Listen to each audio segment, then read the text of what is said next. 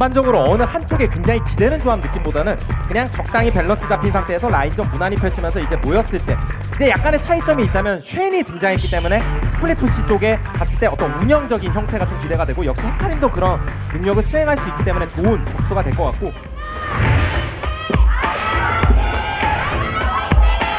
소환사의 협곡에 오신 것을 환영합니다. 미션에 빼고 와서 라일락 자 슈퍼도 있고요. 여차면 뺏겨. 죽었고요. 자, 메라가 먼저 옵니다. 내랑 묶어. 오, 예. 라일락이 살짝 망설였네요. 자 미드 쪽 한번 밀었죠. 전멸 없어요 빅토르. 자 프로즌 자 1.4 계속 자, 쉔궁 당연히 의지 왔어요. 네. 미션 데미지 받아줬죠. 그리고 진짜 무한의 대공까지 바라보기에는 시간이 너무 많이 필요하거든요. 일반적인 요즘 포르가 선택한 템트를 생각해보면 자 이니시에이팅! 싸가자 이니시에이팅! 싸가자. 드라가스 보통 박치기 타이밍이 좀 안 아, 좋았네요. 약간 안 좋았어요. 오히려 손에 너무 많이 보는데요. 스페이 탈지 걸렸고요. 순간이죠. 자 로아 순간이 넘었고요. 로아가 저 뚫리면 어떡합니까 로아. 왔어요. 쉔 왔어요. 도발. 경고. 더블킬. 오 이거 난리 났는데요. 난리 났습니다 이거. 헤카림이 네 명. 아래쪽으로 올 수밖에 없었고 자 7대2 자 신청환이 벌려놨고요. 버텼어. 바로 살았는데 오른 죽었고요. 자 이그나 와 데미지가 우와. 더블킬. 네 앰비션 오 쉔궁. 와. 생궁이 있었기 때문에 네. 저것도 딱 아슬아슬하게 맞고 지금 2차까지 이게 방어하기가 대체력 반피. 밀어줘 아, 애플. 깔끔하게 이번엔 추격하자. 또, 네. 미안 예 여기가 아니네요. 정말 신기하네요. 오. 저것도 테르 차단의 의미가 있었기 때문에 자 스페이스를 누가 추격 예 한번 띄우고 코스 네 빨리 녹여야죠. 빨리 녹여야죠. 그렇죠. 4명이 강력하게 하단에 자 푸시합니다. 뒷라인 잡아봅니다. 헤카림 와요. 머릿수가 뒷라인 되나요? 어떻게 머릿수가 오나요? 되나요 라일라? 뭐가 되나요? 헤카림 다 죽은 다음에 안 되죠. 2명 죽었어 벌써. 아 이거 노아도 헤카림이 파고 들어서 헤카림이 빅토르도 방격하면서 네. 최대한 헤카림의 헬리콥터. 아니 근데 쉔이 별다른 위협을 지금 안 느꼈고 잡고 있어. 오, 예. 멀치가 멈춰라. 루아. 예 스턴. 하지 말라고. 자, 옵니다 그래도 쉔. 왔어요. 자, 이니시 걸었죠. 이거나 버틸 수 있습니까? 중으로 한 번은 버텨도. 워낙 많이 때리니까. 라이브 오히려 돌았어요. 용지하고 오히려 대박 싸우는 간다. 선택 순간적으로 네. 미드 원딜을 녹입니다. 쫓아가서 처음은 스톱! 계속 찔러내네요. 뭔가 진짜 상상하기 힘든 플레이가 나오지 않는 이상은 힘들어 자, 보이네요. 먼저 이기랑 달려들었고요. 이쪽을 그냥 멈춰놓고 예. 뒤에서 또 자, 다음부터 킬이 어떻게 될지 한번 볼까요? 빌러진을 잡고 있죠. 네. 소리가 죽었고 아지르도 전사. 죽었습니다만 애플. 스페이스가 죽어야 졌죠. 스페이스 죽어야 졌죠. 스페이스 왜 안 죽어요? 와. 죽었어요. 전을 안 당하는 데 있어서 엄청나게 최적화된 팀이거든요. 일단 쉔 같은 캠프가 자 있어요. 밀어내고 베라만 나갔다가 다시 왔어요. 네. 예. 아지르전사. 자, 로아가 고르키가 합니다만. 빨리 집에 채워서. 스페이스 HP 안 달아요. 네.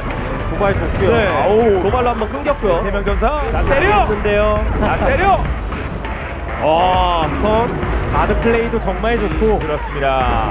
고르키아 전사. GG.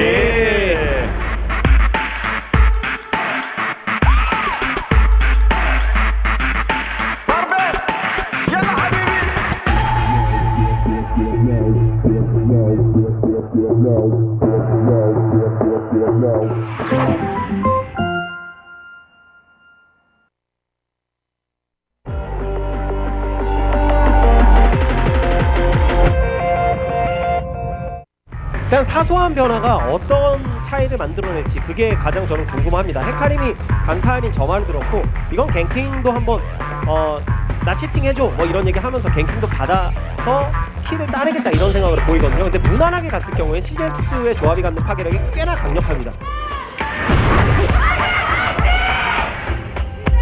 소환사의 협곡에 오신 것을 환영합니다. 이거는 라일락. 애니가 좋아요. 일단 토스가 됐거든요. 네. 자, 쉔이 오고요. 근데 이거 자, 쉔. 너무 아, 멀리서 예. 잘못 자, 들어간 라일락까지요. 라일락까지. 자, 쫓아. 네. 네. 이그나는 알리스탄이 그래도 앰비션까지. 누가 선택을 하나요? 이대로 라인전 네. 서면은 추가 한번 해보자. 어차피 쉔궁 넘어오니까 반대로 밀고. 예 넘어옵니다 쉔. 도발 바로. 애플 애플이요, 주면 안 돼. 애플. 애플 죽었고요. 데미지. 네. 데미지가 거의 없어요. 코르키가 더 빨라요 네. 쉔궁보다. 이게 잘 안 되는 이상 항상 쉔한테 판을 깔립니다. 오, 스페이스 오는데요. 예 순간이동 자, 옵니다. 되고. 순간이동 와요. 앰비션을 와요. 앰비션 살아. 죽었어요. 자, 여기서 추가 싸움. 다음은요. 다 왔죠. 이그나. 이그나가 위험한데요. 천사. 그러니까 해보자 이런 생각인 겁니다. 자, 달려듭니다. 자, 쉔에게 계속 탑에 있어. 앰비션한테 쉔 왔고요. 네. 들어갔어요. 라일락이 먼저. 바로 죽었고. 네. 라일락이 안 되고. 앰비션 죽었고요. 레드라이프 일단 잡았고요. 하나 죽었고요. 자, 2대1이에요. 이번 잘 쐈어요. 또 다시 옵니다. 네. 자, 라일락. 도발 걸렸는데 먹고요. 저거 쓰고 자, 싸움. 앞발킹. 네. 스페이스 불피. 자이가 긁어주면 스페이스가 마무리하나요? 이것도 손발이 안 맞아. 오, 이거 실패 2명이 빨리 도망가야죠. 빨리 도망가야죠. 라일락. 이거도 빨리 도망가야죠. 이거 스페이스한테 이거 킬 몰아주는데요. 너무 망했어요 이거. 예. 지금 계속 맞습니다. 아니 그냥 때려주는 게. 네. 네. 가보겠습니다. 길이 1렙 열렸어요. 차이납니다. 1렙 차이나요? 네, 길 열리면 토스트 가능하고요. 그러니까 자, 여기서라도 영국 뭔가 먼저 빠르게. 먼저 빠르게 LG. 로아. 맞았고 탱 불썼고요. 이번에 잘 싸우고 있거든요. 네. 자, 스페이스도 왔습니다만 한 명 잡았고. 네, 이게 2명 실패. 대승이 지금이에요. 나와야 돼요. 대승. 네. 대승이 나와야지. 실패를 끝내야죠. 이런 식으로 실패를 끝나면 안 되죠. 실패를 대승이 나와야 되죠. 그렇죠. 더블킬. 강타를 든 의미가 많이 퇴색됐어요. 순간이동. 실패 비교되면서요. 자, 이거 한번. 왔고요. 오네요. 자, 애플. 자, 먼저. 애니가 바로 녹이나요? 예, 애니가 바로 녹이나요? 예, 잘 녹였어요. 네, 라일락. 엘 잡고. 이그나 태킹 중. 도발가 중력자 아래쪽 깔렸고요. 자, 이제 딜러가. 잡혔고 코코 빅토르 잘 껐어요. 그러나 알리스타 죽었고. 도발 전면 정화 풀긴 풀었는데 다음 도발 와요 이제. 표창. 자, 그래도 애플이 버텨주고 있어요. 차단. 도발해 죽었어요. 쫓아갈 4대2. 것 같아요. 쫓아갈 것 같습니다. 네, 에이스 띄우자. 다음 도발 에이스 쏘아요. 띄우자. 체력 쭉쭉 빠져요. 에이스. 마무리. 첸이 통할 때, 경기 할 때, 딱 패턴 엄청 망가진 적도 많았거든요. 자, 들어가죠. 뺏기고 이그나 전사. 없이 싸우곤 빅토르 있는데 전사. 이그나 안 살았네요. 정치 차이가 많이 납니다. 라일락도 갈 수 있을까요? 라일락 들고 왔어요. 넥서스까지 깨면서 지제.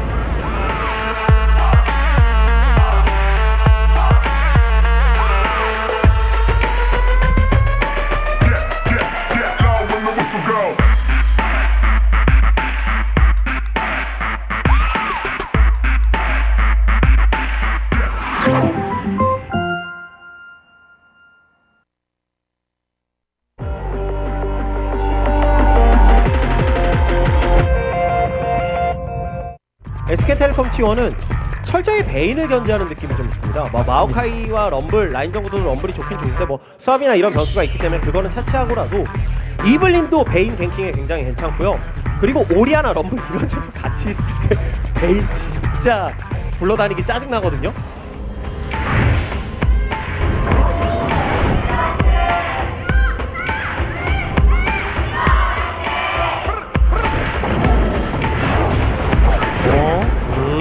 이거 전멸 써야겠는데요. 끝까지 필서? 쫓아가면요. 네, 전멸 쓸 각이 있는데요. 툭 쓰고 죽어. 네, 아, 안 쓰고 곱게 죽었습니다. 네. 뱅에 대해 얘기해달라고. 잠깐만요. 네. 자, 일단 자, 썸데일 갚아줘야죠. 뱅기. 뱅기만이 좋은 각이네요. 계속 좋은 각이에요. 계속 치죠. 네. 계속 치죠. 그리고 치죠. 자, 네, 역대. 와서 딜이 안 되죠. 이렇게 되면 네. 럼블이 그 가면까지 나온 상황이라. 네. 아니야. 자, 미드. 자, 페이커. 이격파. 일단 와. 데려가겠다. 네, 혼자 나. 죽긴 죽었고 네. 이퀄은 없고요. 어쨌든 데려갔어요. 네. 이블린이 앞으로 뭔가 더 풀어줄 여지도 있고 한타 파괴놓고 약간 차이가 나고요. 네. 한 번 더 아, 다이브죠. 이거 3명이도 4명. 커버가 옆에 있긴 네 있어요. 낳고 커버가 있긴 충격파. 있는데. 와, 이러면 되지. 자, 커버가 커버가 됐는데요. 울프가 타워도 맞았고요. 울프. 한 번 더. 자, 오지마. 갈 수 있나요? 자, 페이커도 딜. 우리 하나.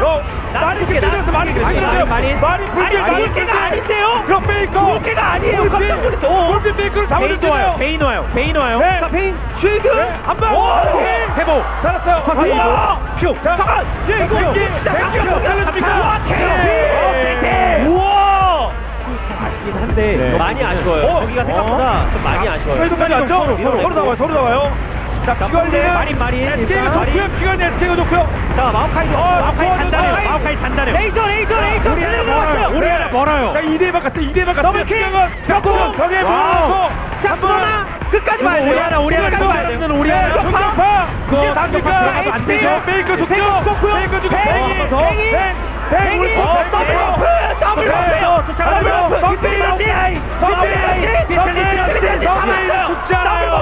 이렇게 되면 않았는데. 노티를 못 잡습니다. 네. 쳐져 있진 않거든요. 네. 다. 요거 때리볼 만한 없어요. 요거 베인이 베인 지갑아.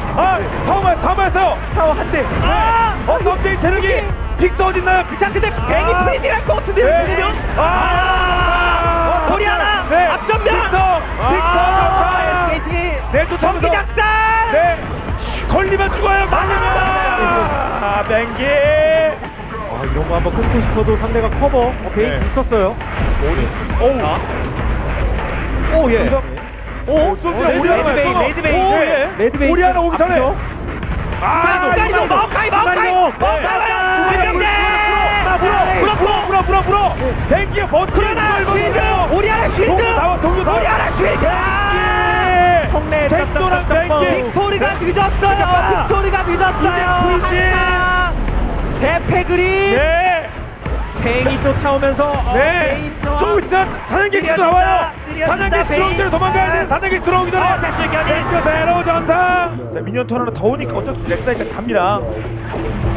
이쪽 한타 열리죠? 11호 궁 썼어요. 네. 자, 누구나 다 찔러. 울리겠는데요. 죽여파. 베인 어디 갔어? 한 방에 죽었어요, 베인. 네. 공이 자, 썬데이도 나무도. 럼블 화력도 너무 세요. 사냥개시 그 옆구리 지금 준비하고 있죠. 뒤로 뒤틀린 전진 네. 쓴 거 좋았고요. 자, 한번 땡겨 땡길 수 있습니다. 자, 마오카이 잡았어요. 타워 깨고 녹았어요. 장난은 것.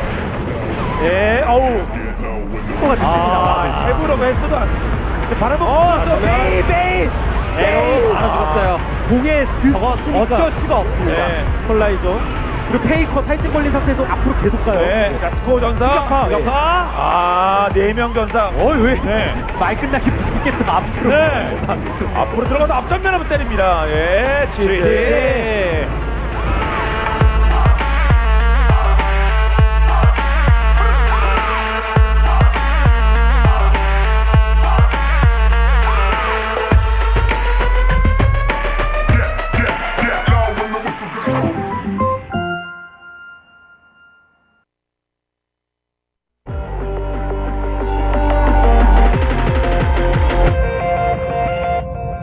화력 면에서는 진짜 둘째 가라면 서러운 그런 챔프들로 구성되어 있고, 더군다나 기동전의 핵심인 챔프들, 이니시에이팅 잘하는 챔프들, 그런 챔프들 다 가져갔어요. 다이브면 다이브, 뭐 한타 구도면 한타 구도, 뭐 누군가 뭐 하드캐리하는 구도 다 나올 수 있기 때문에 전 잘 모르겠습니다.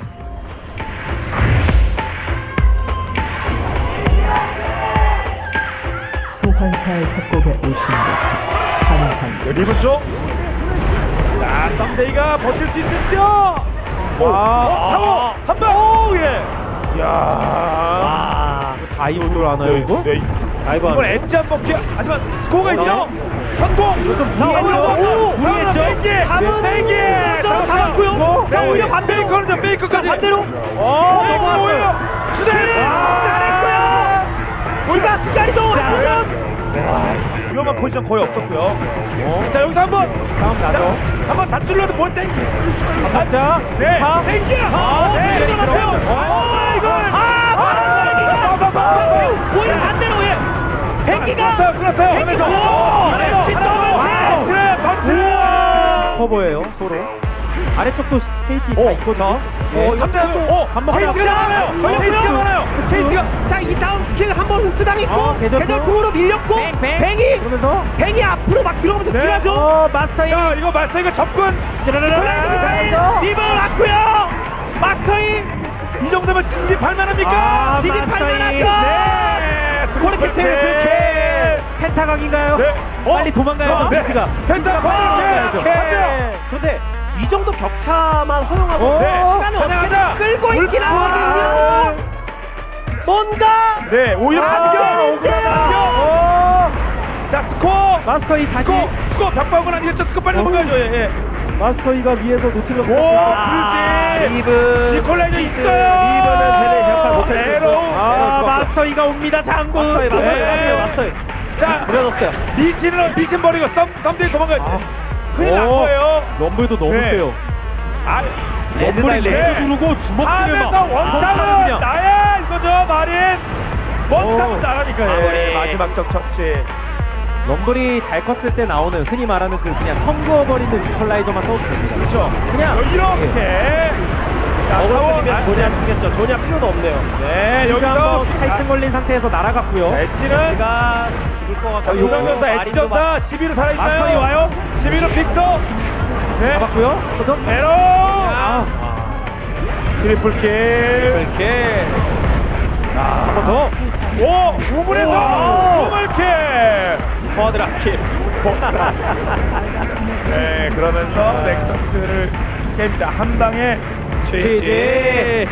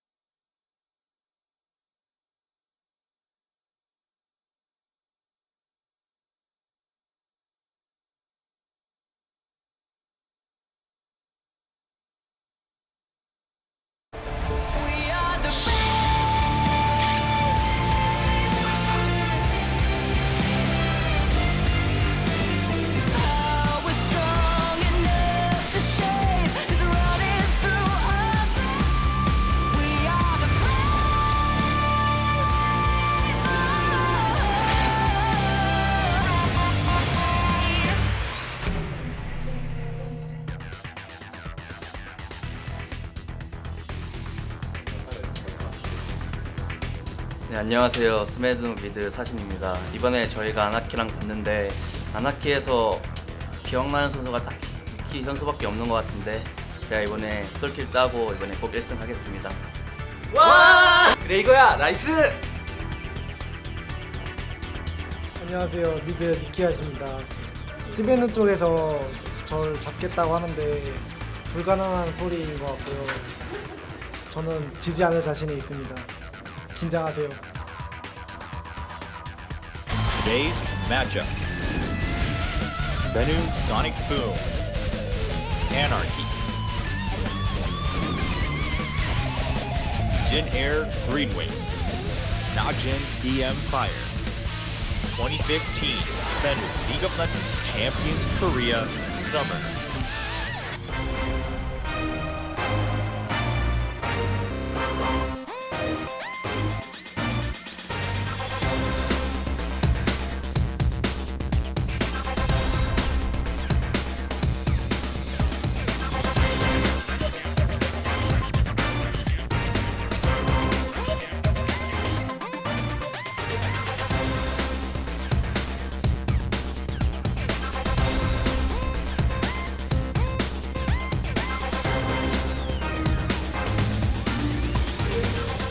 Welcome to another day of Champion Summer here on OGN. I'm Monte Cristo, and joining me, of course, today will be Papa Smithy on our extra early Thursday broadcast. So hopefully this is more tolerable for some of you in America, even if it is very late at night in Europe. I'm sure European fans, you get the North American, Korean League of Legends experience tonight. Yeah, and we're starting off with Spenu versus Anarchy, so not necessarily with our premier teams, but a big matchup on the back end. Yeah, that's right. Jin Air versus Najin. 2 versus 3. Yeah, going to be coming up. It's a battle for the second place coming into this match, right behind SK Telecom.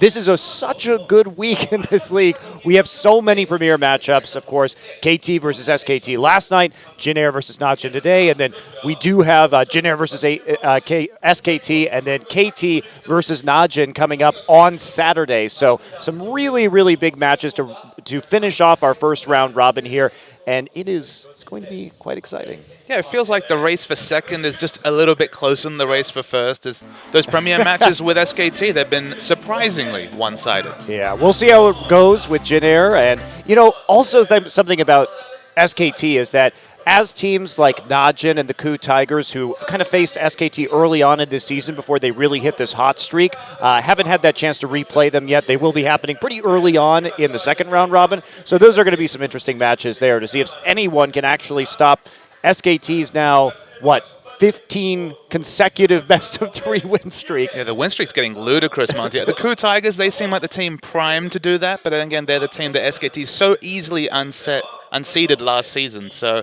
there's a possibility, but SKT looking monstrous. Yeah, pretty good stuff. But in any case, Jin Air versus Najin, maybe some teams that have played some of the easier teams. This is definitely a harder week for both of them because we talk about really it's up to the teams who do the best against the top 6. The top teams have been pretty consistent when it comes to beating the bottom 4, but have kind of traded all over the place in that top 6 category. And of course, heading into our rankings, SK Telecom T1 on top, and Jin Air Green Wings in second place, but with Najin nipping at their heels, only a single point behind with that same record. So whoever wins today, that's going to be our second place team. But what a free fall for the previous second place team. When I started casting it 2 weeks ago, CJ entrenched in second spot, have now dropped to 6th. Yeah, it's been rough for them, but they bounced back with a pretty dominant win yesterday. Of course, our first match will be Spenu Sonic Boom looking to actually win a series, only a single game won against Incredible Miracle and Anarchy, who for an amateur team is looking pretty together. It's not an easy undertaking for Spenu even to pick up one game today. Such has been Anarchy's impressive performance against a team like Samsung last week. But our second game, the battle for second, should be a close one. Najin 4 series wins in a row, but against 3 of the bottom teams, and an impressive win over CJ. Yeah, and of course, Jin Air absolutely dominating CJ 2-0 recently as well, so they've been looking on the up and up. And now let's check out our teams for this evening. And our first team will be Spenu Sonic Boom. In this league right now, just hunting for anything at this point, anything at all, even a game win. They actually have they've done okay in the early game, even against teams like SKT, but it seems like the longer this season goes on, the worse this team gets. It's rough reading and rough viewing depending on whether you're looking at stats or VODs, Monte Cristo. 10th place outright, 0-8 overall, as we mentioned, 1-16 even in game scores. They're coming from a long way behind despite being new teams in the league like Anarchy. Their opponents, they have looked quite impressive. Yeah, and I mean, there's not many bright spots to this roster. They can put together some team compositions. I liked what we saw last week with their Corky Jace team composition looking for that poke. But at the same time, when they played that versus KT, the comp itself was good, but the execution was so bad that they didn't even get a single kill in that game and got nearly perfect gamed. I think they got a dragon, and that was the only thing keeping them relevant. And I think execution's a really relevant point with Seoul.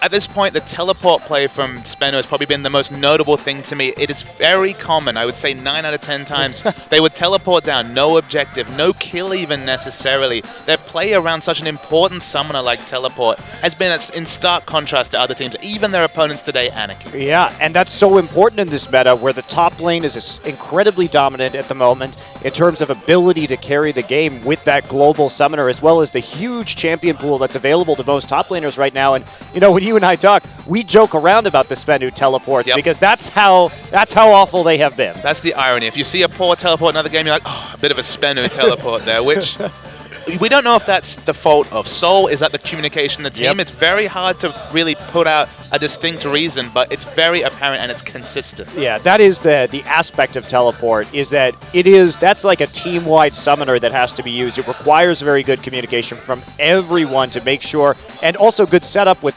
previous warding, so that's not necessarily one player's fault. Sassen plays a variety of champions. Nuclear is maybe the brightest point on this team, of course, winning the MVP in their single win so far this season. They've been playing a little bit of Tristana, playing with the fast push. You can see the Kog'Maw coming in, a little bit of Juggermaw right there as well from Spenu, but they just don't. This is a team that doesn't have an identity. They're still experimenting with a lot of different compositions, but they haven't really mastered anything or come close to mastering anything yet. I guess the scary thing to me is that the individual skill's not really there. You look back at a team like Samsung, we were discussing this before the cast, you had bright spots even in their very poor spring split. You still had the likes of Fury, who looked very impressive in the AD carry role, yet even the jungle had some bright spots. The bright spots on this roster are full and far between. Does that mean that you need to scrap all of them? No. They had the fundamentals in terms of coaching staff, but the current lineup, unfortunately, is it going to be competitive in the second half of the season? We really don't see any reason to say yes. Yeah, I mean, at least with Samsung, we saw some like really impressive mechanical plays, even if they couldn't work together very well as a team yet.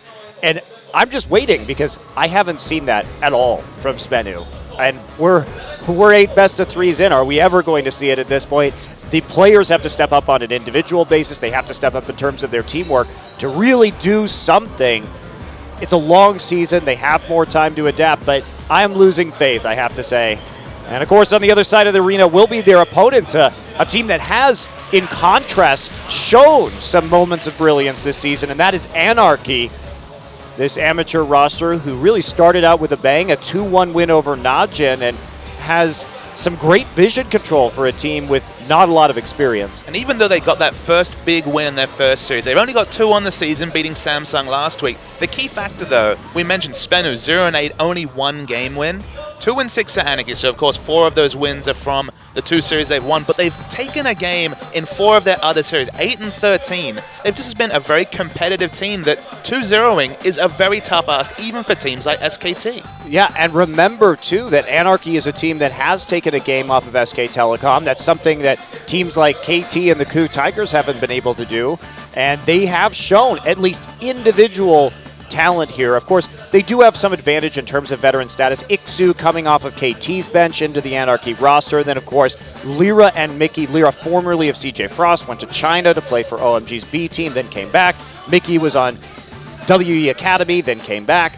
The team that became M3 and now has Dade on it. But Mickey, you know, these guys have been in team houses. They have been groomed in a professional environment. And so they do have that edge. And I think that's a big, big reason why they have the vision control they do. And that's probably why they came in innately and were quite competitive. They had the mechanical skill. They finally picked up a coach in Hachani who's been helping them out. It's going to take a while for them to develop a team identity and maybe multiple strategies. It feels like they're Mickey-centric to a fault. But you have to feel that the support staff, that'll fill out. The mechanics, they are there for the core lineup. And just with time, this team should only get more and more competitive. Yeah, and you know, I've been impressed by Lyra's mechanics. I've been impressed by his jungling so far. And Lyra and Mickey, kind of the core of this team. But since they picked up Hachani, we've seen some diversification from Mickey. We've seen more champions like Victor. We see a lot of assassins here, but less reliant. And Mickey, even after the Death Mark nerfs, really doing well on that versus Samsung, split pushing very effectively. Anarchy likes to play pick compositions. They like to play with the Thresh. So they have shown, I think, some promise. There's actually been a surprisingly high amount of success on post 5.10 Zed. We saw Goong against Crown, and then ironically against Crown again, it was Mickey on the Zed. But Zed has been a good choice against control mages like Victor, who have been very, very common. Sungyun, this is a player who struggled in their previous series. It's worth knowing that Anarchy went down 2-0 to KOO in a quite comfortable series. Snowfire, their support, loves to pack up and help Mickey. Sungyun was the one to really feel the brunt of the pain there, as KOO just really tunneled on keeping down this AD carry. Yeah, and you bring up some good points. I mean, we were talking and you were saying, well, what happens if Snowflower leaves lane? Does that mean that Sungyun gets dove more? Talk about what the KOO Tigers did. That's what they did. They just isolated that 30, played Callista, for example. Definitely a champion best with the support given the passive on the W, but just repeatedly diving. And even if Mickey gets ahead on Assassin, if your consistent damage threat, your AD carry, is really not pulling his weight at all, if he's been so well held down, it doesn't matter how many resources are set up to let Mickey overextend. For example, in the first game on Varus, was overextending, farming, really punishing Kuro in the mid. It's just that he had no other friends in the team because all resources were being used to prop up that mid laner in Mickey. Yeah, that emphasis has been very pronounced, and of course, Snowflower, very dangerous on Thresh. We see how much he affects the mid lane with those roams, and there has to be a response from the enemy team. Have the Coup Tigers given that framework over to others right now, where you realize Snowflower isn't there, and then you just go all in on Songyun, dive him, kill him, and try and play safe in the mid lane in the meantime. So, at the end of the day, a player like Mickey, he picks those assassins, he applies a lot of pressure, so he's overextending. And if you're the enemy, you know they have excellent warding, because as a team, one of their big things has been an emphasis on warding, and you know that both Lyra and Snowflower are going to be playing around mid, especially if it's that Thresh who can just saunter into the area and throw out a lantern for safety.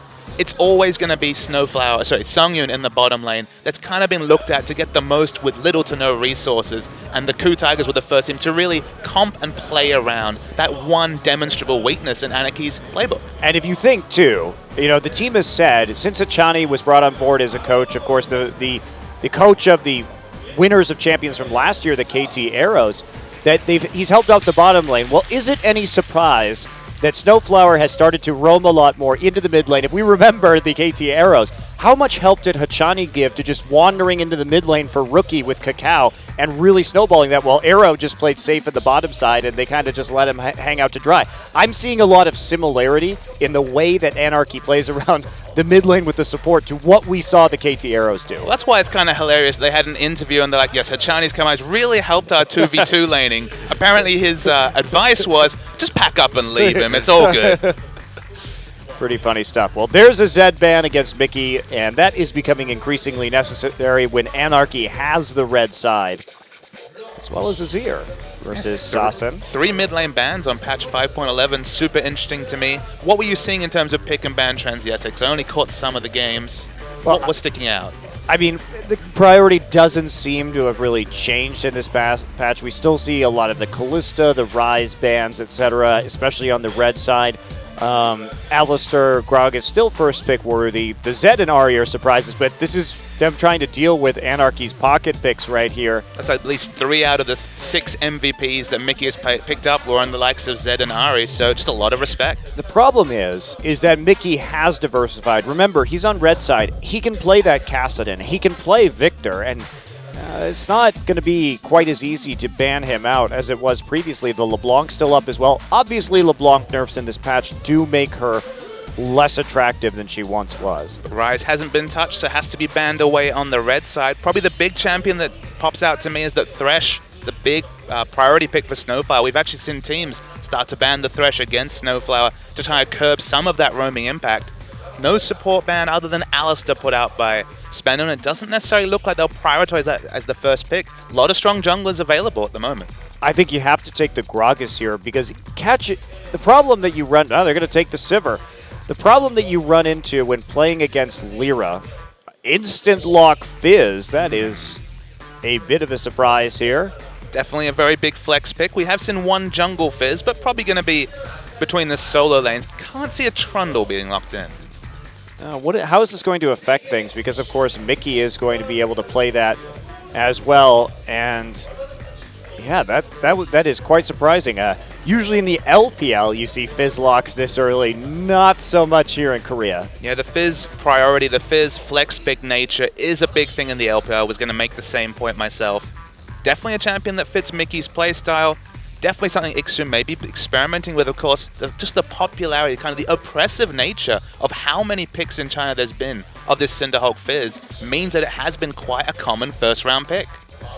And this is very confusing because the Grog is not selected yet. And that's been Lyra has been so good mechanically on Gragas that you'd have to think that Anarchy was really going to prioritize that champion. Now, I don't know how much they care about giving it up to Ketch, who has been an extremely ineffective jungler. so far this season. He's played the Echo. He's played a lot of Gragas. Teams just aren't afraid of letting him have the Gragas because he doesn't do much with it, frankly. You could say maybe this is the perfect learning environment for Anarchy to try something out of the norm. Maybe don't play that assassin-centric mid-comp. They've already picked up the Fizz, but they're not necessarily bound towards having an assassin mid-laner. We know that Lyra can play Gragas. Maybe this is the time that you show a new threat and force the bans away from Gragas in a future series. Again, we're only speculating. Snowflower, such a wonderful Thresh player. It's always great to see him because it does really help their roaming game, but Anarchy haven't really shown much, and same with Spenno. No comps are really tilting their hands yet. And, of course, Ixu's been playing overwhelmingly the Maokai and the Hecarim. Those have been his 2 preferred picks this season. So getting it for free right here might be a bit interesting. They should just pick support in top, or they should pick support in jungle right here. They definitely should not be showing too much in terms of that flex pick on the Fizz. Rek'Sai still available if Lyra wants to go for that. He pretty much has full reign of the jungle at the moment. They can't blind pick a Yasuo. I mean, words like can't are very strong, Monty.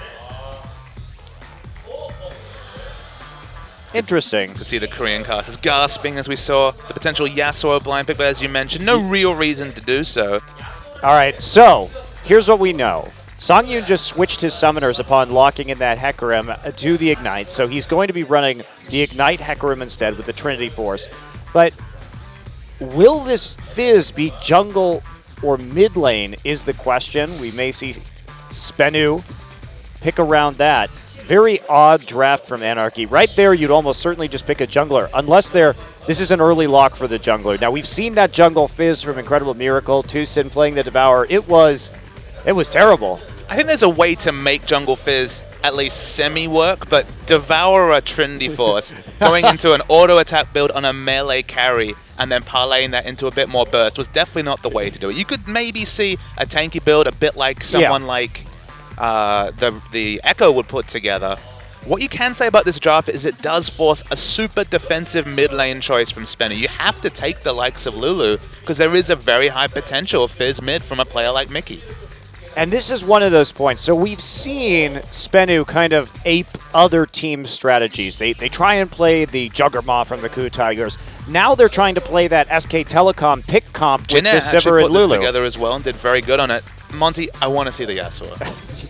Do you? It's not a bad Yasuo comp. They got the knock-up from Fizz, they have the knock-up from Hecarim, they have the knock-up from Thresh, they have mixed damage. Not the craziest time to pick a Yasuo. It isn't, and it would fit Mickey's profile. Oh dear. We've been wondering what's in the water in Korea. Teleport Smite Yi has always been a thing, but it's Faker who's trying to push it towards another role. I mean, I don't think this is the best comp for the Yi, especially with the Fizz jungle, but you do have... I would actually rather see the Yasuo here, but if you have enough disruption with that Hecarim, you may be able to allow the... Yes, mid-echo from Mickey. This is exciting. So this is a much more meta pick, and it's also something... We want to see these stereotypical assassin players pick the Echo, and now we see the true one, although the flex pick is there.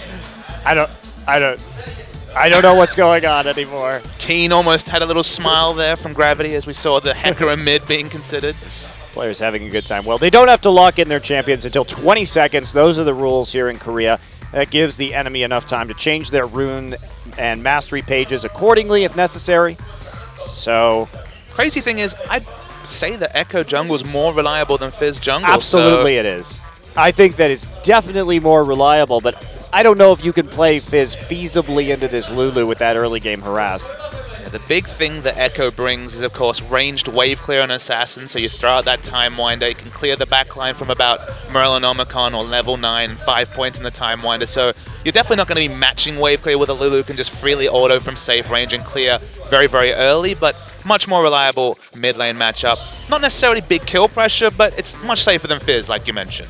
Well, this is going to be an interesting game. You and I had chatted. What if Mickey plays Echo? He's one of the players we're very excited to see play this champion. The only mid lane Echo we've had so far has been Coco from CJ Entus in a game which his team lost, even though he had a pretty good performance. But Mickey's the kind of player with those Z tricks that you really want to see on this champion. So exciting times. We're going to get into game one. Spennu's Sonic Boom versus Anarchy.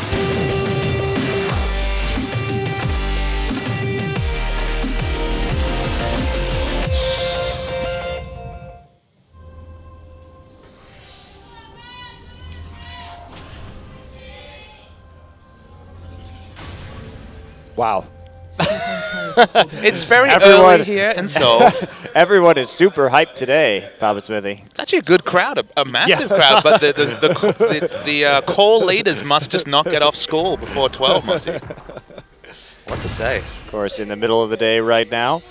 All right, so do we have hope for this Jungle Fizz this game? Will it not be such a horrendous build? I think that this with the standard build, I think maybe it's okay. Maybe like Trailblazer and then just going so you have the a little bit more AoE, and then the Cinderhulk might be decent. All right, so he has attack speed runes and AP, so that's probably what you need for early jungle clear. You might think, oh no, it's already Devourer, but of course, even champions like Sejuani and to a lesser extent Eve will pick up items to help, runes to help you with your first clears. Of course, items can help you to scale into the late game. Runes just help you get through the jungle safely. Very slow, single target focus in the jungle, but as you mentioned, does he go tanky? Does he try to build ability power? You never really know with a Jungle Fizz. There's just no consensus build for this pick. All right, Mickey hanging back for another potion right here, so going with the Flask in this harassment-heavy lane. Soul just going to pop down some saplings there, and we are going to see the junglers start both on the top side of the map and small camp standard lanes. Snowflower on that Thresh that he specializes in so heavily in lane. Soul going to take the first camp, actually, hit level 2, and then help out with the second. We've been seeing this jungle start more and more in Korea. Instead of the top laner just trying to tank a camp by themselves, the jungler just goes ahead and sacrifices it. And this is really a reaction to possible lane swaps and walking into the enemy jungle, I believe, because that means there are 2 people there in case you do get harassed by a support in the enemy jungle. It also means that you can start a small camp instead of starting at the buff if you're afraid of that on a weak side. So this is a more safe way to jungle at the current time in case there's a lane swap you don't expect. And one small thing as well, Monty, is that it changes the timers. We always see the Maokais throw down the sapling, spend, what, 20, 21 seconds trying to clear that first camp. Suddenly now, the jungle follow is much faster. Yep. So I think it's just a different use of time. Maybe it's more effective. I haven't really done the timers, but it's something different. It doesn't really change the kind of mechanics or what really transpires in the first minute of jungle follow. No, but I really like it. I think it's very cool that this is the reaction to what we saw earlier this season, where we were talking and saying, well, what's up with this weak side? Basically, the development was, in case of a lane swap, if you started on the weak side of the jungle, and you started at Gromp or Krugs, by the time you got to the buff, the enemy support was in there just, messing with you as you tried to do that jungle follow. In this situation, you don't have the same split. Oh, a little bit of action right here. Oh, Secret getting pulled under the turret, has to flash. Yeah, you're not that tanky on this Nautilus. It doesn't even have a point in the Titan's Wrath. It doesn't even have that effective 10% bonus health. So now suddenly, you're going to have to play that much more defensive in bot. So to continue my very long-winded point about lane swaps I'm and interested. jungle I'm starting, listening. which is you and I are probably the only ones interested in this. But basically, if you had to get your top laner low off of a nearby camp and you were leashing in some way, it just allowed the support to harass more. And then we saw, of course, the adaptation, which is just start at the buff so that you're gone by the time the support gets there. And now you see just quickly doing the first buff, giving that level 2 over to the top laner, and then moving on from there. It does make you more support, harass, independent. Mickey gonna dodge the hook right there on the roam. Yeah, this time it's actually Spenu who has the multiple members in mid lane. No sign of Snowflower yet, but you know he'll work his way over. The ultimate kill pressure right here with the Fizz and the Thresh. Lots of burst if they can get in that mid lane. So let's return to the point about level 1s. I know the viewers are just standing there listening about level 1s. I guess the only thing I can add to what you said was very succinct and correct, but I guess the small thing that I've noticed about this particular start is that you don't need any extra information about a lane swap to actually engage in this jungle follow. You do it. Your timers don't matter. You don't need to do those deep wards and try and guess, is there going to be a jungle follow? Should I be going for this first camp or not? If you're just following your jungler, you get that level 2. If it's standard lanes, fine, you walk top. If not, it doesn't throw off your timers, so it's a lot more reliable, and there isn't that risk of someone dying on that early jungle invade. Yeah, so I think it's just a more well-rounded I know start. you like safety, and that's the safe choice. Safety first, Papa Smith. In a game with Fizz jungle. Well, it is Trailblazer this time. So And we'll see what enchantment he goes. I assume it's just going to be Cinder Hulk, the safe way of playing. And, you know, with such a mechanical jungler like Lyra, I'm not really surprised to see the Fizz come out. And I'm less alarmed than when Tucson played it, because Lyra has shown that he has the mechanical chops to kind of back this pick up. Look, I think there are situations where Fizz jungle is fine. It's just Spenu have chosen the most safe lanes possible when it comes to 2 assassins or burst damage ganking a lane. When you're talking about Echo and Fizz, you're thinking of massive burst potential post 6 for both champions, whatever the Fizz is building. But of course, Lulu, the most defensive lane option, can hang back, can wave clear from range. Maokai, again, super tanky once he gets to level 6. And even the bottom lane, you drop one of those spells with the spell shield and the burst potential goes down. So Spenu do have a very good comp for dealing with the Fizz jungle snowball. And after that snowball phase, what does Fizz jungle really provide? We still remain to be convinced. As they're looking for a turret dive on a level 6 Maokai. Don't know how this is going to work. I don't think they can go for that this early. And, you know, for those who haven't seen this composition that was really pioneered by SK Telecom, basically, this composition is very weak in terms of damage output in the late game. This is not a comp that you can 5v5 with come 4 core items or so. You have to create picks. It's about speed. It's about finding someone and collapsing on them very quickly with hard engage and the Whimsy and the Sivir ult. The 5v5, just not very strong. There's no damage except for Sivir late game, really, whereas most compositions would run another threat here. So it's about how well they can make those picks. We've seen Jin Air do very well with a similar style of composition, but by that token, the KOO Tigers tried to run it earlier this season and fell absolutely flat on their face when attempting to do so. So it's not easy because you don't play it like a Juggermaw where the Sivir is in, or the AD carry's in front, and you ult the AD carry with the wild growth and kind of bait them and siege with it. You have to be very decisive and collapse all in. Well, here's a gank. Hook misses. Assassin didn't actually have enough mana for wild growth in that particular situation, so a successful hook could have been a big gank coming through from Snowfire. And I think it's ironic that, of course, the KOO innovated the Juggermaw. It feels like SKT's reaction was these Sivir and Lucian Lulu-based comps as well. So, of course, both of them using that Lulu mid-pick to such a high degree.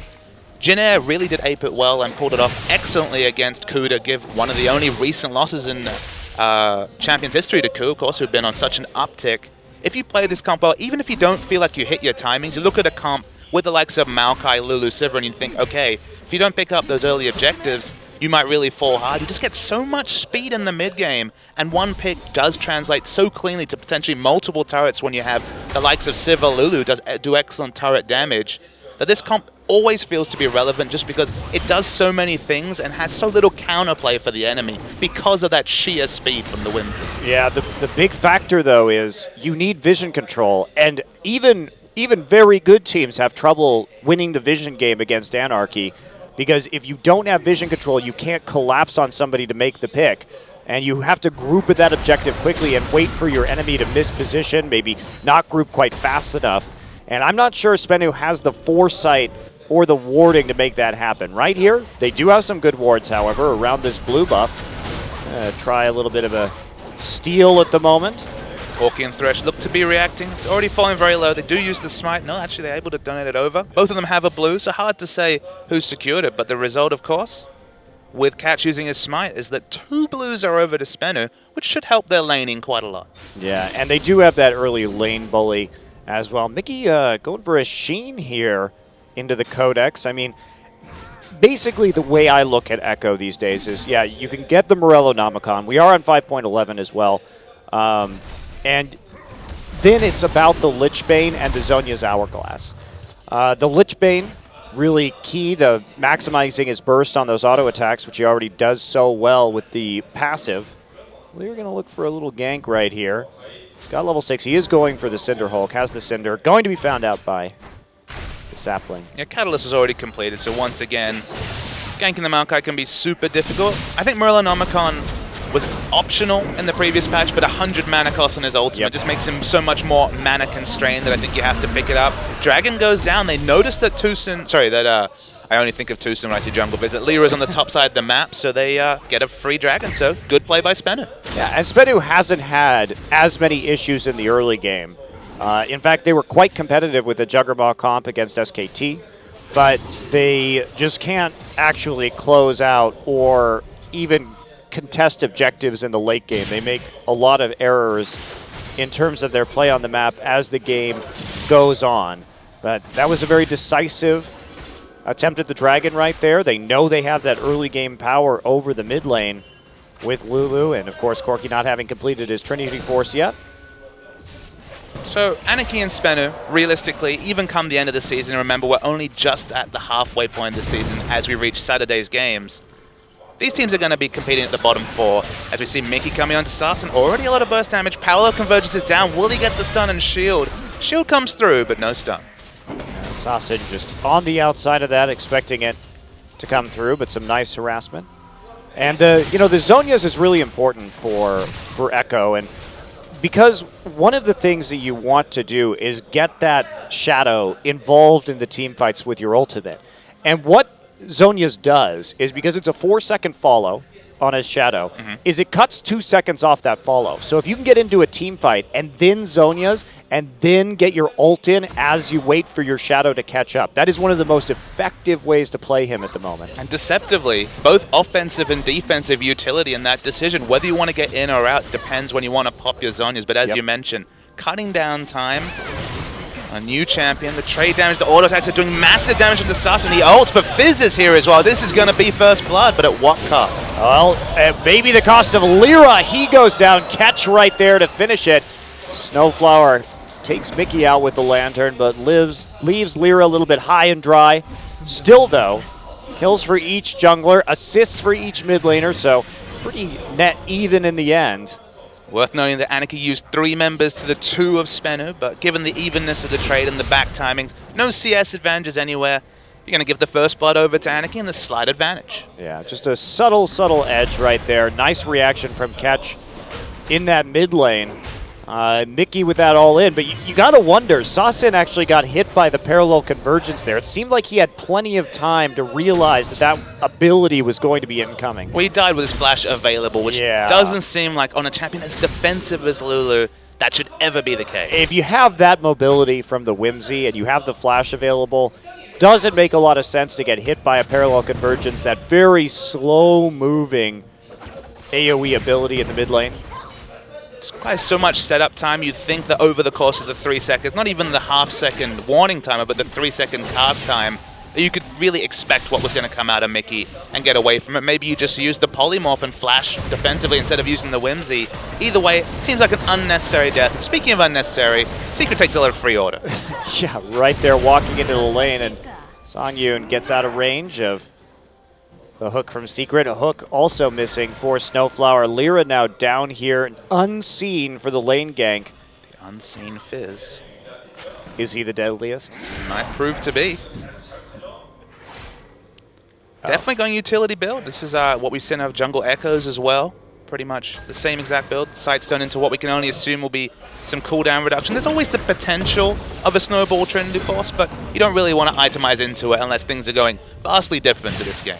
And that's the question, right? Is if you're going to do this build on a jungle champion, isn't Echo just better to do it on with his faster clear speed and the fact that he's still going to be doing decent damage with his passive even through a tank build, and he brings a lot more zoning and utility than Fizz does? See, the only thing I'll disagree with you on that particular line of thought is this is a soul damage threat comp from Spenu, and I do really respect Fizz's ability to just mess someone up in the backline, throw down the fish CC for a long time. Mickey's going super aggressive, but with the lantern, can get away easily. Yeah, just tapping. Free damage. Yeah, it's a little bit of free damage right there. And Snowflower, really his lantern play with Mickey and that synergy has developed so nicely this season so far and been a key reason behind a lot of their wins. But that's why Ku was so adept to understand, okay, Snowflower and Mickey definitely on the same wavelength. Lyra and Mickey almost exclusively playing around each other. Snowflower and Songyun, it's not really a duo you have to talk about, even though this is the streaming duo, of course, have had a lot of game synergy playing on stream on the Korean server. In competitive, these two playing together hasn't been a factor. Yeah. At least in any of the impressive Anarchy wins. Time Winder right there, out just to zone out. Sarsen a little bit, take some hits at the pink wards. Ixu and Soul in the never-ending top lane war. But yeah, Fizz's ability to annoy a single threat has to be respected. So the more CDR comes through, just get in the backline, auto attacks. If you hit the fish, we're talking about the double slows and, of course, the knock-up. So I think that might be the unique factor for the Fizz this game. Is it going to be relevant given just all the reposition and speed on Spenu? Maybe not, but with its soul damage threat, I respect the Jungle Fizz. You have to remember that they picked this without knowing that this was a soul damage threat composition. So They also picked it without knowing if it was going to be top lane, mid lane, or jungle, mate. well, we don't know. I don't think Ixu is going to be the first one here to hop on the top lane Fizz. Just Well, he wouldn't be the first. Well, he wouldn't be the first, but just in terms of his preferential champions this season, he hasn't shown a lot of diversity. Still a lot of priority on the home guard boots from Hecarim, despite that being the target nerf that Riot chose to do for the Hecarim. It feels like maybe that initial 1,300 gold isn't necessarily worth the power spike, because Dragon's been started by Spenu. This would be the second, but Anaki's vision around Dragon, this is actually something very uncommon for them, is almost non-existent. Yeah, they're just giving him up early right here. No contest on these objectives. Nuclear just going to go ahead, and he has that vision, so he goes and blocks the chain or the hook right there from Secret with the spell shield, making sure that no counterplay could be made if Snowflower wanted to follow up on the death sentence over the wall. So, yeah, just surprisingly passive. But can you blame them? I mean, Anarchy's running a composition that has a distinct item power spike with the Trinity Force on the Hecarim, with the Trinity Force on the Corki. And so, by not contesting early, they're not fighting in a power trough. So, they just have to fight the third one now. I think we should give Anarchy that benefit of the doubt. It's always risky when you're talking about a bottom 4 team to give them benefit of the doubt about a strategic misplay, but given how consistently good this team, which is bottom 4, but certainly not bottom 4 in terms of vision, the vision game has been, to just not ward, basically they're saving the gold. They seem to be spending much more gold on items than necessarily consumables like wards that has been traditionally their play in previous games. Maybe they have been that savvy to understand that their power spikes, they're at 25 to 30 minutes, not the first 20 minutes of the game. Yeah, and we're seeing, too, now the Lich Bane done. I mean, once Anarchy and Ixu in particular pick up that last Trinity Force, their burst damage on 3 of their champions is going to be enormous. So they have to be very careful. So given the items that are completed, remember, double Sheen items completed in terms of Lich Bane and Trinity Force for the Mickey and Sungyun respectively, double Sightstone. Surely the big thing for Anarchy to do is play around bottom lane, take out that turret and start the swift push with Lich Bane Echo and the defensive wards from the double Sightstone they've got completed. Lich Bane Rush means one thing, and that means no team fights right now. And honestly, against a team comp that basically is solely about rotations, picks, and team fights, that could be very, very powerful. Yeah, well, it's all about how Anarchy comes through in the next few minutes of this game. And just set up that split push, as you mentioned. Just try and get it going. And with Trinity Force, they have the power spikes to DPS down a turret if they can get a pick of their own. So must be getting very close to the Trinity Force at this stage. Triple Trinity Force, so triple Sheen items, at least double Trinity Force and the Lich Bane. Catch! Doesn't really have a lot of damage though. This is not Devourer of Fizz. So no, it's not. Still some further invades here from the Anarchy bottom lane. And Mickey continuing to trade very aggressively, seeing if he can get that parallel convergence. Gets scared though. Draws out the Polymorph though, so the Whimsy now not available. Ixu doesn't have the Trinity Force, but still playing aggressively around Soul. Getting chipped out of lane and just wants to cause enough pressure, whether that's fake or implied pressure, to just farm this Trinity Force safely. Implied pressure. These are phrases that you only hear when you have the double color cast going. Implied pressure. You watch yourself. Well, I've got some implied pressure after this broadcast, Monte Cristo. I'll have to watch. I will have to watch out for that because, wow, interesting. Not sure what that means in real life. I'll leave it in. I don't know if I can handle your innuendo today, Baba Smithy. So Mickey just, try and mess up Sassen where he can, but just really no solo kill pressure. Snowflower. Around mid as always. I just like how he occasionally just wanders into mid and throws out the random hook. It's like this is the 3rd time we've seen it this game. But look, he's not needed in bottom. His AD carry wasn't there, so why not just give it a go? Just give it the old college try. And that's why it's hilarious when they have the interviews and they're like, oh yes, we developed this new strategy of playing around Mickey. Meanwhile, in 100% of their games, they've played around Mickey. You know, a lot of other supports, maybe they take a nice wander top side and try for a lane gank right there with the Hecarim, but no. Not Snowflower. Goes for the old predictable walk into the same side of the lane that I'm laning on and then throw out a Q. So I guess what's your take on Anarchy have basically spent their early game building damage. Trinity Force top laner, Lich Bane mid laner, Trinity Force bot laner. The third dragon is coming up in a minute and a half, and you can think, okay, that's 3 sources of burst damage. Delete someone and take the dragon, but it's going to be difficult against a team that has the Lulu, has a lot of defensive and utility options. Do you just try and stay in the lanes, maybe fake down a teleport, and just try and push top lane and start breaking the outer ring of turrets at the start of the split push? Or are you pressured to fight for this third dragon if you're Anarchy? No, I think Anarchy has a poke advantage right now, and they will be able to engage upon this properly. Also, Ketch, he just got this Aegis of the Legion, which actually isn't that helpful. It's helpful against Corki and Echo, but in terms of the itemization of the 2 Trinity Forces, not really going to help in that regard. So any kind of strong engage from Ixu or auto attack range from Songyun, it's not going to be that big of an item spike right here. And Sasan also still struggling to get that death cap. He hasn't completed it, and he's not going to by the time the dragon comes up either. So I think Anarchy's in a place where they can fight this, especially if they get some poke down first.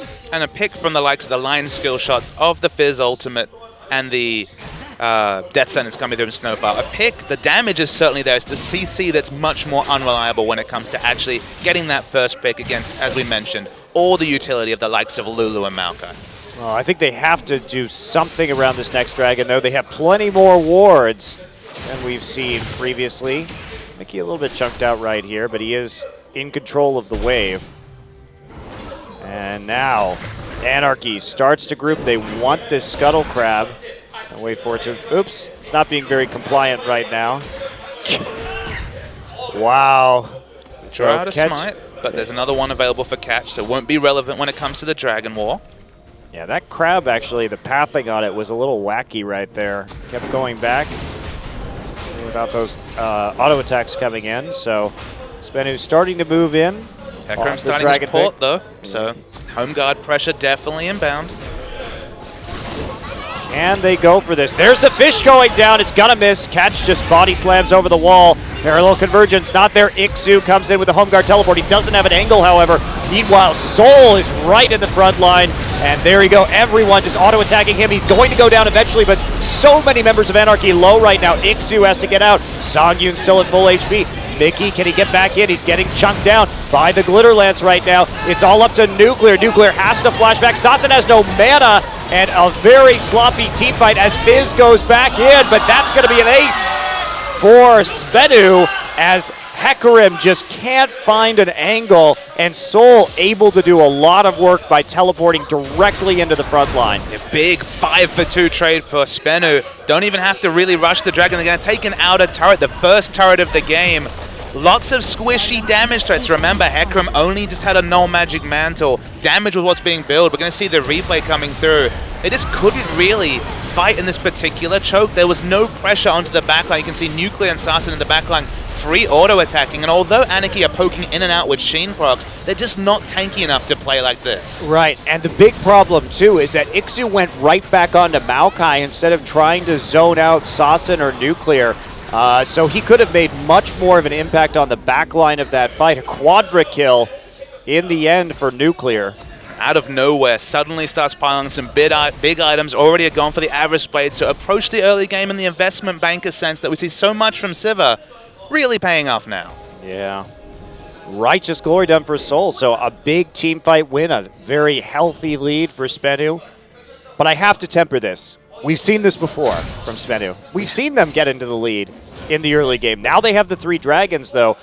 But inevitably in the late game, they always seem to make that error that costs them so much. Anarchy have definitely focused their early game on damage and just trying to finally forced the split push scenario that we're not sure Spenu can deal with. They've taken the outer turret finally, they've taken the blue buff almost instantly, and with triple Sheen items, they're going to keep pushing. Well, that's the crazy thing. The 5-man fast push here is going to just absolutely cleave through 2 turrets based on all those Sheens, because there's no counterplay from Spenu. They can't get there soon enough. They trade 2 for 1. They're going to go for an early Baron, it would appear. They have incredible Baron damage. They haven't been spotted out by the smart ward there is from the top on Spenu. There's going to need to be a face check. No, they've definitely got the information they needed. Siva's pushing in bottom, but Hecarim, of course, will be there to answer that. Yeah, so, but a very favorable trade from behind for Anarchy. Getting a tier 1 and a tier 2 just for the price of 1 right there. And I have to say, grouping then, very smart from them, knowing that they were going to be able to outpush their opponents. And Spenu, their reactions have not been good on the map. They are very slow to assign people to lanes, to get people inbound on defense. And that Spenu's now going to be coming in, but they're not really going to be able to do much right here. Remember, they need to make picks with this composition. They can't really siege very effectively. I mean, both these comps do excellent turret damage, but it's going to be the macro decision-making between the two on who will get the most in their windows. You have to say Anarchy, big advantage there. They showed it already, just outmaneuvering Spenu despite losing out on the objective game in the early game. Can they set up the split push? They've really comped around. I mean, even 1-3-1 is massively powerful from this team. Yeah, they have Ixu, they have Mickey for that 1-3-1, and good wave clear as well with the Corky Rockets and Phosphorus Bombs, so they should be able to handle things. Again, they're going to lose their blue one more time. They've been having trouble with this game, but Mickey, who we know is very measured and very skilled when it comes to the split push, we've seen it from his Zed, this is where he has to engage that and really start to turn up the heat. So here's the question that I have for you, Monty. You look at this Spenu lineup, Lulu, Maokai, Gragas, Nautilus. This is definitely a lineup that can turret dive. Are they actually safe to 1-3-1, or is it going to have to be a 4-1, given just how many engage and dive tools that Spenu have? Well, that will be the big question right here, is whether Spenu wants to pull the trigger on that. Mickey, so many go buttons. It seems like a huge risk to engage the 1-3-1, despite the fact that with all the Sheens and damage, turrets, as you mentioned, should be folly for this Anarchy lineup. Yep. Well, Mickey also went for the Abyssal Scepter this game, so I think a little bit more magic resist, and that's going to synergize well with Songyun and Lyra. Meanwhile, Spenu has found an opening, but they're going to lose a mid lane. This is not a good trade for Spenu. They've committed a... They're going to... Wow. There could be a 2-for-1 trade, although Anarchy, they're not actually... TP back up right now for Ixu. They may just want to take this fight.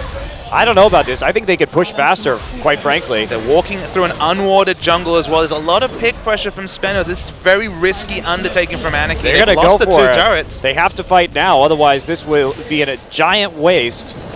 It's going to be a giant waste. Yeah, this is unfortunately the decision-making mistakes that you see when we're talking about teams in the bottom 4 play in this 10-team Champions League at the moment. It feels like they could have gotten 2 turrets in exchange for an inner turret. Yep. And when you're talking about the mid and bot lane turret with a split push focused team, seem like it'd be a given. They have 3 pink wards down around Baron.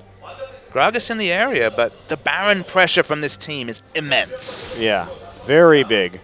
So someone's going to have to face check this. They see Snowflower. There's a hook in. Catches Snowflower out. Box drop. Flash used, but Snowflower is going to just explode.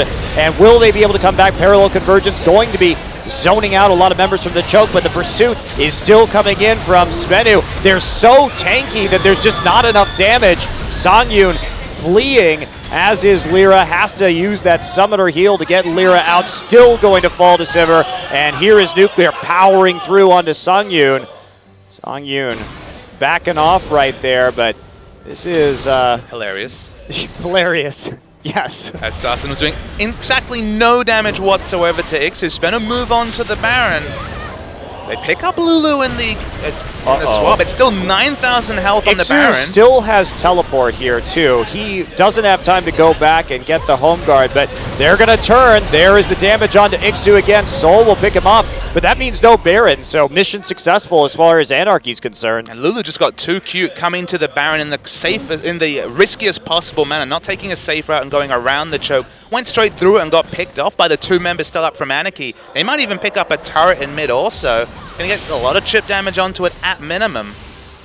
I guess we shouldn't be surprised given the fact that these are two of the bottom teams, but definitely some strategical misplays in the last few minutes. And they're probably going to get this dragon as well. Songyun needs to stick around and go for it, actually. They have the dragon live. There's no one on the map right now who can actually contest this. They just gave up the dragon as well with Songyun going back, it would appear.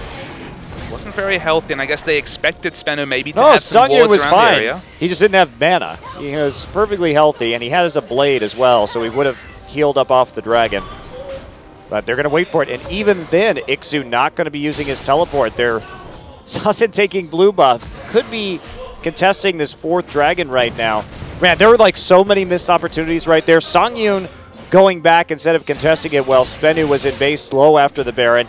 Then we see Sasin going after the blue buff while Ixu has TP up, and they could have had a 5v4 around the dragon, but everyone's so tentative and scared, and now all of a sudden Spenu may get a shot at yet another dragon stack. Feels like both these teams may need to file misconnections articles in the newspaper after this one. Oh boy, let's go on Craigslist for that. Could be. Spenu have great control around the dragon. They've done this the whole game. Now, of course, they are spotted out by the Scuttle Crab vision.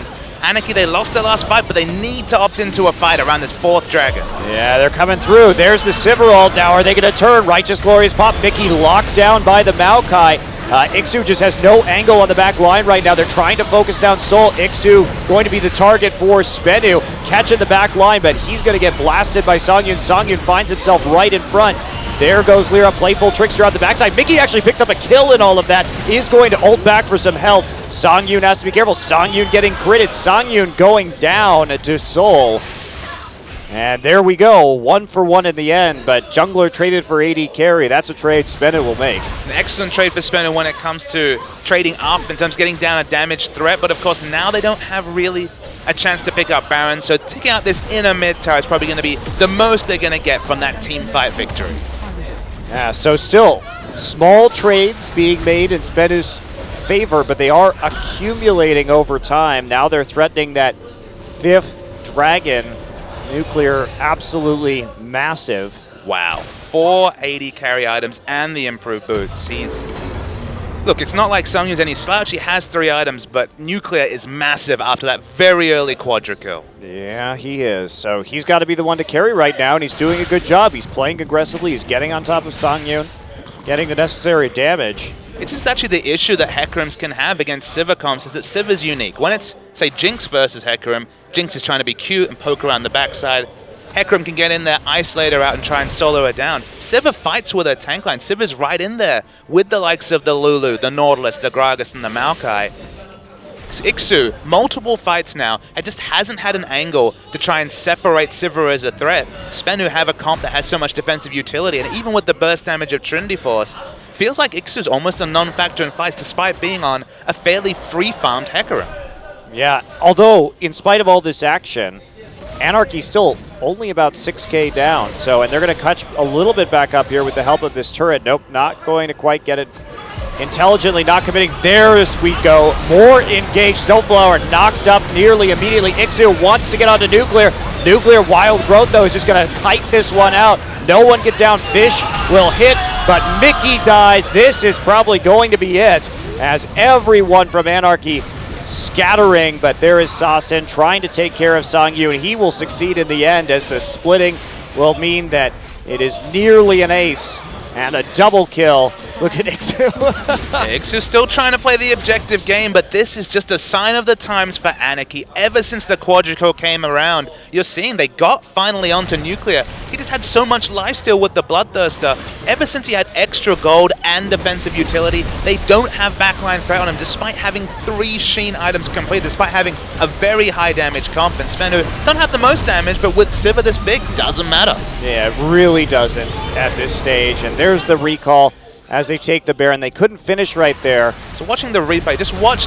This fight is whether Sivir dies or doesn't die. If she dies, there's just no damage on Spenu's side. Gets chunked down to half, but can kite away outside of vision. Even though there's lots of threats, they're all melee threats, so it can just open up space and then just starts cutting the front line like butter. They've itemized mostly for damage, not for tanking. 600 damage crits. At this point, with Nuclear alive, they're just picking up kill after kill. and there's nothing Anarchy can do. Indeed. Well, see Snowflower at the end, valiantly dueling with the Lulu, but I hate to tell you, one of those supports actually has enough items from being in the mid lane to take it out pretty easily. Even going to pick up the Lich Bane for both turret damage threat and, again, even more single target damage threat. And Mickey's big debut onto this Echo, just like Coco's, who played very well himself, just hasn't been enough to make anything happen. It's actually going to be a Luden's Echo from Sasin, not a Lich Bane. That's okay. Both probably coming in, potentially. So, yeah, I mean, this is going to be probably it for Spenu. They looked strong this game. They actually did a great job of controlling the Dragon, and we thought maybe Anarchy would be fighting in that power spike, but they really failed to get the adequate pick pressure and engage the team fights properly when it came to using all those. I mean, they're still split pushing with Ixu. Man, Ixu is annoying. Remember, this is with Baron buff empowered recalls. They still can't open up distance enough. Ixu will pick up this inhibitor, so Anarchy's still getting more than they deserve. He has no mana. Flash is expended, so he's probably going to die eventually, but hollow victory for Spenu. Yeah, exactly. And Anarchy, in spite of this Baron, Yeah, you know, one thing that has happened this game and why they couldn't end after that last fight so decisively was the wave, the minion control from Spenu has been horrible. Every time their lanes are pushed up, they haven't been able to actually take that many advantages after their wins. Okay, but calm down, Monty. Let's think about what Spenu has done. Remember, this game they've had much better ward coverage, especially around objectives, than Anarchy. That's already a big win. We're talking about 10th spot on the ladder against, in terms of the warding game, probably top 3 when it comes to Anarchy, or at least top 5. Out warding them, and then the teleports from Soul have been so much better. He's been the one getting into the backline with the home guard into Twisted Advance. Ixu's been the one that hasn't been able to find an angle, so credit to Spenu for doing things we didn't expect. We're going to see a desperate engage, but you can just see the desperation. There's not even a real full-hearted attempt to fight against this Baron buff comp. No, you can't, and they're trying to poke, but it just does so little damage against this big tank line right now. Mickey got the stun off on the parallel convergence, but that's about it. They're going to have to trade an inhibitor for nothing. And here is Dragon number 5, Baron buff, still up. Nope, falls off right now, actually. That's actually a visual bug. Dragon 5. There's no offensive wards around the Dragon from Anarchy. They're going to DPS it down fast, chasing away Ixu. 5th Dragon's going to be just another massive factor. The ring gauge starts, and there's the 5th Dragon. Yeah, here we go. Ixu just ulting out after seeing them get that 5th sack. Mickey will not be so lucky. CC'd into the ground. Will Echo be? And now Ixu's back, doing Ixu things. So he used the teleport. They're trying to stop the backs. They've done it so far. Ixu probably can't finish the game, but Anarchy are trying. You got to. Oh! He nearly actually got the back onto Sasin right there, barely, and that's going to mean Ixu heading out of this fight, but probably the end of the game coming up as the double kill from Sivir lands. Ixu escapes. The world's shallowest lantern from Snowfire just couldn't save the poor mustached bombardier.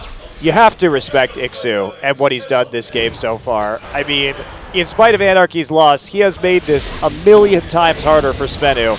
Ixu going to come in right now. He's got the last stand of Hecarim going down for a big play from Snowflower, but he's going to get yanked around and into the grave, and that's going to be it. Spenu's actually going to close out their second game win as they grind through the rest of Anarchy, and that's going to be it.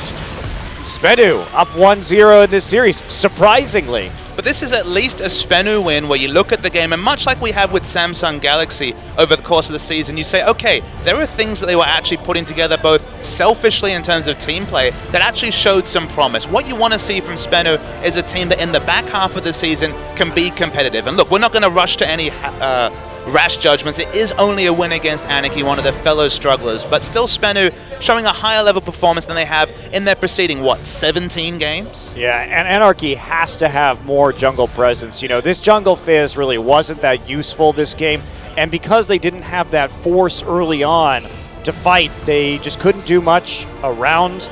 The Dragon gave up every single Dragon in this game, and never really had that ability to control the tempo except in some very late game split pushes. What are you saying? Are you saying to me, Monte Cristo, that this hasn't made you a believer of the first round ambiguous Fizz lock-in?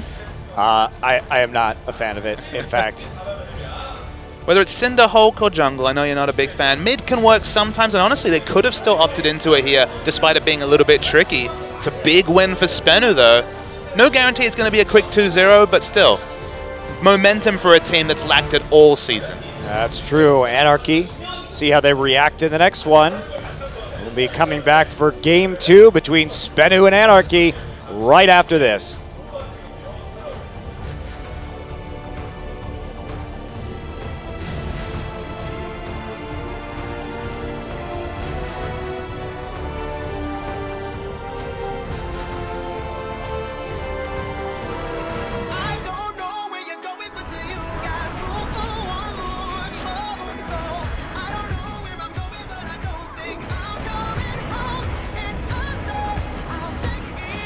Tomorrow if I don't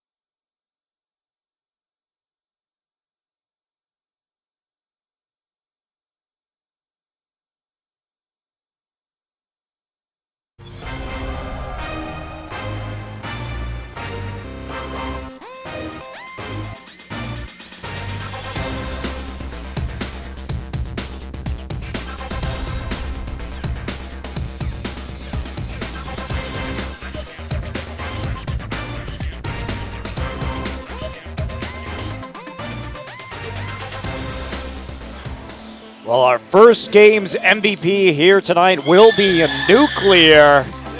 Not too surprising, that quadra kill on Sivir and his positioning in the late game, pretty good. Definitely kept Zangyun in check and carved right through the enemy. And although his kill contribution this game was only 80%, his MVP contribution has been 100% to Spenu. 2 wins, 100% contribution, 200 MVP points for Nuclear. Played really well, but he got so big with the quadra kill, which we're seeing relived right now, is that even when the backline dive was looking formidable from Anarchy, he could just free auto with all the lifesteal and out-sustain it all. Yeah, and right there, Mickey just couldn't quite get back to the parallel convergence in the end, and another fight right here where we really see Nuclear just kiting out all these people trying to get back onto it, but the wild growth and the Sivir ult helping him out, and then he's able to turn right around and start cleaning up. Melee divers against all the disengage that Lulu and Gragas provide, and of course just the defensive utility that Lulu provides, just did not prove to be a viable strategy. The Jungle Fizz really sticks out to me. Of course, I come from a land of the LPL, that's my previous casting job, where we saw a lot of off-meta picks, and the ones that have surprised me so far have been the Jungle Fizz and the Mid-Master Yi. One of those working out, but Jungle Fizz, 0 and 2, not a fan. Well, the Mid-Master Yi is only working because of SK Telecom's skill at League of Legends, not because it is by any means an optimal pick. Well, that remains to be seen. You be quiet, Baba Smithy. You know, you can't troll people on air like that. I can. I just did. Expert troll for thousands of viewers. Well, Johnny back in the booth right now for Anarchy. Can they make the necessary adaptations? Anarchy will be on the blue side this time, so they don't have their... I think red side just much more comfortable for Anarchy with their propensity for counterpicking.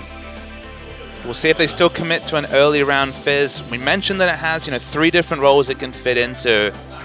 The jungle was the one that shook out and just didn't really get much done. It feels like the Lulu pick really blocked a lot of the strategies that Anarchy put together. Of course, we don't know, this is just being hindsight focused, but once they had the Lulu through, it felt like the Fizz couldn't really go mid. It was kind of forced to go jungle, and this didn't contribute very much. Well, Sawson, though, we know is a player who's played a lot of Lulu. I mean, we know Spenu likes to play Juggermawk oppositions. They like to play with that Lulu in the mid lane and play around Nuclear. So I can't say that Anarchy should have been too surprised that a very safe pick like Lulu would have come in last. All right, so how are we going to change things up this game? So Anarchy on the blue side. Actually ban out the Hecarim themselves, despite being noted Hecarim players. The likes of Ixu played it last game. Maybe it's just one of those situations where they don't want to pass away the Hecarim in the first round of picks on the red side to Spenu.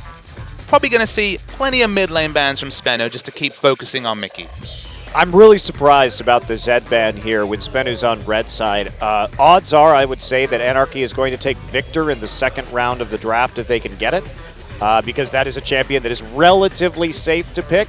And Sawson, he's the only real assassin he's shown a lot of talent on has been LeBlanc. And with the LeBlanc nerfs, I don't think you're quite as worried about that anymore. Do you ban LeBlanc if you're Spenu? Because it's still...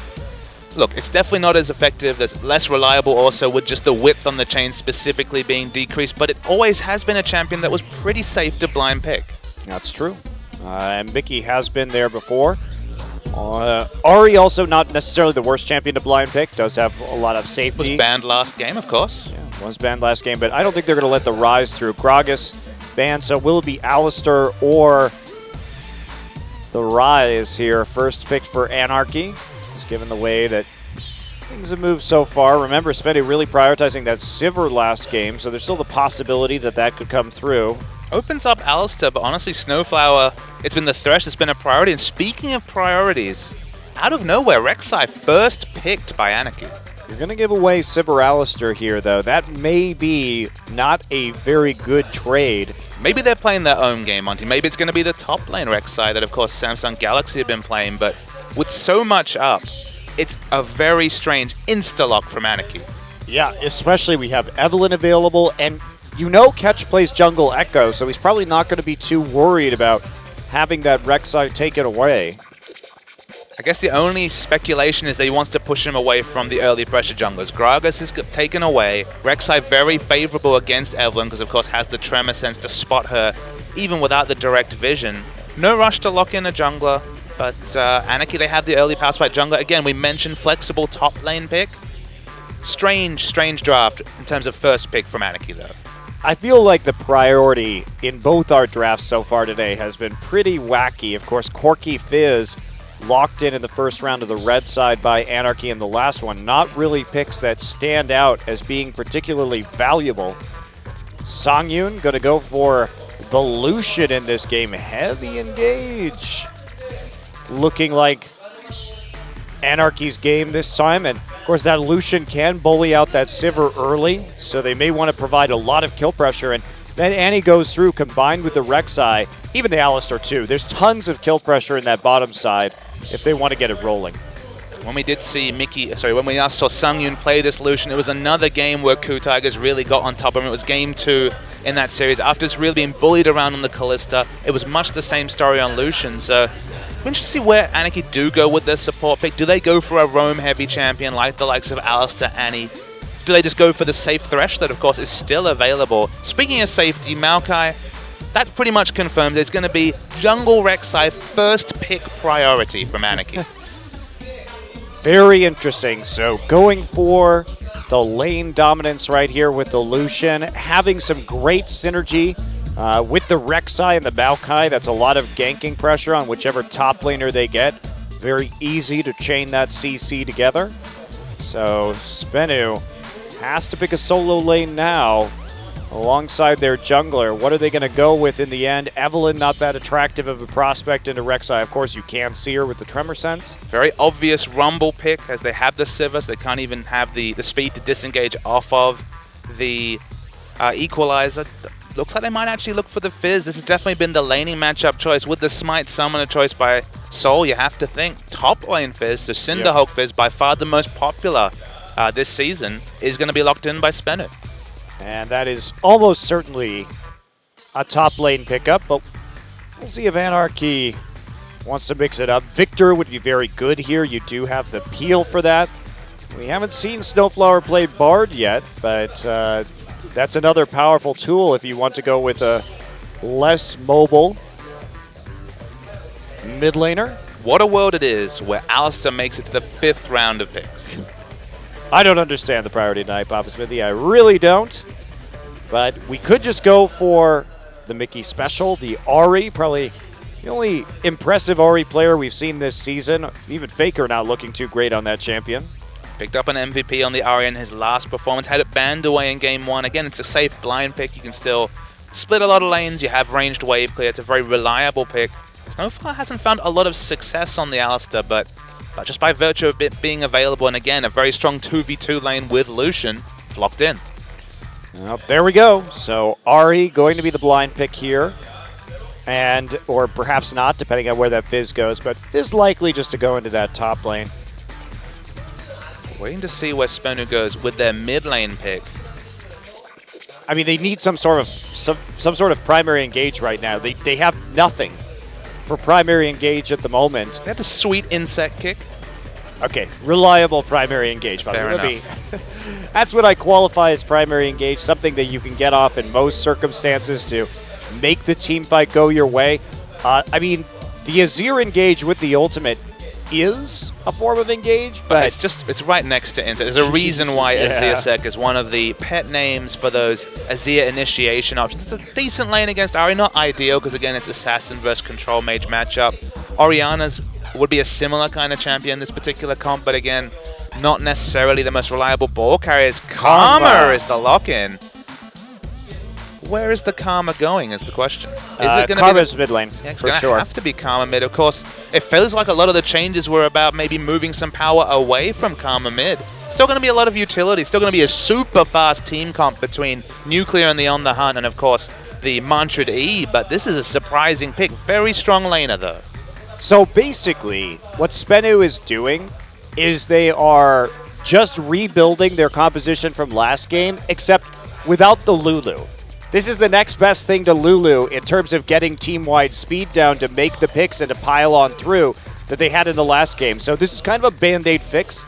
I don't think it's as good as the Lulu, but we'll see how it works. So, I mean, in a lot of ways, I think you're correct, Monte Cristo, of course. Very good wave clear, even at level 1 coming through from Karma. Strong laner, safe laner. I guess the big difference to me between Karma and Lulu is that Karma's damage, her only damaging spell, the Q, is blocked by tanks. It's blocked by the first target, so you don't have any real backline damage threats, and even the auto attacks aren't quite as formidable, so doesn't really necessarily plug and play quite as well. Right, and the difference is you have the team-wide speed up instead of just the Whimsy going through. You still have that really big shield. I mean, Karma's base shield is so big, but the team-wide speed up doubling up on that Karma and the Sivir. We're going to get into game 2, guys. Between Anarchy and Spenu, a very interesting mid lane Karma appearing. Let's see if it works.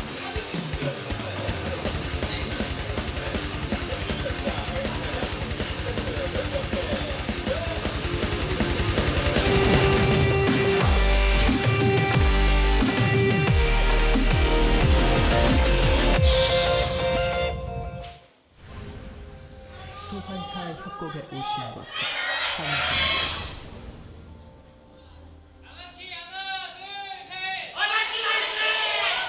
There we go, Monte Cristo. Finally, the Anarchy fans in full voice, and their team desperately needs them. They're 1-0 down against Spenu. Yeah, this is a situation that is rather unpleasant if you're Anarchy, considering that Spenu has yet to put a win on the board in a best-of-3, but they're 1 game away right now. You can see even after their win, the Spenu fans, or the Spenu players, just looking very focused, not a lot of smiles. They just want to close this one out and get that W on the board. Super interesting item start by Soul. Doran Blade on the Fizz. Usually we see a far higher regen start. Maybe with the evolution of these jungle follows where you don't need to solo a camp, maybe just the extra damage to the camp will be enough to really get going as this top lane Fizz. Well, let's keep some eyes here on how this is going to work. So, looks like lane swap is going to be coming in from Anarchy. I'm pretty sure they don't want that lane swap, considering they picked the Lucian very intentionally into the Sivir. They may be trying to call, but they're not going to get what they want here. I might actually disagree with you just because they're opting into a 2v1 onto a Fizz that really doesn't have any options farming under turret. Maokai, as we always say, has excellent range farming despite being a melee champion and good sustain. So they don't quite get the 2v2 lane. They isolate the mid. Maybe isolating the Karma versus Ahri might actually be a risk for them, but in terms of what they're holding down, and in this case it's the solo lane Fizz, I do like the lane swap. Well, also, you know, Spenu is that newer team. Maybe they're not so comfortable in a lane swap situation. Snowflower is going in for a little bit of harassment right here, but it's just not going to be effective. Still pretty high HP from Spenu. Catch going to take some damage, but Snowflower taking quite a few hits right now. Snowflower just trying to get aggro onto Catch, who just has to stay on the buff, couldn't peel away and try and kill Alistar, even though he was getting super low. Able to walk away, so they delayed the jungle follow regardless. They did indeed, but Lyra already moving through. He's not going to face the same trouble with Ixu as Secret looks for some harassment. Just gets the ward down, though. And, yeah, that's the thing. This top lane Fizz is punishable due to low wave clear, even though they have wave clear in the form of Karma and Sivir. So we'll see if they want to go for that early on. They could also... The theory, too, is you can give that blue buff over to Maokai and have him be much more effective in a 1v2. They're not going to do that this game. And low wave clear is generous when we're talking about top lane Fizz, because, of course, you can't max the Playful Trickster first. You're maxing the Seastone Trident, the W. You're just very fiercely single target and take a lot of chip damage from a lane bully like Lucian. The last time I actually saw top lane Fizz is on the weekend. It was coming through from Flandre, given some of his crazy item builds, maybe we shouldn't put too much faith in, but he actually went Magus with the Smite and went for an AP Fizz build, which, look, his AP he did that Echo with definitely Echo didn't too. work out, but the Fizz at least has a little bit more promise when it comes to wave clear. With the Dawnblade start, still can't really see that from Soul. No, highly problematic. Well, where is Soul going to go right now? He chooses top. He's got TP into the top side. Rek'Sai's there. If he walks into that wave, he could be in big trouble. And there we go. Hook lands onto Ixu in the bottom side. They get some damage, but not a whole lot else. Now, they are going to see the Rek'Sai in top lane. Soul spotted him out when going to ward. And so the pings continue, but this Fizz has to be very careful. Did buy 2 wards, does get them in the river and in the tri-brush. Was I mistaken, or did Fizz have blue buff? The only thing I can confirm is level 3, so it does have 2 different movement abilities to be able to get away from a gank. So it's quite slippery, even just at level 3. Might have even picked up the blue buff, but wasn't clear from a couple of moments ago. Yeah, it was a very quick movement up there. I mean, Lee Sin doesn't have it looks like, so definitely could have been handed over. Lee Sin not going to make that much use of a blue buff early on. It's a very high base cooldown on Playful Trickster. I believe it's at 15 seconds or more, so of course 10% will be relevant, but you don't really spam out your spells as Fizz until you get short enough cooldowns, and when you're not maxing Playful Trickster, that doesn't really come until level 12, level 13. So look, it's experience that's quite effective, and Lee Sin doesn't need it to complete his jungle, so still, probably not a bad passover by Spenu. All right, well, Ixu's going to be a little bit behind in levels thanks to the 1v1 for the top laner in that side, and he's also having a bit of trouble in terms of his CSing. They're slowly catching up, but with the wave pushing back towards Seoul, he will have a much safer time CSing under that turret to make a difference. Hook goes on to Ixu, lots of damage, but here comes Lyra. Actually, Secret bounced out, and Secret has nowhere to go. Aggressive at the wrong time, and that's why it's so risky to play aggressively when you don't know where the enemy jungler is. They had no wards to see that Lyra was incoming. And Snowfall just able to punt him 650 units towards his oncoming jungler. Very smart move. Now Nuclear ends up getting denied. It's a very nice early game from Anakin. Just smart moves from their jungler, in particular Lyra. But he's the one we kind of have to single out. Almost a non-factor on jungle Fizz in game 1. Already getting a kill involvement in the first 5 minutes in game 2. Well, we have to say that was very unusual for Lyra as a player, just because he has been a big factor for this team. In fact, you look at the two big stars of Anarchy, the biggest playmakers have been Mickey and Lyra, so to see him on that Fizz and not doing much at all for that last game was not really in his character. Snowfire doing an excellent job of freezing this wave and not letting it hit turret. Of course, Nuclear has a lot of wave clear, so maybe only delaying the inevitable, but still smart use of the headbutt regardless. And Ixu gets there before it hits turret, so nice little laning mechanics coming through. I guess one thing I'm interested in Monte Cristo, one thing I want to know the answer to is, where does the second max come through from Sassen? Because when we've seen Gorilla play this support Karma, Q-Max, for lane control, I think, is always going to be a given. We've seen W-Max for the extra root duration come through. You mentioned the high base health on the shield, over 400, 430 or so if you max it second. I can still see arguments for W, but regardless, you're going to get a lot more experience on mid lane Karma than bot lane. I think that E-Max is so valuable, though, because her mantra E is, I'm pretty sure, the biggest shield in the game. It is. At 400 plus? I think 430 was the number I just said. It's around there. Yeah. We were looking that up last week, I know, and it is just an absolutely massive shield, and with some AP, it's going to be even bigger. But you have to remember, very quick access to a 3.25 second point and click hard CC in the root from the W has to be respected as well. So we'll definitely keep our eyes on where Sassen's going with the max. We remain to be convinced that Karma can be this solo lane threat, but given that it's purely utility, can it just be a backup Lulu? This will be a very interesting backup Lulu, I have to say. No other team has tried to use the Karma as a backup Lulu, but Spenu found a way to effectively run the same comp again. And, I have to respect the draft from Spenu here, just because they won with the comp the last time. They looked better on it than they have previously. They looked competent on it. And as a new team, it looks like they finally found something that may work for them. And the solution is, if the Lulu is bad, well, we could still run it with just a slightly different pick in the mid lane that accomplishes the same thing. So instead of focusing on trying to play multiple strategies, they're just trying to play the same strategies with as many different champions as they can. And one of the things I asked you off air was, when it comes to this Spenu lineup, what's their real point of optimism? Because you never want a team that's just dead last and you're like, okay, it's another 2-0, why are we even watching this game? Just the fact that you verbalize that point, Monty. Let's think of a team that's right down the bottom with them and Samsung. We think of Samsung more optimistically. They've been definitely guilty of bringing out excellent strategies in game 1, having a key champion banned and then being like, I guess we just sort of run the same thing. In this case, Spenu has had the target champion banned, but actually innovated a backup strategy that fits the same role and doesn't just give them the remnants of the previous comp. It's actually a very smart, astute adjustment. So it's good to see that from Spenno. It's something more than some of their contemporaries can do. Soul's under a lot of risk, but Ari's already backed away, so probably not going to be too much in the end. Okay, well, they're going to see this Rek'Sai up in the top side, and that's going to prompt the Dragon. I mean, this looks like very similar to last game where Lyra wanted to gank that top side and used it to give up a Dragon. He's just not going to get there in time, even with the Void. Oh,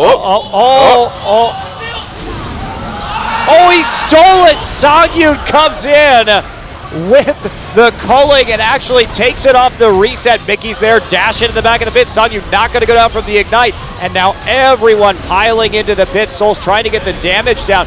Mickey continues to fire from the outside. They're focusing down. Songyun comes back for some more damage. Still 3 people in the pit. Mickey has to flash out, but he's going to get some return damage on that. Mickey, why would you stay? Why would you stay is the question. Why wouldn't you finish the Dragon if you're Spenno? They tried not to look at the explosion as they backed away Monte Cristo. Fell down to 9 health, then releash. Didn't pick up the objective and lose the kill trade. So real head scratcher from Spenno. And Anarchy undeservedly pick up the advantage early in this game. Wow, that culling from Songyun though for the steal was pretty hilarious. The 20 damage a bullet culling. Wow. Well, so watch this replay. So they just walk away. Sivir, even Catch loses interest, thinks it's dead. It's not, and you're watching the culling. Smart move from It was honestly going to be Snowfire or Songyun. They're the only ones that had cooldowns for damage. And then obviously at this point, everyone's just all over because Spenno was already backing away in different directions. They pick up the first kill. And just a comedy of errors from Spenno. Yeah, I mean, even from Anarchy right here, sure, they do a good job of cleaning up these kills. I especially like Songyun coming back in to get some damage down. But look how long they wait here. I mean, Nuclear's still full HP. You can't make this play. And you especially can't make this play right here, Mickey. You know, I love your confidence, but just get out. You already won. And even if he had complete information and knew that that area wasn't warded, there's still always the risk that the skill shot hits from Lee Sin. It just wasn't a percentage play. And maybe we shouldn't be surprised. And in a battle of the bottom 4 teams, percentage plays have been pretty much abandoned. Yeah. Well, Anarchy, in spite of the errors, still comes out with the win in that team fight off of a very ridiculous Dragon Leash. Everyone just decided to leave. Everyone had somewhere better to be. Sivir was like, I'm out of here. There's some creeps to go and clear. Oh, dear. Lyra now going to take up a little bit of counter jungling. And now there's going to be frustration on the side of Spenno. And what better play from Lyra on a strong skirmishing jungle? Just get in the enemy jungle, get in their face. They've got excellent ward coverage around this blue buff area and realistically might be contesting the blue buff we expect to spawn in a few seconds. Seems like it.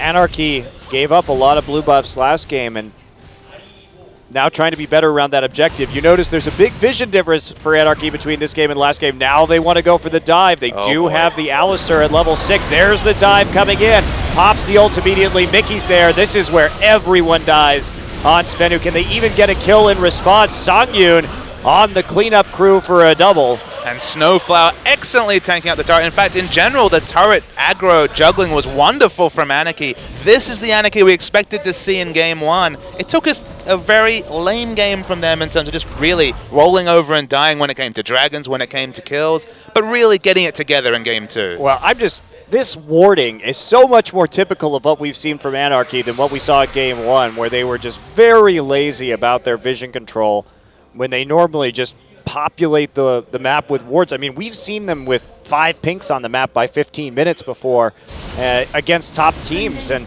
it's very uncharacteristic of them. So they seem to be pulling themselves up by their bootstraps now and starting to fix some of the errors they made in Game 1. I can only speculate that in Game 1 they were so focused on those item times. We noticed Lichbane double Trinity Force at about 15 minutes. Maybe they were just so focusing on early damage, you know, saying, okay, can't afford the consumables this game, no green wards like they typically do, because this is a team who even before Sightstone, everyone's buying 2-3 wards, whereas the mid laner, the jungler, etc. They spent all that gold on damage, didn't really parlay that into an advantage, and then there was pink wards that were honestly sticking around Dragon for 20, 30 minutes the previous game. This game, back to the earlier power specs, back to the likes of Maokai, who can just build the Catalyst and throw in wards whenever possible, and a much more typical game from Anarchy. Yeah, they keep on pushing through there. They're trying to punish just by proxy farming right now, denying Nuclear as much as they can, making that Avarice Blade look like a foolish investment.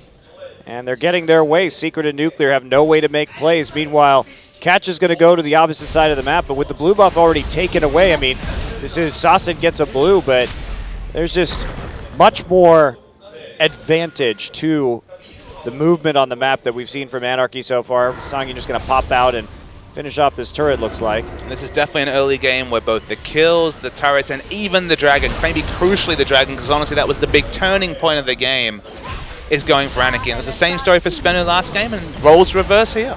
Yep. And there we go. There's the 5 pink wards on the map at 15 minutes. It's actually late by their standards. They're excellent at maintaining these smart timings. They just have so much safety around the map. Early Power Spike jungle in terms of the Lee Sin who's going the Warrior enchant. There's just no lanes to gank because they just don't have pressure anywhere. Yeah. Excellent setup on the Dragon right now. And look at this timing. So Songyun left the turret up and the wave pushed back after the proxy farming. And look at this. 15 seconds before Dragon, that's when the turret goes down. That's when they push the lane forward. And it's just a total blackout for Spenu around this Dragon. The pink wards have been set up so far in advance. You could argue that maybe this is overkill. 4 pink wards in the river. That's a very hefty investment in terms of team-wide gold. Honestly though, Monty, this is when you get scolded by your school teacher after game 1 that it's like, look, what were you doing? You know your strengths, you don't get anything done, and you just play as optimally around the vision game as possible because they completely let it go last game. Yeah, I mean, you know you've got a lot of wards when even I'm questioning how many wards you have. There can be no ambiguity for Anarchy when it comes to this second Dragon. Even Home Guards was picked up. Mickey was a bit cute with his back time. He only really got the recall through 8 seconds before the Dragon, but had the goal to fit in the Home Guards. So got the big shot, finished the Merlinomicon, so probably still worth it. Spenu's definitely not playing around this Dragon, but Anarchy haven't started off despite having just picture-perfect warding. Yep, well, they're going to go for it right now. They get the waves in the place where they're going to be comfortable. Ixu has the teleport. He's got to be careful. Some shenanigans afoot up in the top side from Spenu because they're just so afraid of walking into the darkness in the river right now. And Ixu has his own little pink ward right there. And you know what? I don't know if they could see anybody when that Dragon buff was taken. They may not actually have a very good timer on that. That's unique, of course, with the change to Dragon. It's almost always clear because someone's usually in a lane or in a ward. So that would be actually a unique interaction, and maybe that means the timer for the third Dragon, the all-crucial third Dragon, may be slightly astray Yeah, for Spenu. I'm not sure. I was looking at the top lane. I'm not sure if Mickey was actually back in mid by the time it died, but it would be a little bit close. You're obviously going to have some sort of vague idea, but it may not be precise. So, Songyun now walks into top. He's got that Infinity Edge already, and Sasin taking some damage. Snowflower there. Soul getting knocked around, skirmishing smite onto Songyun. Snowflower, the designated fish tanker, and there you go. Finisher from Lyra. Had to use the flash. Also caught in the transition is Catch. Don't have quite enough damage to take him down, but Anarchy completely dictating the pace of game 2. Well, Soul just can't do anything right now. He's got Cinderhulk into Trinity Force. Well, I hate to say it, that's not going to help you against Songyun's Infinity Edge. So if a Rabbit's Foot is the Lucky Charm, what could the equivalent be for the Fizz Locket? I don't know.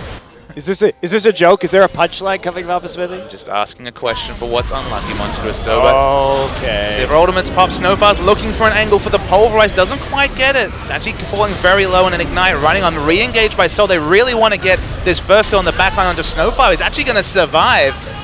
Lucian's completely locked away from his team, and no kills come through despite the commitment by Spenu. Now, Spenu, they wanted to go in right there. They tried to make something work. They know they're in a desperate situation, but even though they chunked out some of the members of Anarchy, there's just no follow-up in any reasonable regard. Look at the sidewave control again. This is something that Spenu had issues with last game in spite of their win. They just can't get pressure on the map, and now they just have to break apart, Can't take the mid turret, can't take any outer turret, and that gives Anarchy a whole hell of a lot of time to clear out the jungle and recall. Just unfortunately, Spinner not being able to force anything out of Anarchy. Anarchy are dictating the pace, they're dictating the dragon control. It shouldn't have been this way, it should have been first dragon to Spenu, but even a mistake around that objective moved what would have been a very hollow early game victory in terms of the first dragon completely away, and now things are stacking up, and just like Anarchy, who were looking at an early third dragon, an early fourth dragon from Spenu last game, again, it's completely reversed this game. Yeah, it is. Well, Anarchy moving in. They're going to try and see what they can do to catch. Just getting a small amount of damage before the Karma Shield comes through. Karma Shield's already very potent, but the damage is certainly not there from Nuclear, and that's going to be the big difference. Even if he lives slightly longer, he doesn't have the damage to back it up. And when you run these one-threat comps, you can argue that Soul might be a backup threat, but with Cinderhulk and Ashin not going to be doing too much damage, you live and die based on the fact that Sivir can put out damage. Yeah, and also, I mean, just the item disparity. 2 core items already done, 0 for Spenu so far. And a lot of that is that 50 CS difference from Songyun. Remember how much work he did zoning Sivir off the turret with the proxy farming in the bottom wave. And that's exactly the benefit that Anarchy's vision control had, because it made it so unsafe for Nuclear to even walk up to his tier 1 tower that he didn't really have a choice besides to lose a ton of CS straight into the bottom tower. See, the Chum does hit into Karma, but very tanky with the shield. It's the same pressure, of course, that Snowfire himself felt against Kutai. It's the same sort of pressure that Gorilla was able to put down in the bottom lane with Prey. So, reminiscent of that, Anarchy, they're looking for an initiation. Snowflower hasn't got Flash available, but look at this poke damage from Songyun. Yeah, that early Shiv, combined with the Infinity Edge, equaling some massive damage early in this game. And 21 minutes, no Infinity Edge from Sivir. That is a dire situation. That Abyss Blade just hasn't been able to do a lot of work with the low amount of farm Sivir has gotten since picking up that item. So they're going to take the blue buff. They could transition immediately into the bottom side right now. They have the wave prepped. They're going to do eventually, as soon as Mickey makes his way over for the blue buff. Picks up the blue. Dragon's a minute 20, but there's decent red ward coming through from Spenu. The pink wards have been slightly cleared out. Definitely not 5 on the map at the moment, but a couple in the inventories. Mickey's looking for a pick on to catch, but it won't come together. Yeah, difficult to make that go through against the Lee Sin. Maybe blowing that Spirit Rush a little bit early, but he should have it up by the time the next dragon rolls around and any fight starts to appear. So Ixu is clearing out the top side, and they'll move on from there. So it's about time we see Anarchy back off, start to set up their wards again, get control of that dragon, and slowly ride this out with the large lead that they've accrued in the first 22 minutes of this game. I really don't agree with Soul so far behind. Decent CS, but no real kill involvement, just struggling. Going for a Trinity Force build in a game like this where the team has so little pressure. It's not like Sivir's been able to wave clear and draw pressure in other lanes. So going for the Cinderhulk Trinity Force build, it's going to be very long time into this game, and the burst damage, is that really going to be a big tool for them with the power spikes Anarchy have already hit? Well, damned if you do, damned if you don't. You Sure. don't have damage if you don't have, because of Sivir's delay on our build. Yeah, that's fair. And if you have, pick coming in, not sure about that. Mickey has the Spirit Rush already. Ultimate popped as well. Songyun's completely out of position. No defense for him whatsoever, so it's going to be an easy kill. They can choose who to give to, although Maokai's here still. 4v3. They're going to win the engage, though. Mickey picks up one, going to pick up another one, and Songyun survives. Wow, Songyun right there. The fadeaway culling actually doing work. And what a good teleport from Ixu to get the necessary pressure. Mickey going to get hit by the fish. Mickey going to go down after his double. And it doesn't look like they're going to be able to finish off the Fizz in the end. They may want to turn onto this dragon now, going for the tier 2. A little bit ambitious without any wave clear there. But Songyun survived despite what? On the hunt and the shield and the speed being put out from Karma. They got there so much faster, but they didn't have the damage to actually take him down. Rode him off too early. It's going to be the third crucial dragon coming through from Anarchy.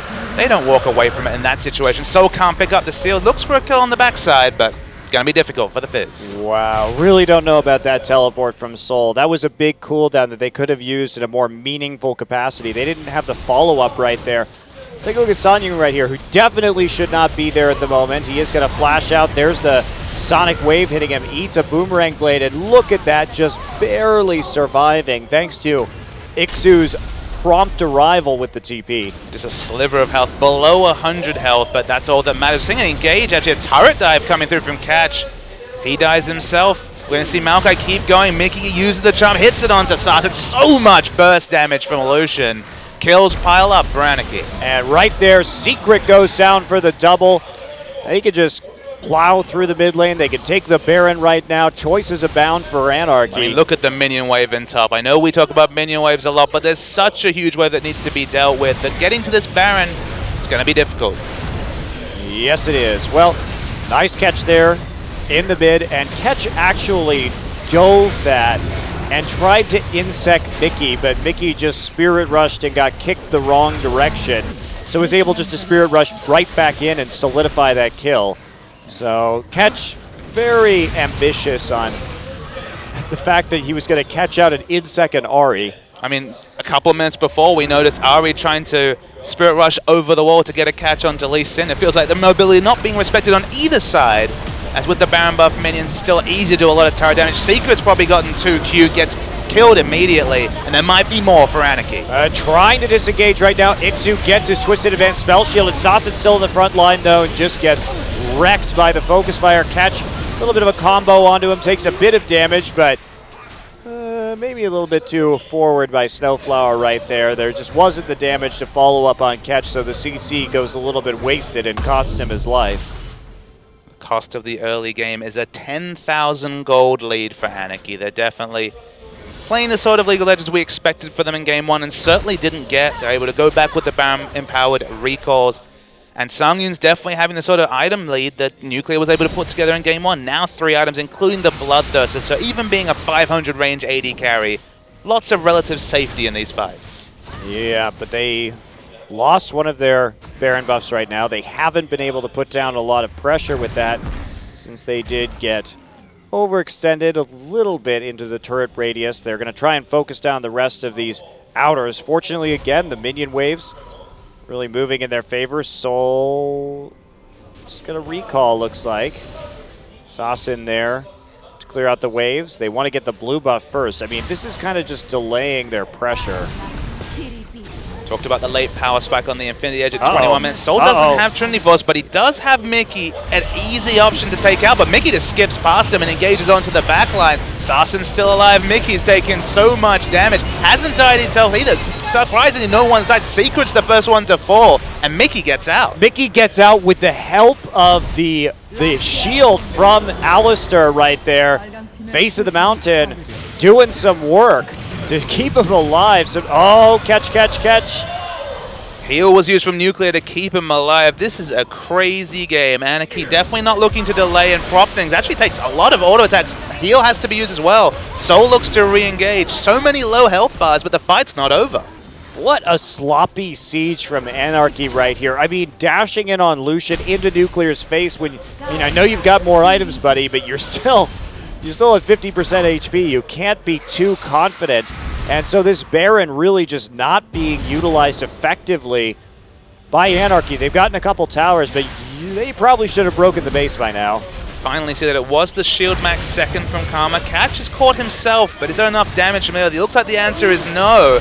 Gonna see Catch get in and get cute, but able to tunnel away, and Lyra will survive. Baron buff still gonna be up here, or not anymore, just fell off looks like. So here we go. Back up the mid lane. Now they don't have those Baroned up minions to do work. Sangyun has opted to get a Bloodthirster to help out with the poke, and the fact that there's really no tankiness on Spenu, so why get a Last Whisper this early? Finally, they break the base. Maokai on the minimap actually threw a sapling to stop at the last second Nuclear's recall. Of course, he's the only real wave clear next to Karma who's been caught every time he's tried to walk up to a wave. So it's very important they start the recall. They finally break the base. Definitely more of the siege, but Spenu are always looking for an angle to initiate despite being 13,000 gold behind. They don't. Oh, wow. Actually just catching out catching Sasin immediately with a combo. Double kill for Sangyun. And they're just going to keep moving through this base. Finally look like they'll be able to get an inhibitor after Mickey split pushed a wave right up to that top lane inhib. And Mickey's Ahri reputation is only enhanced by a game like this. We've seen Sasin called out multiple times with the charm. Once again, another solo kill onto a turret to open up the objective. This will be the third inhibitor turret that Anarchy will be able to take down. And almost mathematical, they'll win from here. Yeah, moving forward. Sangyun again with the aggressive initiation. He's going to dodge the fish, though, with the help of that QSS. Soul dives to the back line. He goes down. And that's going to be probably the close to the end of this game. Anarchy may decide to back off, but they're gonna go for the gamble. They're going to go for the finish. This is the Anarchy we know and love. They keep going, but they get the pick onto Secret with another charm coming through from Mickey. It's going to be at least one Nexus turret coming down. And in a 5v3 scenario, this should be the game. Pushing forward, getting that last Nexus turret. Now they're going to focus on the Nexus itself. They take out Snowflower, but there's just not enough. Can they pad their stats in the meantime? Catch once to get a hit onto Anarchy. He's not going to quite make it into the back line. A double kill for Sivir. But Ixu and Sangyun have enough damage to take out the Nexus, and that'll even us up 1-1 this afternoon. Anarchy squares the ledger with a win in Game 2. Spenu in Game 1 almost got split pushed by the Hecarim. In Game 2, Anarchy, they could have sieged, but they just thought they'd just try out 3 or 4 dives. A couple of them didn't come off. Finally, the last one did. They were 10,000 gold ahead, so they were with enough of an advantage to try out something cute. But definitely bottom of the table action on display here, Monte Cristo. No doubt. Bloody game. Not with the best strategy, but in the end, this time Anarchy, in spite of that ridiculous dragon fight early on, they got the first dragon this time. They didn't fall behind in objectives like they did last time, and they were able to get the wards down necessary to close. And I think it's another game that reminds us why we do see Ahri bans come in against Mickey. A very good performance, 17 out of 20 kill participation. Makes it work on this quasi-assassin in the Ahri, who's been moved away from the pure assassin role, but certainly fit that this game. Yeah. He definitely, out of all the players here in Korea, the Ahri has been a bit of a question mark for some, but he just goes back to it and makes it work time and time again. His individual play on that champion quite good. Well, Spenu, they won a game. Can they actually win their first set? We'll find out when we get back.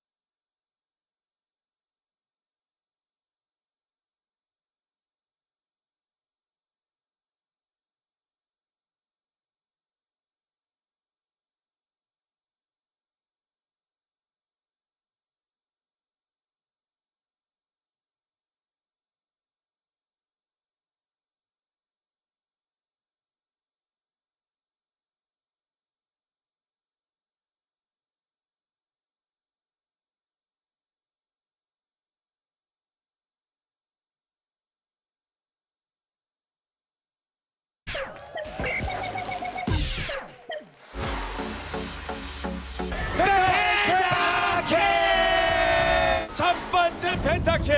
펜타킬.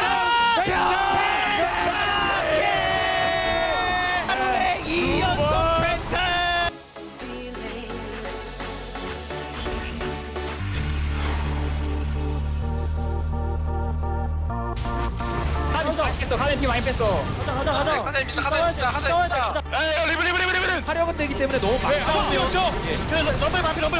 위치도 안 좋다. 아직 안 죽었어요. 페이가 혼자 딜 그리고 루브가 별로 안 위험해요. 그거 천천히 해야 돼. 플랑이야 다 잡았을 때 천천히. 펜타 각이다. 있어요. 트리플 킬. 쿼드라킬 나오네. 스레데리브니 펜타킬을 만들어냅니다. 맨날 좋네 착한 팀이네. 야 딱 준 거 봤지 경마.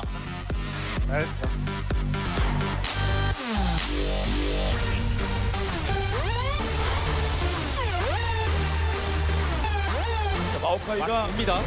또 오자마자 일단 천천히 싸워 럼블. 그리고 바루스가 너무 먼데요. 바루스가 왼쪽에 있었는데요. 바로스 잡았고 코르키 본다 코르키. 펜타가. 자, 트리플 킬. 펜타. 킬. 들어가죠. 펜타 줘.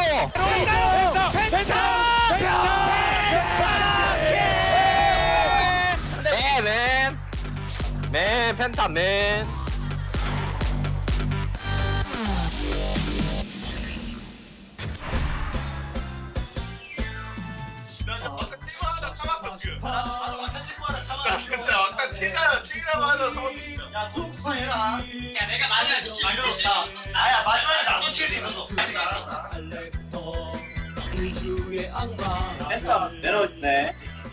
뺏으려다 말았어. 저도 뺏으려다가 말았어. 태양이 빛나는 지구를 지켜라 정의의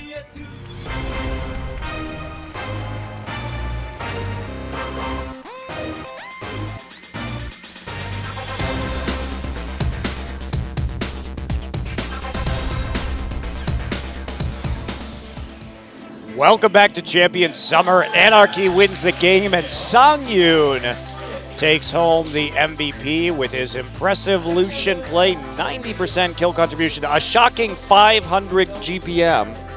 It's a really big number given that the season average is around the 420 for the top players. So this is the start of the things for Anarchy. Spender should have had a free dragon, but got bored of killing it as Monty roars into laughter. And this is what Alistair can do. Such a clean turret dive when you have someone who's basically immune to turret damage. Yeah, that was a really good setup for Anarchy, though. Look at their wards.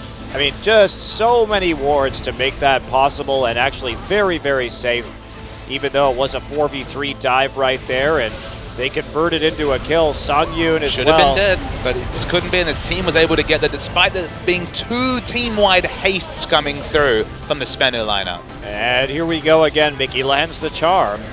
Yeah, Mickey hit the charm.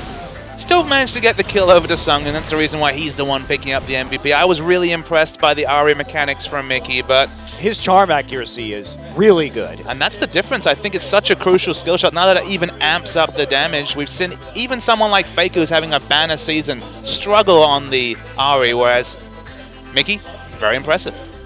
Very impressive indeed. Well, Spenu once again finds themselves on the line. They were here versus Incredible Miracle, where they were in striking distance of that first match victory.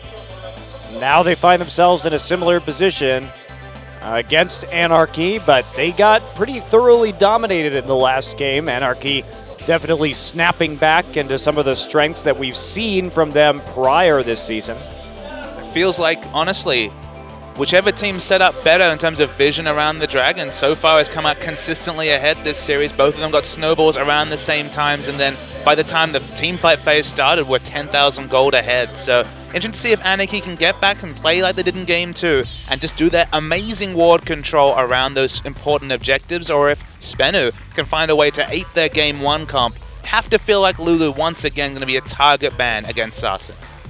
So, Anarchy going to be on the blue side for a second consecutive game. They are going to ban Azir, which was actually their red side ban in game 1. They switched it up for the Hecarim, Lulu, and Gragas on blue side in the last game, as you could see on our screen. So, maybe a bit of a different strategy. Again, the Zed for Spenu. And there's the Lulu ban I was alluding to. I think it's smart. Karma fit in a lot of ways, but just doesn't have the same sort of pressure and doesn't have the backline damage threat that Lulu can have in the late game. So Zed, Kalista, and Ryze were the bans from red side Spenu last round. So looks like Anarchy wants to leave up the Hecarim this time. Didn't ban. That was their first ban on blue side last game. Spenu would probably have to ban away the Ryze. We haven't seen it patch 5.11. Crucially, no significant Ryze changes, so Ryze still at that first pick status in competitive play. It does leave open the Hecarim. Will Ixu be confident just to blind pick the Hecarim like we might see in the next series from Duke on Najin? Or will it just be something that comes through? I guess we'll find the answer soon, as Ryze is our last ban. So Alistar, Sivir, or Rek'Sai. Last game, we had Rek'Sai go first, Sivir and Nautilus go in the first round of the draft for Spenu. That Alistar falling all the way to last pick for Anarchy, and they're just going to go with the same thing. I mean, Lyra did do a lot of work on the lanes early with the Rek'Sai. Ban Gragas, lock in Rek'Sai. They tried to match the early power spike ganking jungle with Lee Sin, but Catch unfortunately reverted to some of his previous season form. Just couldn't get anything done on that Lee Sin whatsoever.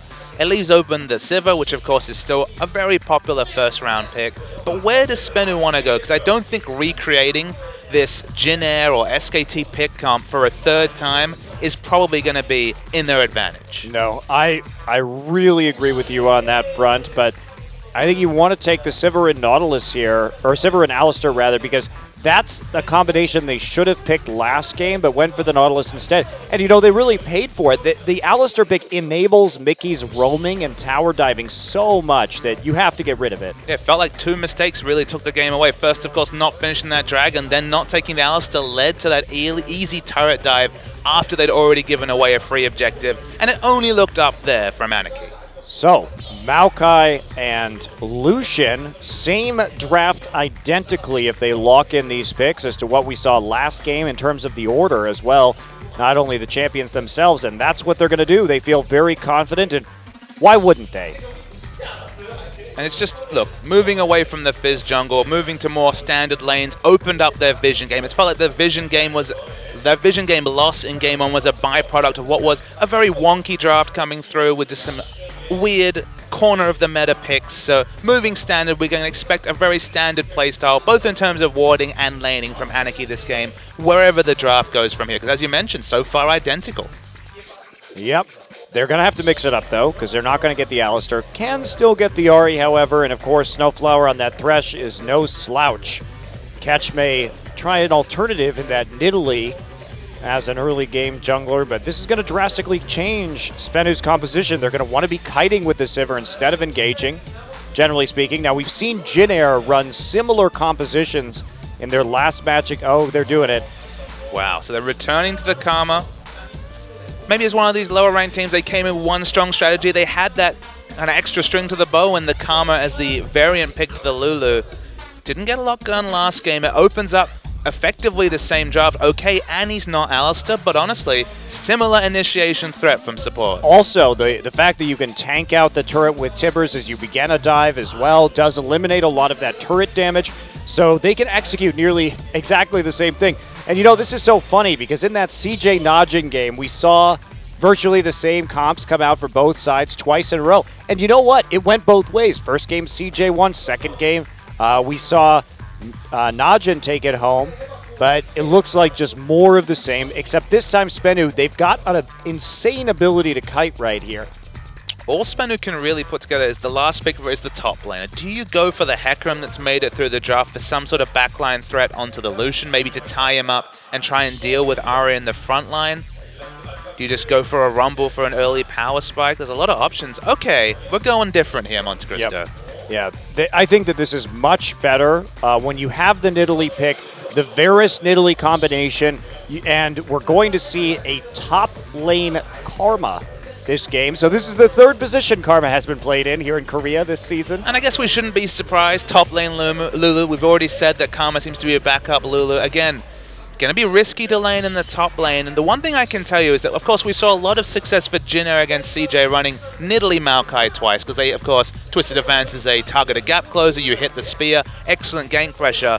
You certainly can't gank for Karma in the same manner. Of course, with the W, though, you could maybe even just look to try and engineer a similar situation, but much easier to juke into minions and make it harder to hit that skill shot. And maybe you can gank mid lane after 6 if Sasin can land a Chain of Corruption, but that is pretty optimistic and dependent on that skill shot, especially since Ahri will be able to dodge out of it very easily. So not a lot of options for Ketch here. He may just have to farm up early or try and affect some counter ganking.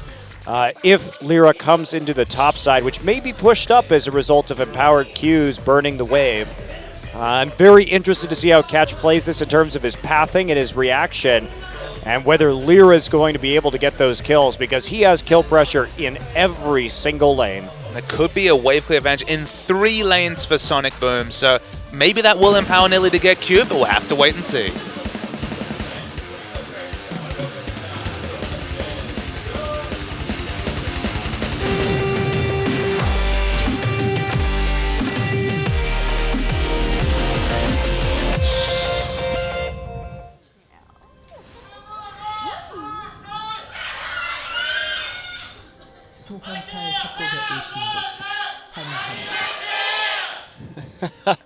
Anarchy fans showing up after that game 1. And as we draw into the early afternoons, 2 p.m. local time, finally the fans have woken up and are ready for what is a very important third game. This is the last game, or towards the last game these two teams will play as we move into the back end of the season. It'd be a massive victory for Spenu to pick up, but this draft they put together, it's either really going to work or it's going to come completely unglued. Yeah, that's the thing, is that you're looking at a very execution-heavy kiting composition with a lot of siege, a lot of poke, and it's very dependent on hitting particular item power spikes, because otherwise you're going to tail off.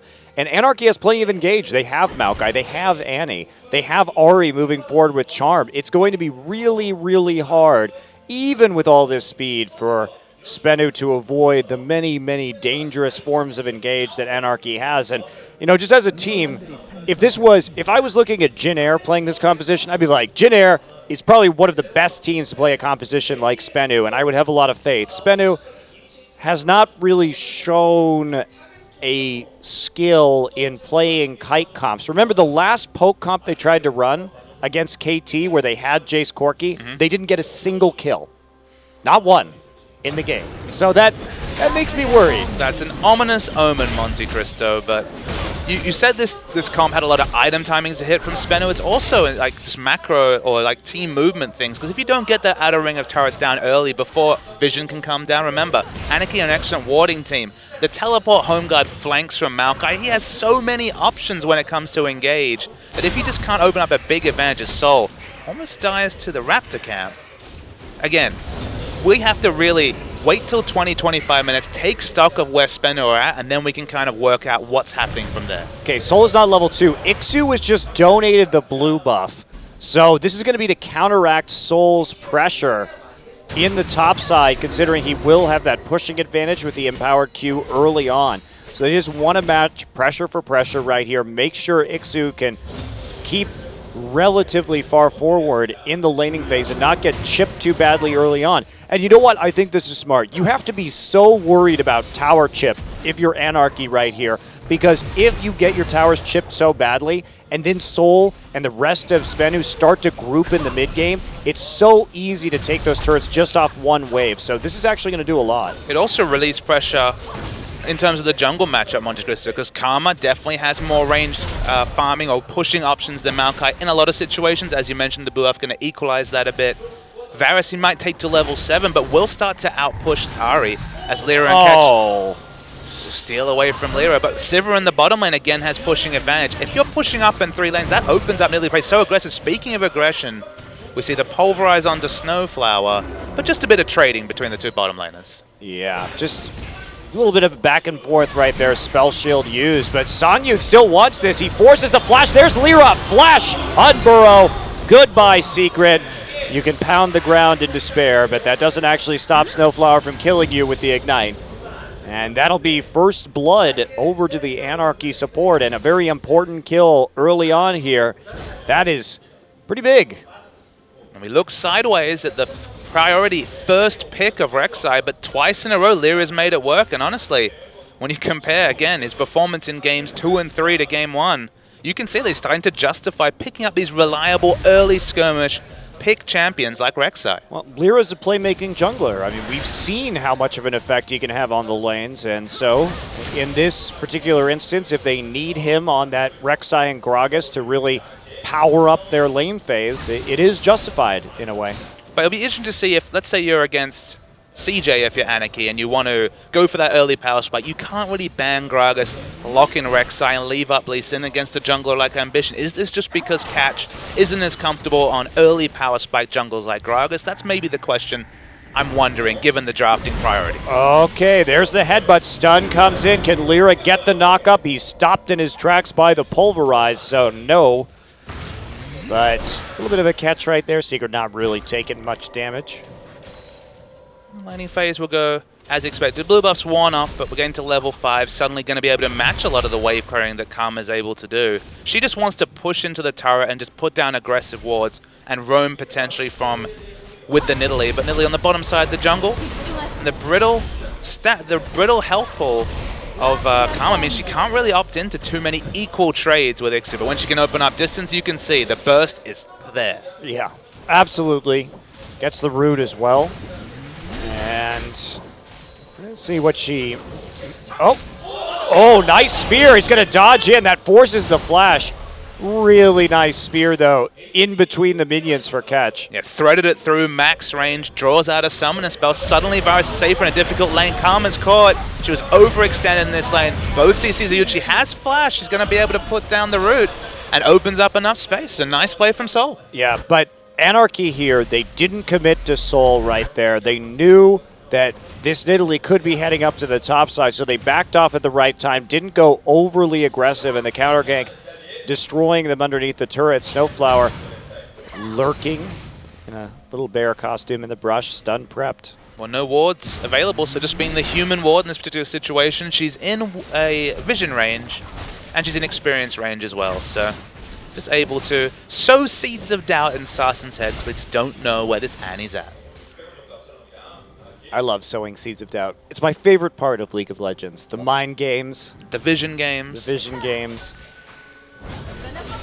The blind pick, early pick, fizz games. No, not those. Not that seed of doubt? No. Where's the fizz going, Monty? I love flex picks, as long as they're not fizz. Okay. I'll find another one you dislike, and if I don't, the LPL will. That's so true. The LPL is just designed to enrage me, if I was with you. That's what I've come to. Wow, nice charm. Forces the cleanse. Sasen without any mana to really follow up right there. So gets a summoner out for an ultimate. And speaking of lack of mana, no mana on Mickey either. Honestly, didn't have quite the burst potential. It was 100% health coming through from Sarsen. So could just walk away from the game. Summoner trades come through. Ixu actually gets the red buff timer as far as I can tell. So that's a small victory for the roam, but you can tell that pushing's going all right for the Maokai. He's able to push and roam against a Karma. Well, did force the recall right there as well when he had control over the wave after the gank.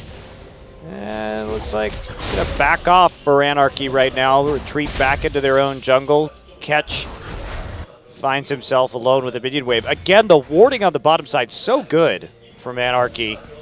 Big, deep ring of wards to see if they're actually going to be going for any kind of play around this dragon. And playing with fire a little bit right there, but that's what Annie does best. It's true. Do trade ward for ward. So Spenu, we talked about getting vision control around Dragon seemed to be what parlayed a victory in both game 1 and 2 for the respective teams. Anarchy got on top of that early here, but now the Scuttle Crab and the pink wards are being cleared out, so both teams jockeying for what has proved to be a significant and game-winning advantage in the first 2 games. But they have pressure, and are they going to go for this? They have a ward on the blue buff. They know it's being done. They can actually just go for the dragon right now if they want to. A little bit of aggression. That's a lot of damage. Snowfire level 4 from all the roaming, so a little bit behind in experience compared to Alistar. Oh, there we go, and flash. So second ult by Mickey, second summoner spell burned, also dodging the piercing arrow. So Mickey really doing a good job controlling this lane right now, making Varus fearful. And remember, they opted into this matchup with the Varus. They chose this. And the only happiness for Sarsen is that 2 all-in attempts blowed 1 summoner each. Theoretically, the cleanse will be up for the 3rd. Of course, if there's any sort of help from Rek'Sai, it might not be enough, but so far so good in surviving what is a self-counterpick Dade-esque laning choice. Didn't always work out so well for Dade. It's true, especially recently. Well, why play League of Legends if you're a coward, Papa Smithy? That's true. Dade and Sarsen, both truly men on the Rift. Okay, still no movement to that dragon quite yet. Mickey wants to find somebody. He wants to all in. He Again, does. let's be real. He doesn't even have the Spirit Rush. Now he doesn't have 400 health, so that worked out pretty well for Sarsen. Sarsen checked one part with one skill and then checked the other part with the piercing arrow. So all of his arrows used for various different portions of the brush. Snowflower. Arrows, spears, so much poke coming through. This is the poke we alluded to in Champion Set that obviously they've picked into, but longer this game goes, Ixu starts to stack items. The home guard backline threat with the excellent warding from Anarchy looms as a really big threat, and Spenu just haven't really forced the envelope. In fact, they're behind in gold because of the first blood. Well, and that's the thing, is that Nidalee is very effective. Uh-oh, Snowflower gets all in right here. Very, very low. Songyun pulling back. Now, there's still a ton of summoners, so not really likely that Snowflower was going to die right there. But again, Nuclear and Secret finding the better end of a trade. Will this at least get them Dragon control potential vision? Remember, there's 3 pink wards down around Dragon. Anarchy just trying to push away. They do not want to give away this important first Dragon, and it looks like they've been successful. Anarchy has to back right now, but will they just collapse on it at the moment? With Lyra there, it would be really difficult to take that because they don't have control over mid, and Sarsen has to play pretty far back under his turret at the moment. It has Cleanse back up, so definitely the solo kill potential for Mickey's not there, but with Lyra, we mentioned this could be it. Cleanse is nowhere near enough. And there's the kill for Mickey. Well, didn't even have a chance to use it because the charm missed, and it just didn't matter in the end. Now Spenu going to respond with a dragon right here. The question is, are they going to get out safe? With the TP, you got to wonder, no real mana on any of these champions right now. Spell Shield will get a little back, but Songyun over the wall. Alistar ulting. Looks like he's going to get under the turret, but how long is that going to last? They could just waltz right through. The conga line's coming, Monte Cristo. The conga line of doom. Definitely a very threatening conga line. Looks like they're going to pass over the kill to whoever they want, and it's going to be Songyun. Wow. The deadly conga line just tanking turrets. Inescapable. Maokai does strike me as a conga line leader. He just kind of sauntered through. He's like, whatever. I'll lead them to victory. And victory in this case is killing the noble cow. Yeah, the Tiki Maokai needs to be made where he's just like a hollowed out pineapple. They sort of have like that tribal Maokai skin going on, but I think you really just need to go full tiki drink at some point. Absolutely. Have a little umbrella.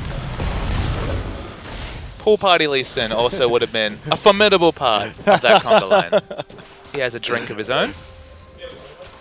No Gragas on the Rift, of course, banned away this game, but things looking pretty good for Anarchy in terms of the kills. Critically, Spenu steal away a Dragon. They didn't really have the vision around Dragon to really justify the Dragon pickup, but for a pretty big cost. Yeah, slow play from Anarchy too, in terms of responding to that. And you know, Anarchy didn't really take an objective off that. They got what, 1 kill. So man, it's irritating laning against 2 champions that can poke you from out of vision, but that's the reality when you're against Varus Nidalee. Needs to hit the Chains of Corruption to really have a realistic kill pressure onto Ahri, but just chipping her away, just, you know, taking 400 health off of her. We see the Tib is used. As Secret is gonna go down. He has no ult for a few more seconds. Unlucky. There it is. There's his ult. It's back now. Too bad it is too late. 240 damage crit from the Avarice Blade, so Avarice Blade actually making something done in a skirmish. +2 gold also on the kill of the cow. Nice. What a massive victory for Avarice Blade. This worth. laning phase has been. Speaking of laning phases, Karma, honestly, that's all she's been doing. She's been sticking in the lane, hasn't teleported around. Just defensive teleports as far as we can tell. Nuclear's being completely chased away. Snowfire has stun available. It's a very early spell shield, but enough to walk under turret and make a turret dive. Just not realistic for Anarchy. Yeah, still again, how did Anarchy win the last game? They started denying the Sivir with the proxy farming and taking over the bottom side of the map on blue side, getting that blue buff, and Catch just can't do anything. So this is following a very similar script to the last match. I mean, the script of the last one had that kind of left turn where Spenu should have had the first dragon, and then we're just like, we don't want to finish this, you guys have it. This time they actually did pick it up, but as you mentioned, everything else really going well for Anarchy. Yeah, Ixu also has been holding on to a lane that's kind of difficult in terms of that poke when you're a melee champion. Mickey trading with Sasin under his turret. Sasin a little bit out of mana, but here's a difference. Songyun tries to dodge, but still gets hit by the pulve, has to flash at the end. Yeah, flashes the headbutt to get away, so no sort of mini stun in the end. Sasin super low in mid. Mickey just gave up at the end right there. It's been a war of attrition between Mickey and I guess Nidalee and Varus in the mid lane. Lyra's doing a lot of damage to the turret. It's going to be chased away though. Have to respect the damage from the Magus enchant Nidalee, which I guess we won't be seeing for too much longer with Magus being phased out of the league. Well, whatever. That's some real fighting words there, Monte Cristo. Yeah, whatever. Runeglaive just means Evelyn will be stronger. I know. It's okay. Watch is happy. I don't really mind the change from Magus to the Runeglaive. The Nidalee and Fiddlesticks players out there probably says we're going to see a replay of the mids. It's a big damage trade. Chains of Corruption under the turrets. That was a very important skill shot to hit. Cleansed away the Ignite, so that's the only reason. So honestly used his summoners very well. For once he had them layered. Speaking of layering, we saw some damage layering potential as they're really brawling it up. Oh, Catch just gets turned on right there. The pop from the Maokai ultimate and the Prey Seeker bursting that Nidalee down. Yeah, Catch not really respecting the turnaround. Oh, nice burst. Mantrid Q burst was massive on a Maokai. Yeah, Ixu also just flashing late right there. He got hit and then flashed and died anyway. Not covering himself in glory. No. That's a good phrase for misplays. No. The glory covering was absent.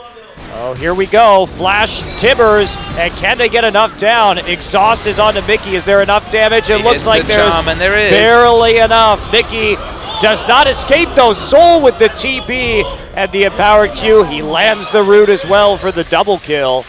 And that's just a delayed triple coming through for Karma. Okay, had the Morellonomicon, now going to have probably go for an Innis Large Rod. We saw the utility of Karma in mid, but now we're going to see a Karma who's actually ahead in terms of items. Yep, Innis Large Rod picked up very early. Good reaction from Soul here on some of these ganks.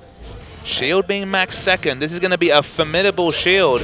Honestly going to need it. We've talked about all the backline threat. Just adding on a lazy, 600 health with the AP scaling could be very significant. Yeah, it's a pretty massive ability to chew through if you're Anarchy, especially Mickey, who really wants to burst down one of those targets quickly and then turn that fight into a 5v4. They have to make sure they get Soul on lockdown right here so that he can't use some of these abilities.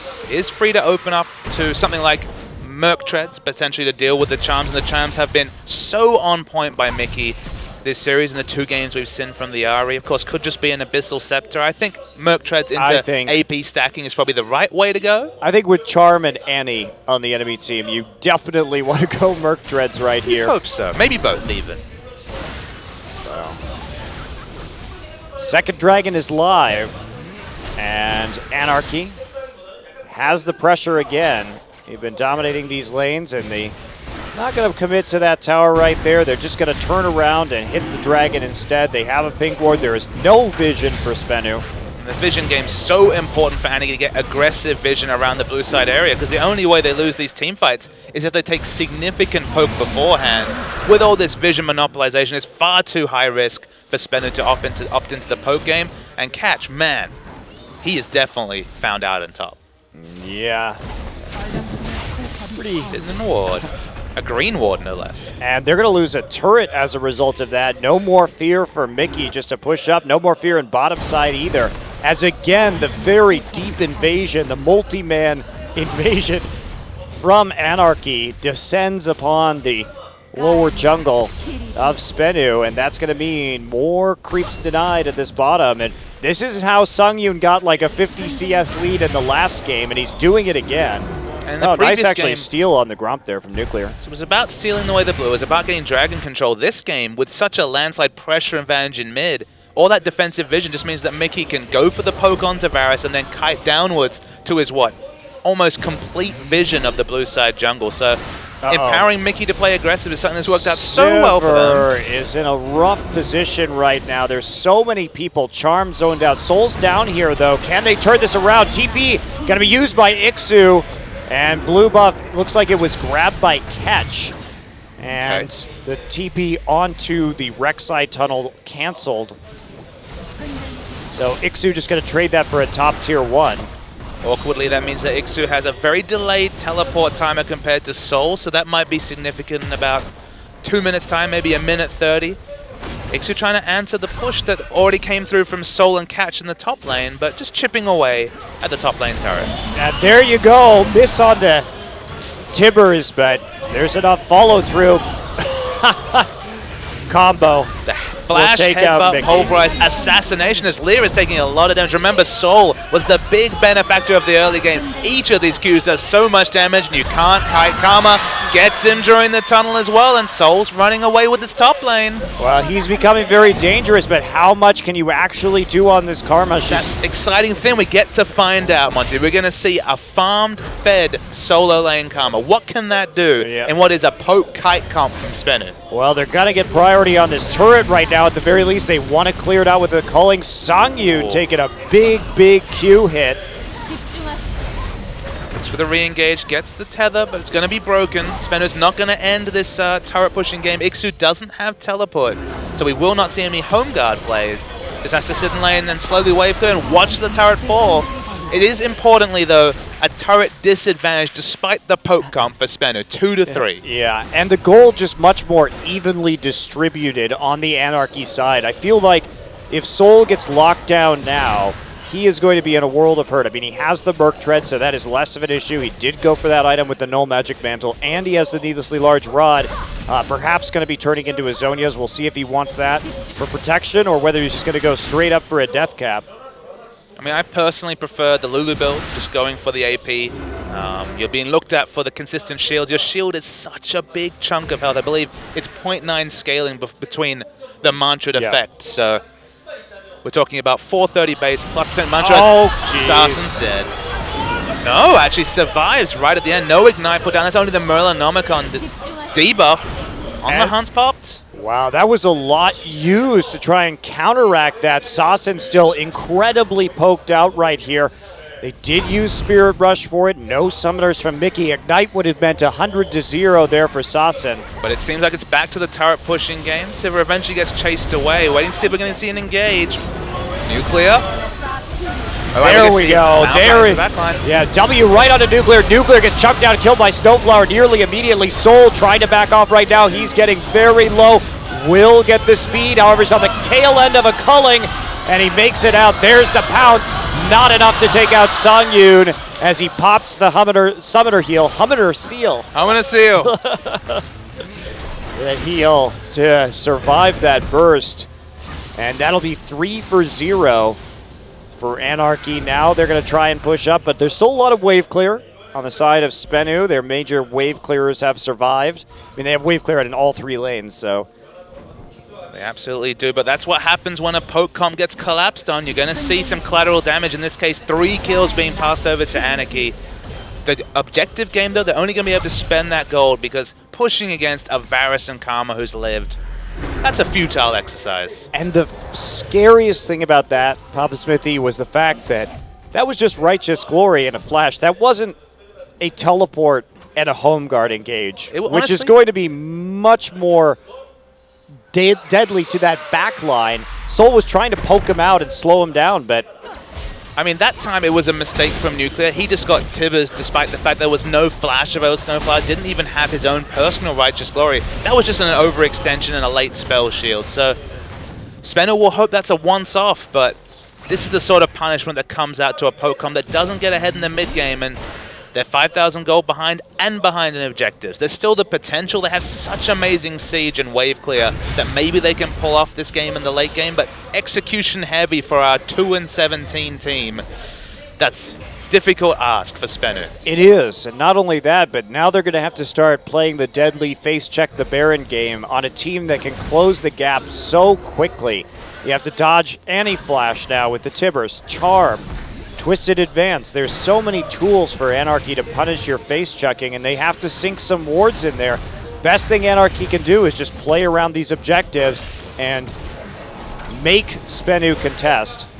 They really want to pick up their blue buff Assassin. It's been denied a couple of times. It's just spawning now. If Faris can pick that up, they have basically poked for days. They've given away a free dragon. This would be massive if it came through. Can't quite get the steal, does Lyra. It's a second dragon to Anarchy, but crucially, because Spennu picked up the first, not quite that same 5-dragon pressure this game. Yeah, not at all. Ixu going head-to-head with Soul, but he can barely break that shield, but Soul not going to be doing a lot of damage to this Maokai with all the health, and now that the Spectre Scowl is there also, so Anarchy setting up for a siege here. Amazingly, no wave clear here because it's just Alistair and Nidalee. They can poke though, so the turret will live. But nice rotation coming through from Anarchy, spotting out somehow a wave clear deficiency on the Spennu side. And really, that's just Spennu's problem, that you have these 3 champions that can wave clear, and you can't get any of them into a lane with 2 or 3 members of Anarchy in it. That is not good in terms of how you assign lanes. Now Ixu and Mickey are here taking a bit of poke, but also getting some minion damage down. Soul gets head out by the Charm. Of course, lower duration because of the Merc Treads is significant. Snowfire has Flash, not quite Righteous Glory.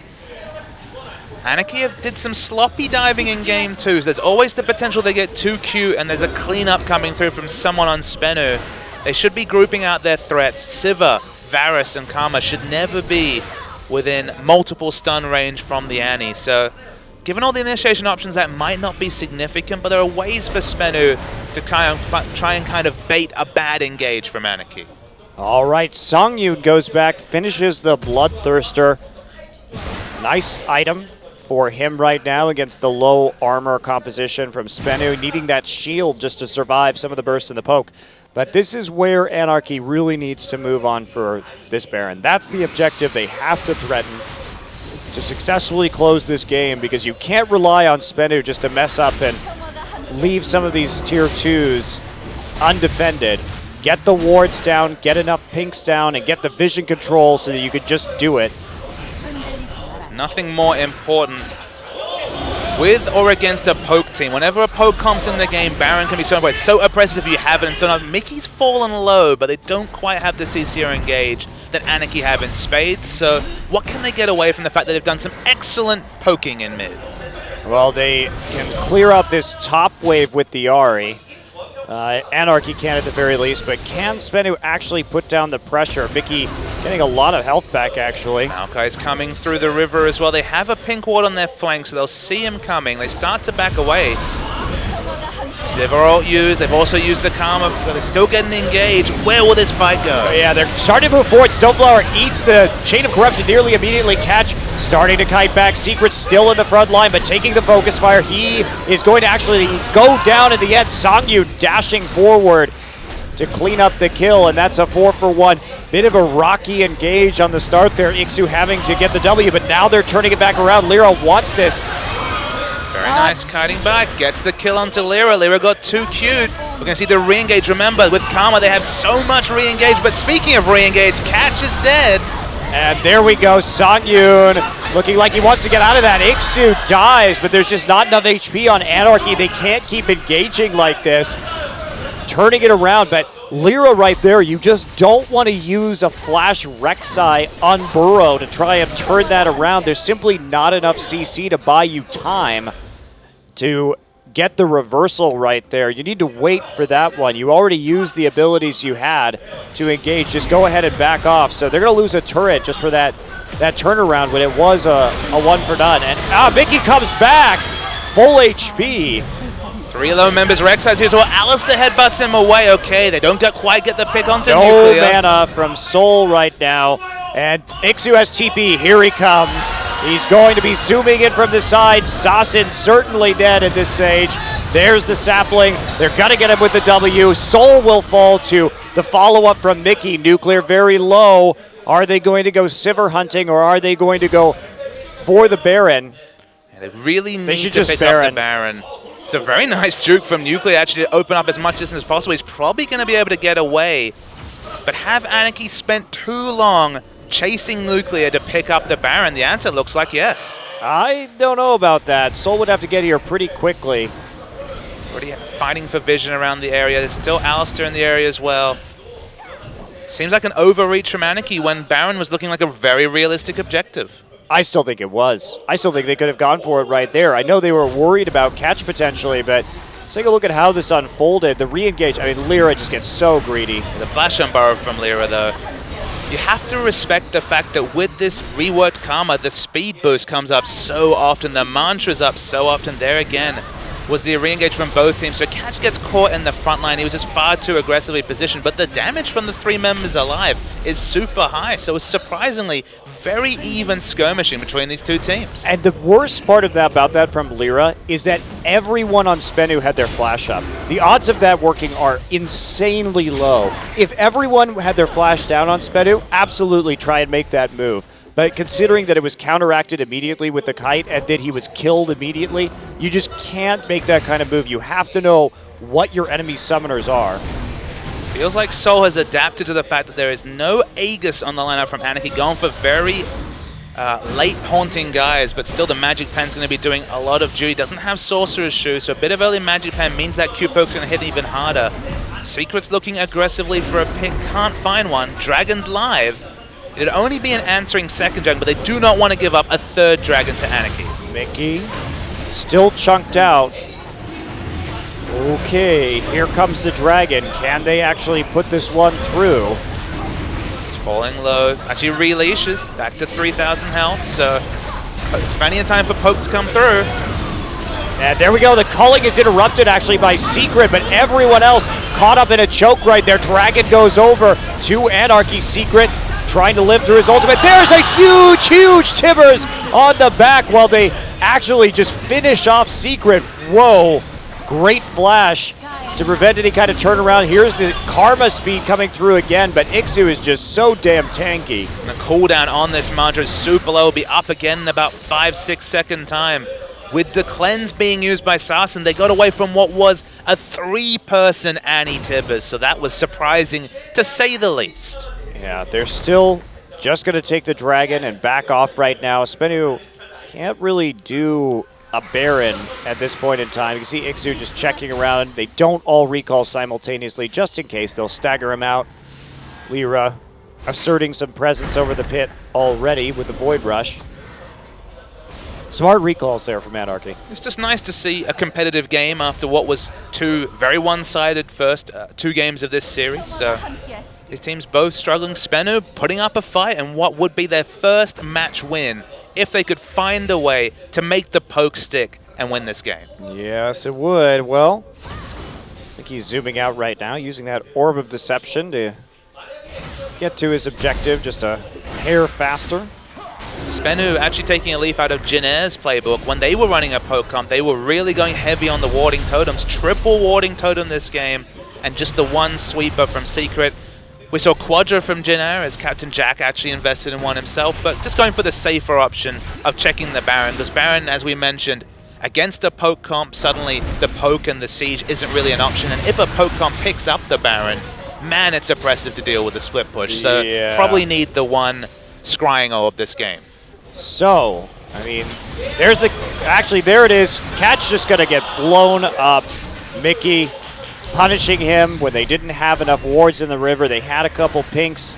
Anarchy did, so that meant that Catch went in the Cougar form to try and clear them out, but that is going to be a dead kitty. And this is definitely the objective you want to focus on if you're Anarchy. Baron is the easy one to pick up with all the wave guns on his side. No jungler alive.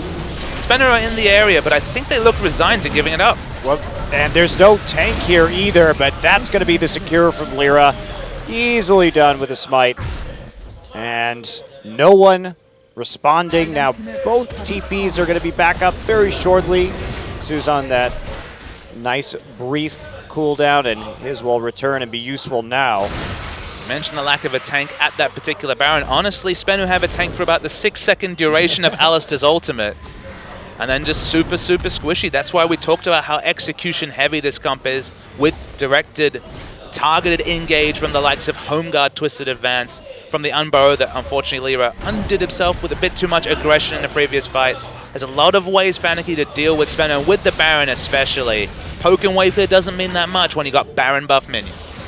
Yeah, that is very true. They have the wave clear, but it's going to take so much to get rid of these waves, to eliminate them from the front of the base, and here we go. Specifically, Karma is going to have the hardest time because with the fact that the Q stops on the first target, the Mantra Q just isn't going to get the same purchase in terms of massive wave clear. Backline still can be taken down, but instant clear, which is almost always the way for Karma, that much harder when we're talking about Baron buff minions. And Mickey doing his Mickey thing and split pushing.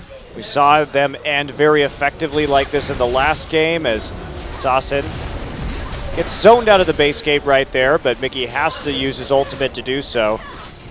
And Soul just got to recall. There's only one tier 2 left, and that's going to be the one that Ixu is splitting in. So 1-3-1 here, more or less. Baron buff duration. Can they break the base during the Baron buff duration? I will say that if they break the base, I think this is basically a game you can pencil in for Anarchy. But if the base stays strong, if there isn't the super minions pushing against, and there's that 3-minute period between Baron buff falling away and the next Baron buff coming up, there is still windows for Spenu to break the base themselves with all the siege they have, but they need a catch to do that. You are forever the optimist, Papa Smithy. Well, I mean, completely writing them off. It's not quite the 10,000 gold lead. They haven't quite broken the base. They have a lot of damage, it's just they don't have much tankiness. So an individual mistake from Anarchy, someone dying for free, there still is a fight Spenu can win. It's just not the percentage fight. It's still unlikely. Yeah, quite unlikely. Well, see if they can hold out here. I mean, a lot of this Baron buff has been wasted already without even getting one turret from it. Not even the split push, as you mentioned, getting that top outer turret. Yeah, they have to do more with what they've been given. They've been slowly working on these towers, and finally looks like that's going to go down.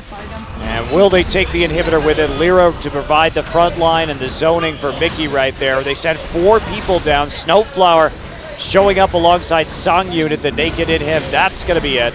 That's the pass mark for the Baron buff I mentioned. Now suddenly, strategic options for a Pocom, and that has to deal with those Baron buff minions, are pretty low. Secret takes so much damage. You cannot engage like that against this Anarchy composition. That is just playing into their hands. And Mickey finds his way into the back line, but this is going to be it. Big Tibbers. Secret takes the brunt of the damage at the start of the fight. Chain of Corruption locks down a couple members of Anarchy, and they're trying for more roots, but that's a flash, and did it on Burrow, and that's going to be it as Songyun cleaves through the enemy line and gets right back all the way to the fountain. Yeah, one small mistake with the flash on Burrow almost cost Anarchy in the mid game, but a flash triple on Burrow got them the important picks they need to be able to finish the game. Spenu still can't pick up that first series win, and Anarchy, they made it look difficult, but it looks like they're finally going to get it, but they're very low. Doesn't matter when Songyun's so strong. Well, it may actually double kill for Nuclear again, and Anarchy on the run despite nearly killing that Nexus. Almost saw a repeat of Pentaday video that we saw previous to this series. There was a... you get one good ricochet off right there and everyone dies. I mean, Lyra probably wouldn't die to the ricochet, but the next autos with the Fleet of Foot, almost certainly it's going to be the 4th Dragon as well. Going to be delayed, but still, I'm going to say it. You can maybe even upgrade to permanent marker. It's looking like a win for Anarchy. Is that the permanent marker, Papa Smithy seal of approval?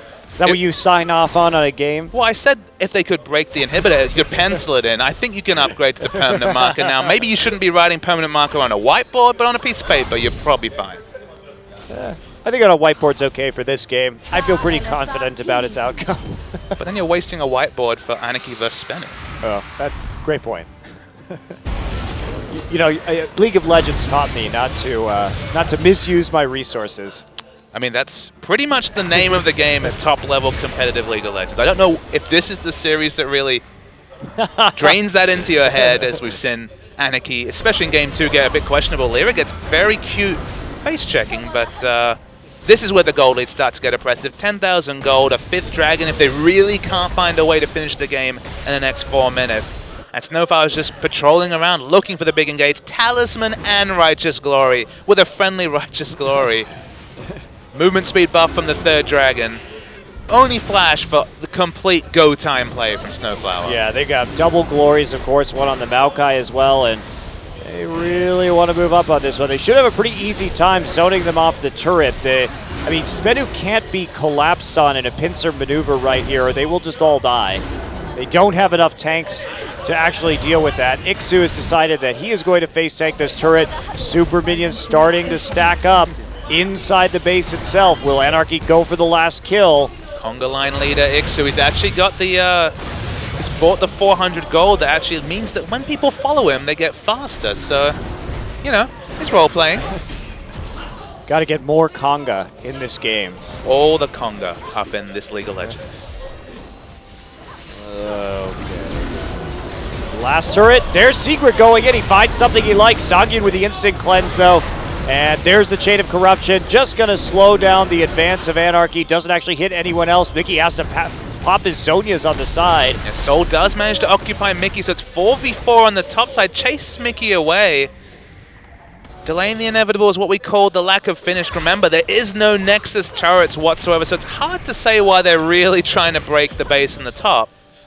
Yeah, they absolutely could have just gone through the mid or bottom lanes and followed up on those minions, but you know what? Baron time. It's time for more Barons, Papa Smithy. All of the Barons, Monte Cristo. Baron is the crutch for teams that don't know how to close games. That's what I say. I mean, Anarchy have shown very clearly they know how to finish games. It's turret dive at every opportunity. They did it last game. It almost failed them. For some reason, they've gone for the safer choice. Maybe they see their 4 dragon stack and they think, okay, we can definitely dive if we get Baron and 5th dragon. There's not even that much to dive. That's the issue. They don't even have Nexus turrets to dive.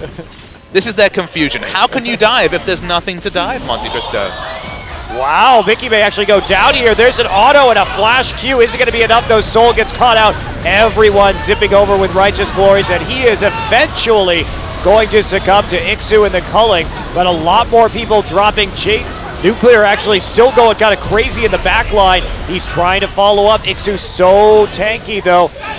Can they actually live through this to defend their base? Still a lot of super minions, but Mickey gets caught out, and there's a full HP Nexus, so this repeated attempt to take down the 3rd inhib for Anarchy is actually costing them an insane amount. But it might cost Spenu more. We're actually seeing super minions pushing onto the base. They should be able to kill them, but it does take a lot of time to chunk through. There's a smite used to try and clear.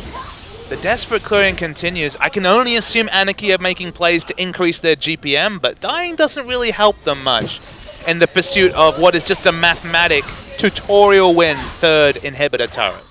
I just don't know why you wouldn't walk in with 5 super minions that you can help the waves with the Baron buff right now. There's absolutely no reason to take out this 3rd inhibitor. Or split push, or do anything besides walk in. I got nothing to say, Monte Cristo.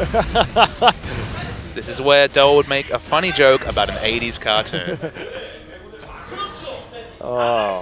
The 5th dragon spawning at 1 minute 20. Apparently they need that to finish the game because the open front door and sign that the party's about to start isn't enough for them. They still need more of an RSVP. Well, at least Spenu has some ability to poke right here, so Anarchy can find creative new ways to not finish this game. It's worth noting that 3 inhibitors are up, so the immediate pressure on the base, barring a crazy split push from Mickey, who's at least threatening such a maneuver. For some reason, he's split pushing the top turret, though, because he needs to get that turret down. They need the turret. They are so hung up on this one tower. I mean, Mickey doesn't have any kind of teleport to get back into this fight either. Why is Spenu even responding to this? Because it's the lucky turret, Monte Cristo, the lucky top inhibitor turret. We talked about Rabbit's foot last game. This is the only thing I can possibly see is that you just need to take out the top inhibitor turret. And Spenu actually gives up their position on the dragon. They should just... What is happening? Soul has TP, just send Soul up there. He needs to remain grouped, apparently. Snowfire gets poked out. There are things happening in this game. I don't know. I mean, all the wrong things. Absolutely. Getting a tutorial on what not to do from Anarchy and Spenu. Two teams that haven't done a lot of winning, finding it difficult to win, I guess shouldn't be so surprising. Okay, Culling rakes across the composition. They catch Soul. That's going to be it. Really Soul big gets picked in the brush. Now they're going to follow up. Mickey gets poked, but he uses the Zodias on the Chain of Corruption. Now Catch finds himself on the side. Mickey still at a charge, so he's going to take out Nuclear as well with the help of his ultimate, and they just pile on through. Using all of that crowd control, Anarchy finally finds the pick they want, and in a rather torturous end of this game, it will finally mercifully be over.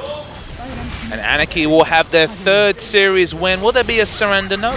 Much more mana is being shown. Mickey, man, he might actually get this Raptor. Will he get the Raptor? We're not sure.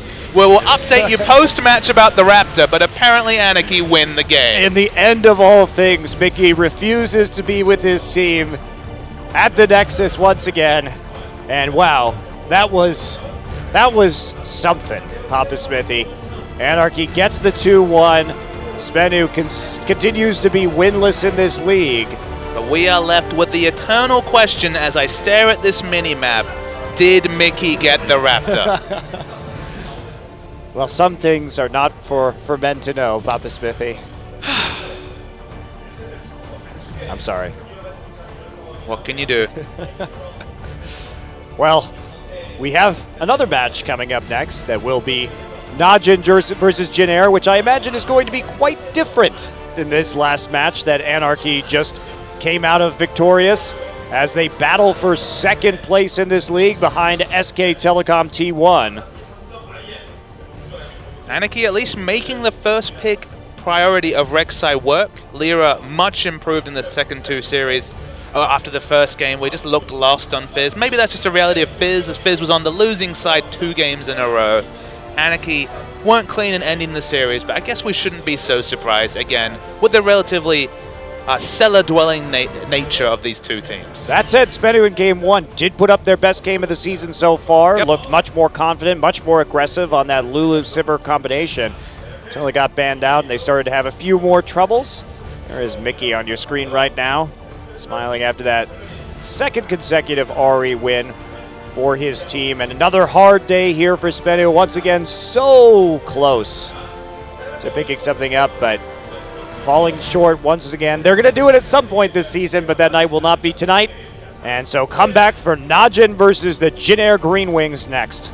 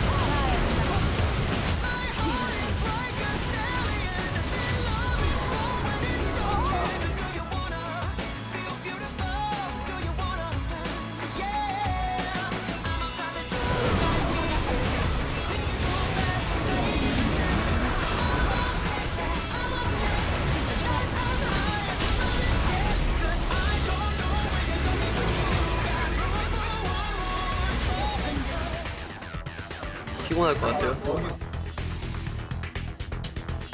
오늘 저희 라진이랑 경기하는데 오늘 라진전은 유리하면 빨리 끝내도록 하겠습니다. 경기전이 뭐죠? 솔직히 저희보다 좀 많이 긴 것 같아요. 최대한 오랜 시간 동안 즐겁게 놀고 마실 수 있도록 최선을 다하도록 하겠습니다. 저희 나진이 이제 막 시간 오래 끌고 그런 팀이 아니고 완전 화끈한 팀이 됐거든요. 썸머 시즌의 나진 오늘 보여드리겠습니다.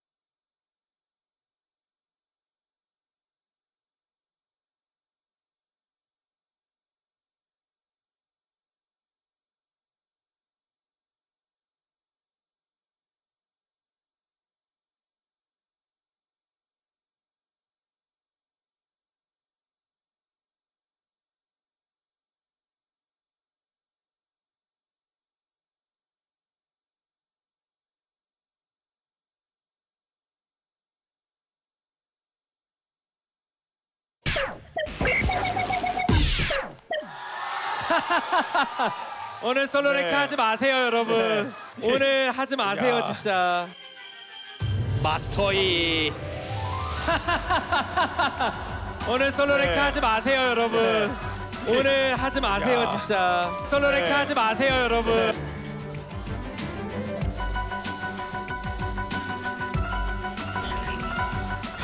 상효가 누킹 조금만 해주면 쟤는 정신 못 차릴 것 같은데. 지금 미드 룰루가 가장 좋을 것 같긴 한데 근데 아이도 되게 좋아 보이는데. 아 근데 미드 안 떴으니까 오늘 참자. 다음에 하자. 상효가 차라리 라인전 생물로 가져가. 아제르랑 근데 그것도 다 카운터가 있죠. 어차피.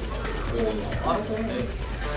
근데 미드는 알면 진짜 많이 마이가 저조합 좀 쓰기 좋아요. 마이 한번 해보던가. 많이 야 근데 많이 해. 그럼 나가. 마이 뽑고 마스터이. 아주 무서운 맵픽이거든요, 이런 게 바로. 정석적인 것보다 더 무서워요.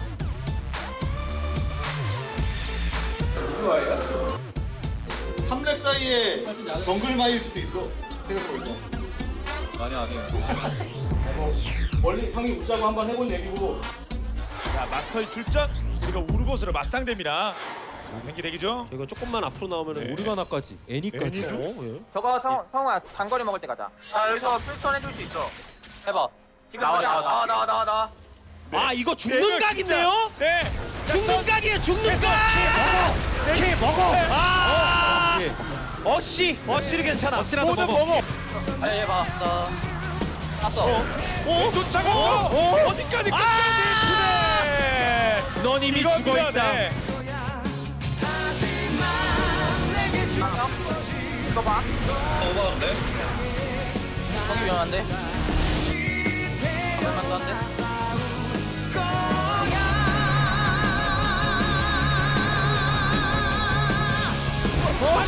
반겨 마이가 지금 잡고 하나 저기와 이제 됐어요. 무자비한 카이즐이 있어요. 야 다이브 해 다이브. 마스터이가 와요. 그리고 마스터이 와요. 마스터이 쳤어요. 또 에이스 더블킬. 미드 마이 같은 경우는 제가 게임을 많이 하다 보니까 느끼는 점은 좀 라인전 하면서 좀 안 죽는 게 많이 중요한 것 같고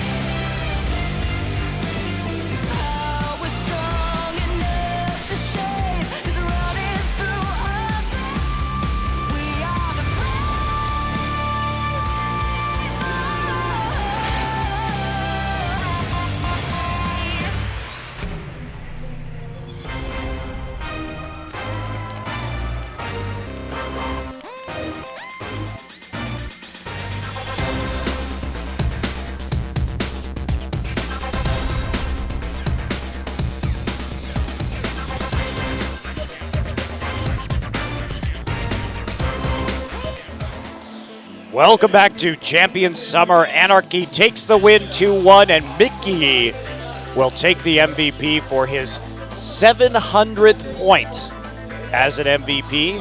Obviously very impressive. That ties him up with Someday right underneath Faker Playmaker right there. And his Ari play was a real highlight this series, Monte Cristo. A lot of players we've been unconvinced about Ari in the current meta. I don't know if showing this 1-for-1 is necessarily Where he covering him in burned glory. Flash unnecessarily. But in a series with a severe lack of superlatives being garnered by either team, calling Mickey the best Ari in the league might actually be justifiable. Well, I don't know. There were superlatives, just maybe not the ones that are complimentary. That's true. And there is Ketch finding himself taken out by the Baron Pit in the 1v1. And this is really what sealed the deal this game after a long, agonizing struggle by the rest of his teammates to actually finalize the victory and put the stamp on it, as it were. But very clean ending fight after they got that initial pick. It's Really nice use of skills to actually activate the Foxfire to draw out the spell shield, then hit the charm to duel the Sivir in the backside. Good Ahri mechanics, but the cleanup, again, it's later than we expected given the fact that they just had this desperate need to take that outer turret in the top lane when they had an exposed Nexus. But the result wasn't really in doubt after a strong early game for Anarchy. All right, well, we are going to go into our MVP interviews next, courtesy of our lovely translator, Barry. Thank you. Nice compliment. And we're going to go into our MVP interviews with the winners of Anarchy versus Spenu. Yeah, Spenu. Wow, I just forgot. And yeah, we're going to talk with Sangyun and Mickey. So big applause, please. Congratulations. Let's talk with Sangyun first. So you finished your last match of the first round with a victory. How do you feel? Well, to be honest, there was a lot of talk about us being kind of the win dispenser. So we got the first win against Najim and we lost a lot, but we were still able to get 3 wins this season. So I'm very glad about that.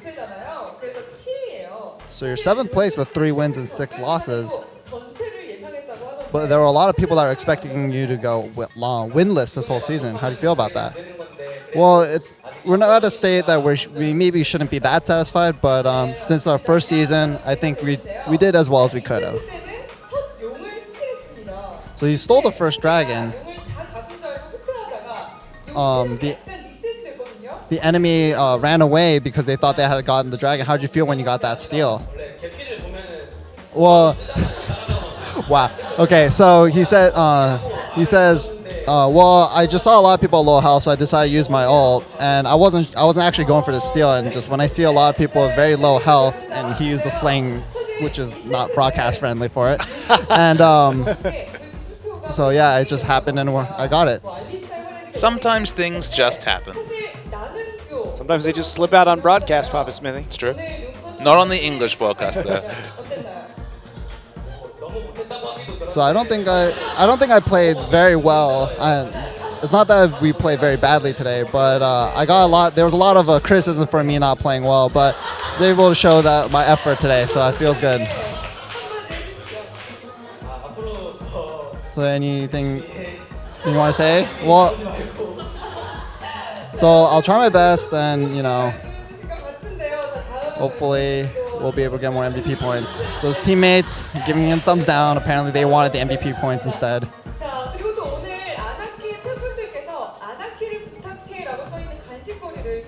So a lot of the Anarchy fans came out with, gave a lot of snacks out to the audience today, saying, please, cheer for Anarchy.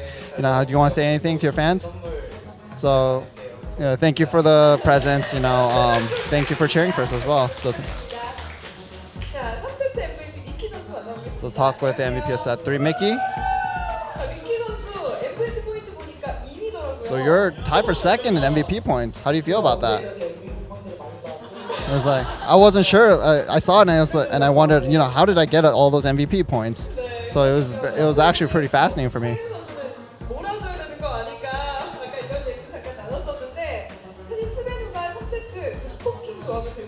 So Spenu came out with a very poke-heavy composition on set 3. How did you guys feel about that?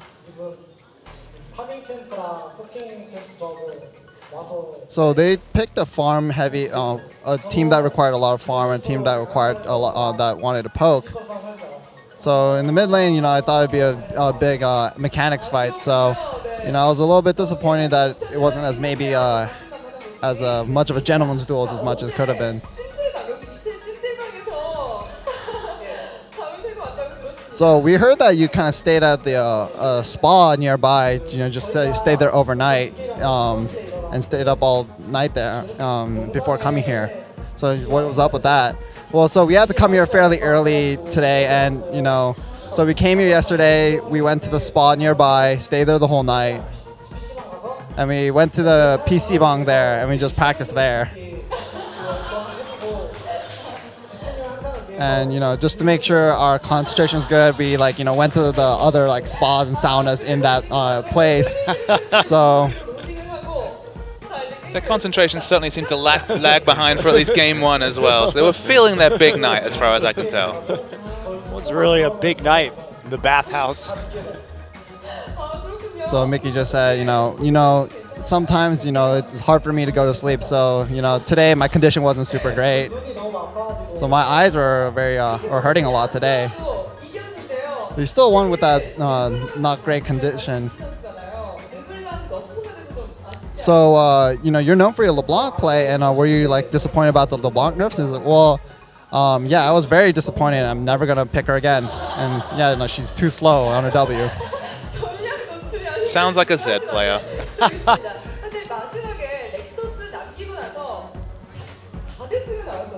So, you guys got.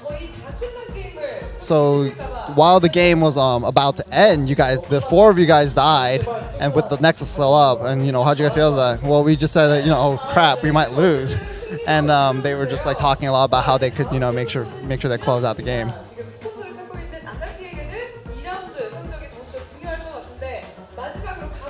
So, do you have anything you want to say about your resolve going into the second round? Well, in the second round, hopefully, we'll be able to show better performance. And I really hope that some sponsor decides to sponsor us.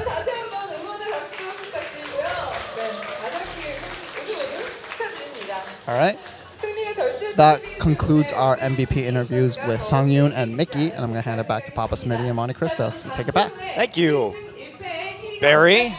So, with that thrilling conclusion to Anarchy versus Spenu and our nice little MVP interview with Mickey and Sung-Yoon. And just as a note for those people who don't know, so why they were talking about playing games in a bathhouse. So these bathhouses in Korea have many stories, many rooms. So you can go there, pay $10 to enter. There are baths and saunas, and then you can play video games there. There are arcades, restaurants, all in there, and people will actually just spend the night there and sleep there. So it's very common, just culturally. I love them. They're great. It's a good time. We've talked about going to one at some point. Apparently that's one of the rites of passage in moving to Korea. I haven't had the time yet, but it's okay.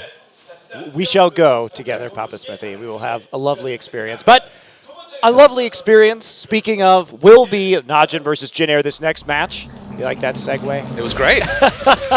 The battle for number 2 here in Korea begins right now. These teams are all close at the top. 5-2, 11-5 are Jin Air against 5-2, 11-6 Najin. So close at the top of the table. And looks like everyone's going to be a crab today. Get your crab claws out, Jin Air. Is it Sivir time? Is it Sivir?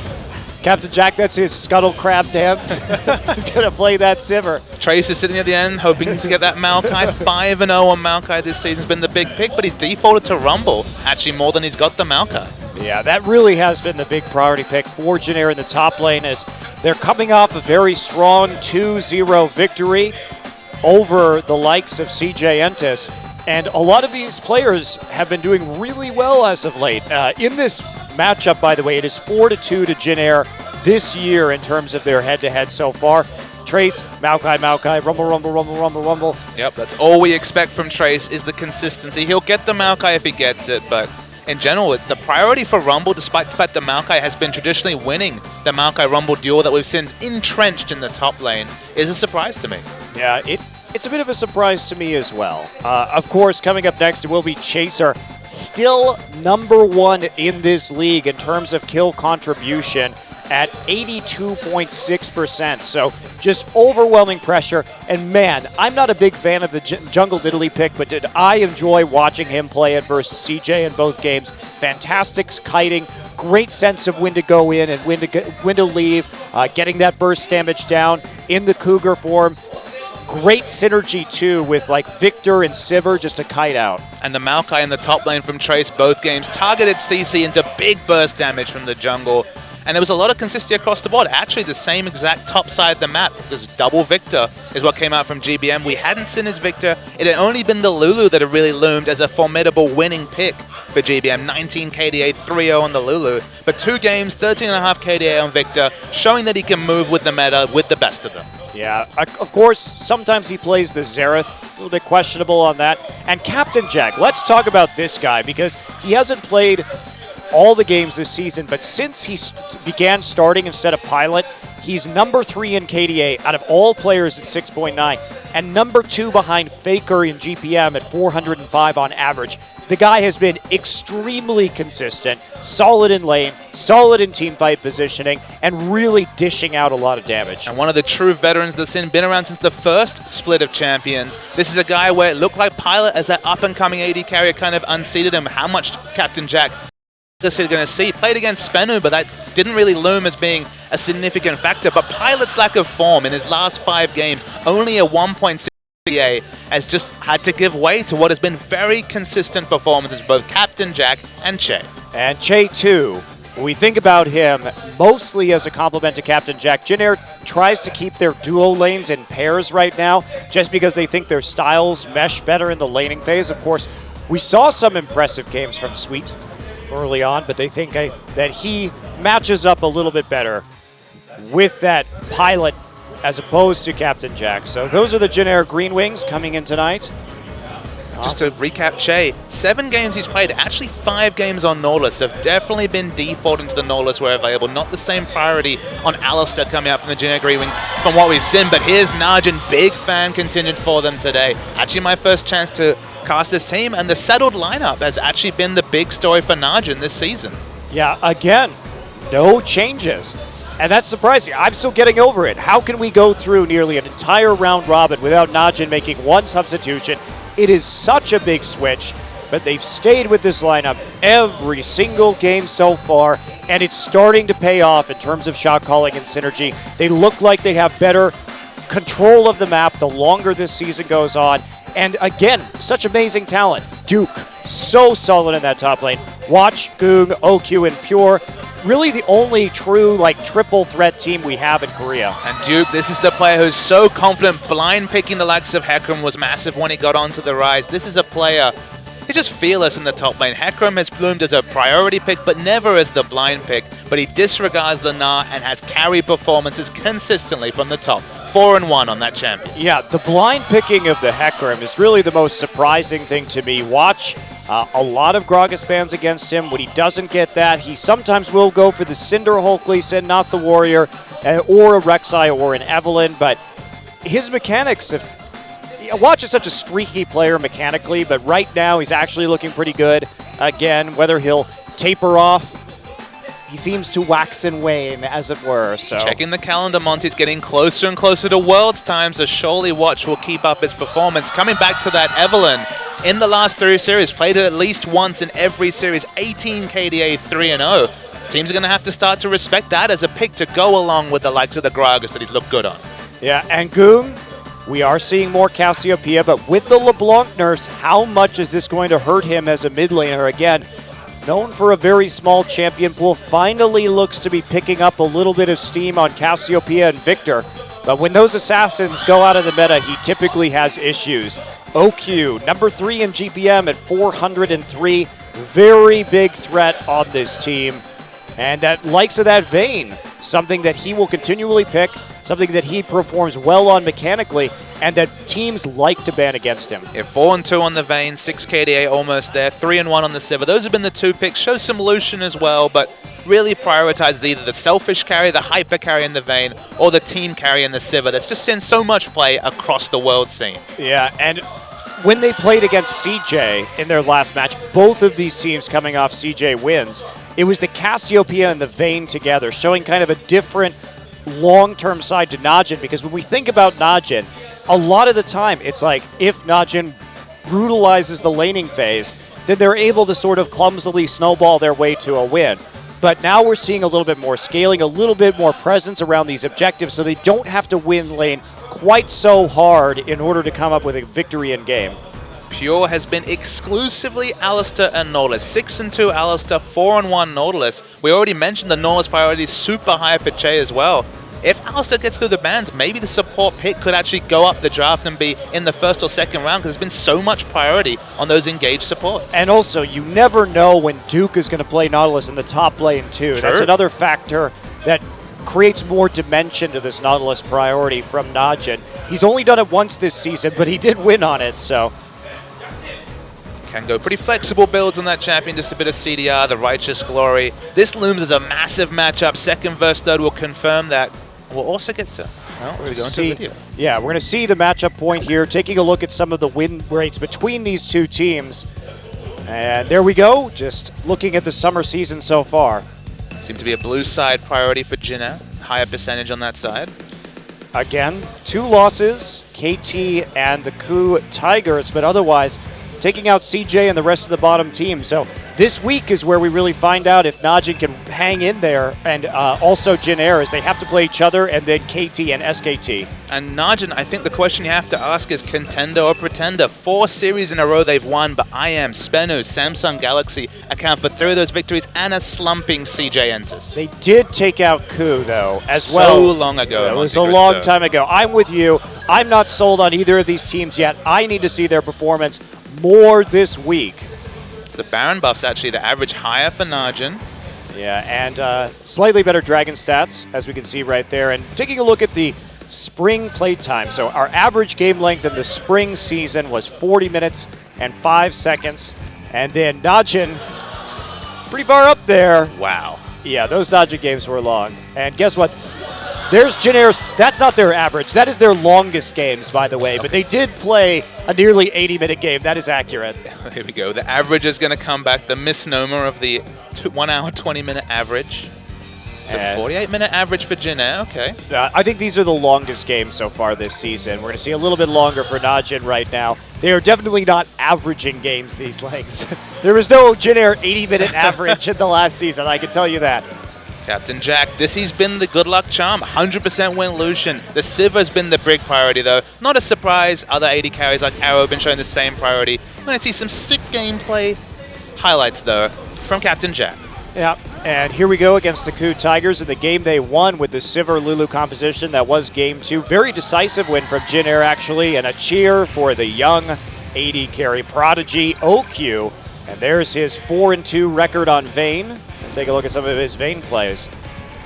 Definitely a player with the propensity of over-aggression, but such an attractive player to watch play. Just really gets the flair and the aggression, that the aggressive streak that really marks a good AD carry. Well, he's toned his OQ moments way back this season, by the way. He is playing with a lot more poise than he has in the past, where he would extend Najin's game by a significant amount due to a little bit of over-eager throwing. Despite the large rosters on both sides, in fact, score sheets tell us that only the top laners that there's no subs for, so it will be Duke versus Trace for the whole series, but there's so much other plug-and-play potential. Have to say, though, with Najin being settled, it's pretty unlikely to see anyone else come out this particular thing. They've gone with this lineup the whole season. Yeah, they definitely have. Just stuck to their guns with this lineup, not making any substitutions, so pretty unlikely. Also, Jin Air, they seem pretty settled on this roster as well. I doubt we're going to see Pilot or Sweet come in unless they want to run some sort of crazy Bard comp with Sweet. Small chance that Kuzan could come in. Of course, 4-0 in his short career so far this season. Hasn't even lost a competitive game. They've gone back to GBM. They look settled. Both these teams in form. This will inform us a lot about which of these teams will actually be pushing SKT towards the end of the season, or if it's just a little blip in form in what is a long season.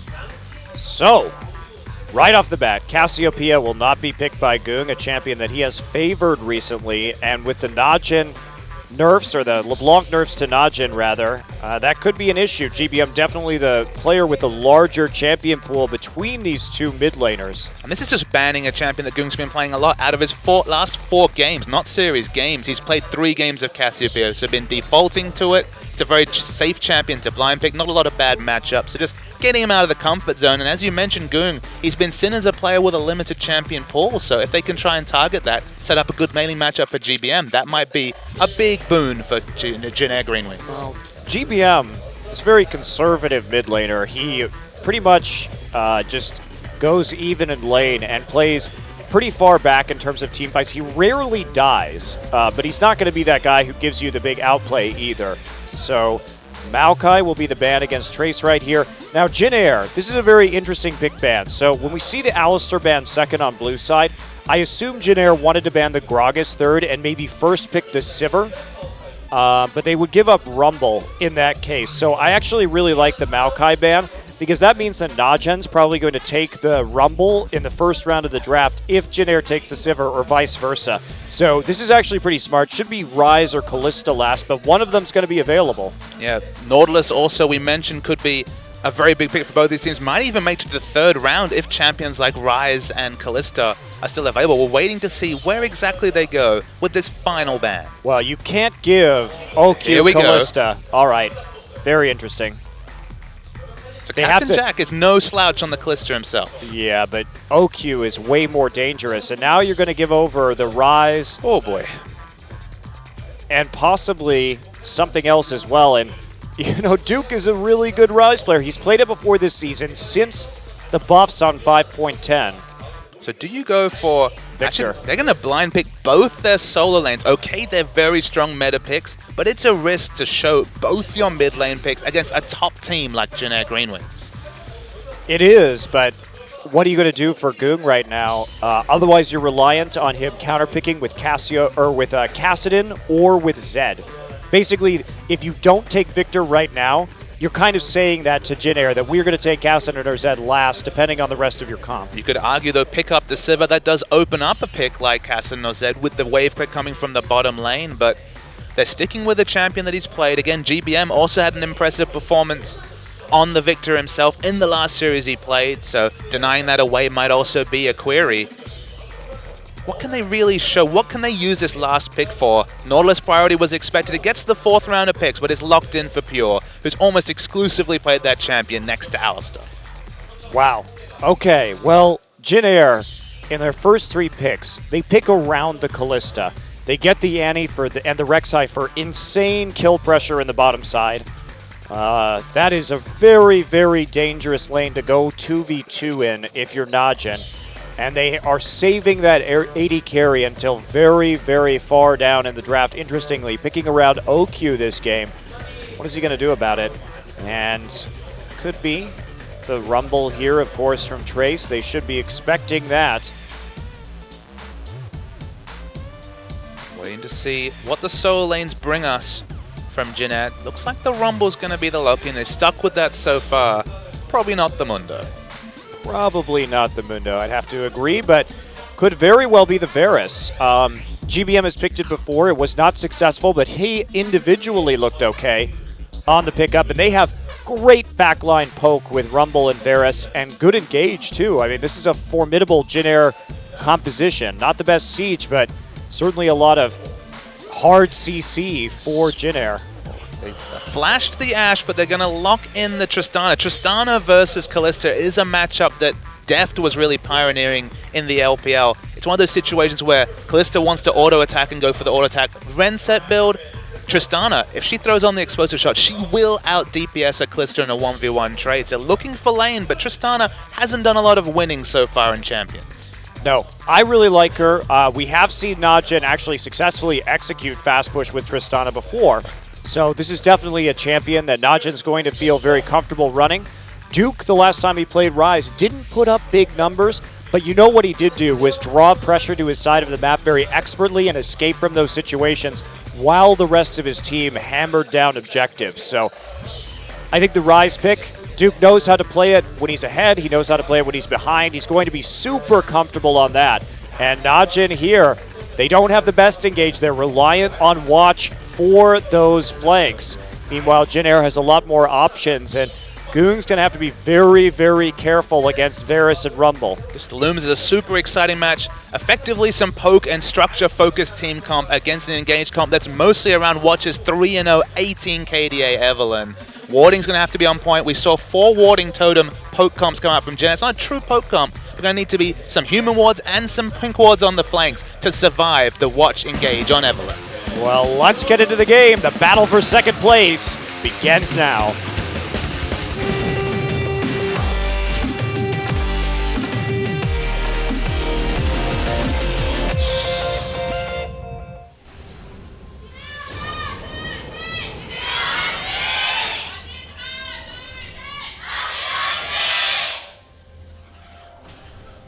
Welcome to game 1 here.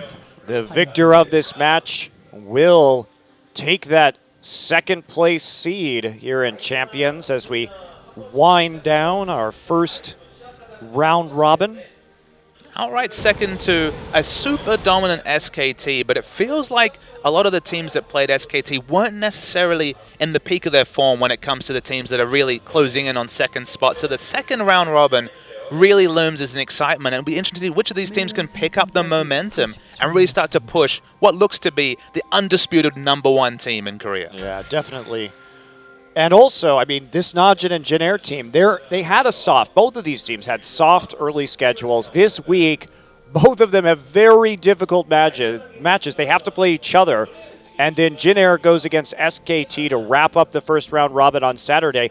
Najin also playing earlier that day against KT Rolster. So a little bit stacked towards the end. We could still see a lot of movement in these standings depending on how things shake out.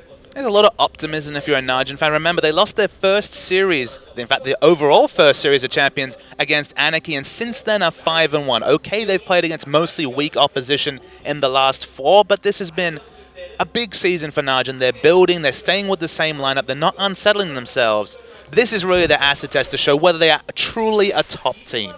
Yeah, and they've been strong. Their kiting has been very meticulous, and Jin Air has shown that they can actually just go in, kite out these other teams, and play very well around each other. And the teamwork has been Jin Air's strong point. Where they've lacked is where Najin is strong. That individual playmaking ability that we see come in from Najin EM Fire. Worth knowing that we do see different jungle starts. It's actually Duke with the jungle follow like we saw in our first series, but it was Rumble soloing out a camp himself. So Jin Air not going for the extended follow the jungle. Yep, and it'll be a lane swap actually, so this Tristana going to try for the freeze in the top side. But how quickly will that become the fast push, given the fact that Tristana naturally going to push and super strong at turret pushing? Well, look at this pathing so far. Najin going to commit 3 people to that side, and Trace already TPing up there, so how fast is this push going to come in? Are they going to try for some sort of turret dive here? It won't happen before Che actually reaches the tower. Just surprisingly assertive play from Najin. Remember, they were spotted out on the bot side of the map. You can see the blue Duke ward. is real low. He has blue buff, but he's going to have to back off. They have 2 blue buffs. Watch takes a lot of damage. Che's coming in. Ignite goes down onto Watch. Looks like he is going to be able to... No! GBM with the snipe from the side. Wow. Well, that was definitely exciting. I mean, Jin Air, just due to the pathing right there and the fact that GBM had the wave pushed up, they were able to get in there just because of the early TP from Trace and Che walking up into that side of the map so quickly. Now, Duke, of course, not the best champion. Rise, that is, to get in and do these camps quickly and relatively damage-free, so they're going to pay for it. Watch goes down, and Chaser takes his red. So it's a really creative move to go from being spotted at your walls to run straight to the enemy blue. Opens up 2 blue buff junglers who do need it for their early clear, but this is the penalty. They lose their red buff. Chaser knows exactly where Watch is. They're drawing Annie over. They want to get another pick onto Watch. Wow, this is crazy. What great jungling from Chaser so far this game. Watch is going to come in. There's the smite, but he gets unburrowed. There's the stun. How far are they going to go for this? I don't know if they're going to go further. They can't get the kill. Oh, yes, they can. Auto attack range, not enough for Che. Now we're going to see some burning coming through. Pure gets really cute. OQ, Rocket jumps in. Needs a couple of autos to get the reset, and the Rocket jump gets it, and he's not done. I don't know about that. GBM is there. So is Victor. Goon going to flash over. Trace follows the jump with the flash. He's got red buff right now. Goon has no mana. And GBM has the blue. This is something we didn't get to talk about. It helps his early laning phase. The only real weakness for Varus. Doesn't even need to wait till he gets the tier to have some lane control. That's why he was able to push and roam so well. Overall trade 3 for 2 for Jin Air. What has been a crazy 5 minutes. Wow. Okay. So, interesting attempt there from Jin Air to continue punishing Watch. They do keep him down, but Watch does get a couple of assists in the process. The dust settles. It is a 600 gold lead for Jin Air. That was some pretty ballsy play for the Green Wings. And the gold, in terms of where the kills went, actually surprisingly even. The threats on both sides, 80 carry on Najin picking up a kill involvement. And the mid laner compared to top laner, mid laner. Support not ideal, but very similar gold. And Trace actually comes out of this with a red buff. Yeah, that is very scary indeed. And Just to take a look right now, who's been involved in these fights? GBM did have to sacrifice some CS because he has been roaming more and he's been roaming faster. Also going not for a tier in the early game either, just building up some flat AD. But in the meantime, OQ, who has been the victim of a lot of this pressure in the mid lane, is suffering while Captain Jack was just free to farm on the bottom side. Yeah, definitely a big CS disadvantage for the Tristana. Picked up a pickaxe, and of course Captain Jack hasn't shopped, so there'll be a window where he'll be able to eat away at some minions to try and equalize it up. I like the pickaxe pickup. It's kind of like when Kassadin's pick up a blasting one before their Rod of Ages. Doesn't have quite the same kind of early game benefit because, of course, Kassadin doesn't need to pick up the Rod of Ages, start scaling, whereas the tier needs time to get going. But I think it's just to allow himself to push and roam in what has already proved to be a very skirmish-heavy early game. Yeah, and tier is going to start stacking on both sides eventually. I am surprised that GBM went for that flat damage right off the bat. All it tells me is that he wants to get there with Chase and start messing up the Evelynn again. Yeah, if he can push through those waves, but out of blue buff, he's going to have some harder time sustaining right now. Now there's going to be a tower dive right here as Chaser lurks towards Duke, and that is just going to be an Unburrow. Easy kill. Not afraid of Watch on the other side. Trace just going to start with a Flame Spitter. However, Goong on the roam gets the Q down. Chaos Storm is going to finish Trace off eventually. Hate Spike, actually, for the finisher. Chaser still running, going to Unburrow, but that's a kill for Goong with the Death Ray. So good turnaround on Goong's roam. Yeah, just really nice room from Goong. Despite picking up that AD, GBM couldn't control the wave and push it in. Duke gets punished by the low base stats on the Rise, but at a very high, expensive cost for Jin Air. Yeah, they're not really coming out in terms of that CS either. Goong's starting to get ahead right now. And look at this. It was so telegraphed. I mean, Goong was already halfway there. They didn't have the pressure in the mid lane to prevent this gang from going down. I mean, Jin Air tried to be defensive. They saw that the stacks were built up on Rise, so they backed away. They still went for the assertive dive, but the fact that Watch picks up, of course, gets the reset on his W to get more mobility means that Chase is going to fall as well. Good mechanics from both players, and nothing Varus can do to really punish the roam from Goong. And that means we're tied up after a 2-for-1 there in favor of Najin, and just those gold disparities across the board in terms of farm kind of balanced out between the mid laner and the AD carry on either side. As more and more players have had to deal with this Rise, who of course on patch 5.11 has his full strength still. We see kind of the builds that are developing to counter the Rise. Of course, when we saw a Rise beat a Rumble last, it was Smeb getting an Abyssal Scepter at 6 minutes. A bit of a misnomer, but a lot of money spent on boots to decrease the root duration. Okay, you don't get the clean double magic penetration early game floor. That means that Rumble is so relevant at the first Dragon fight, but the cost is actually quite minimal to being able to be a little bit more competitive in duels with Duke.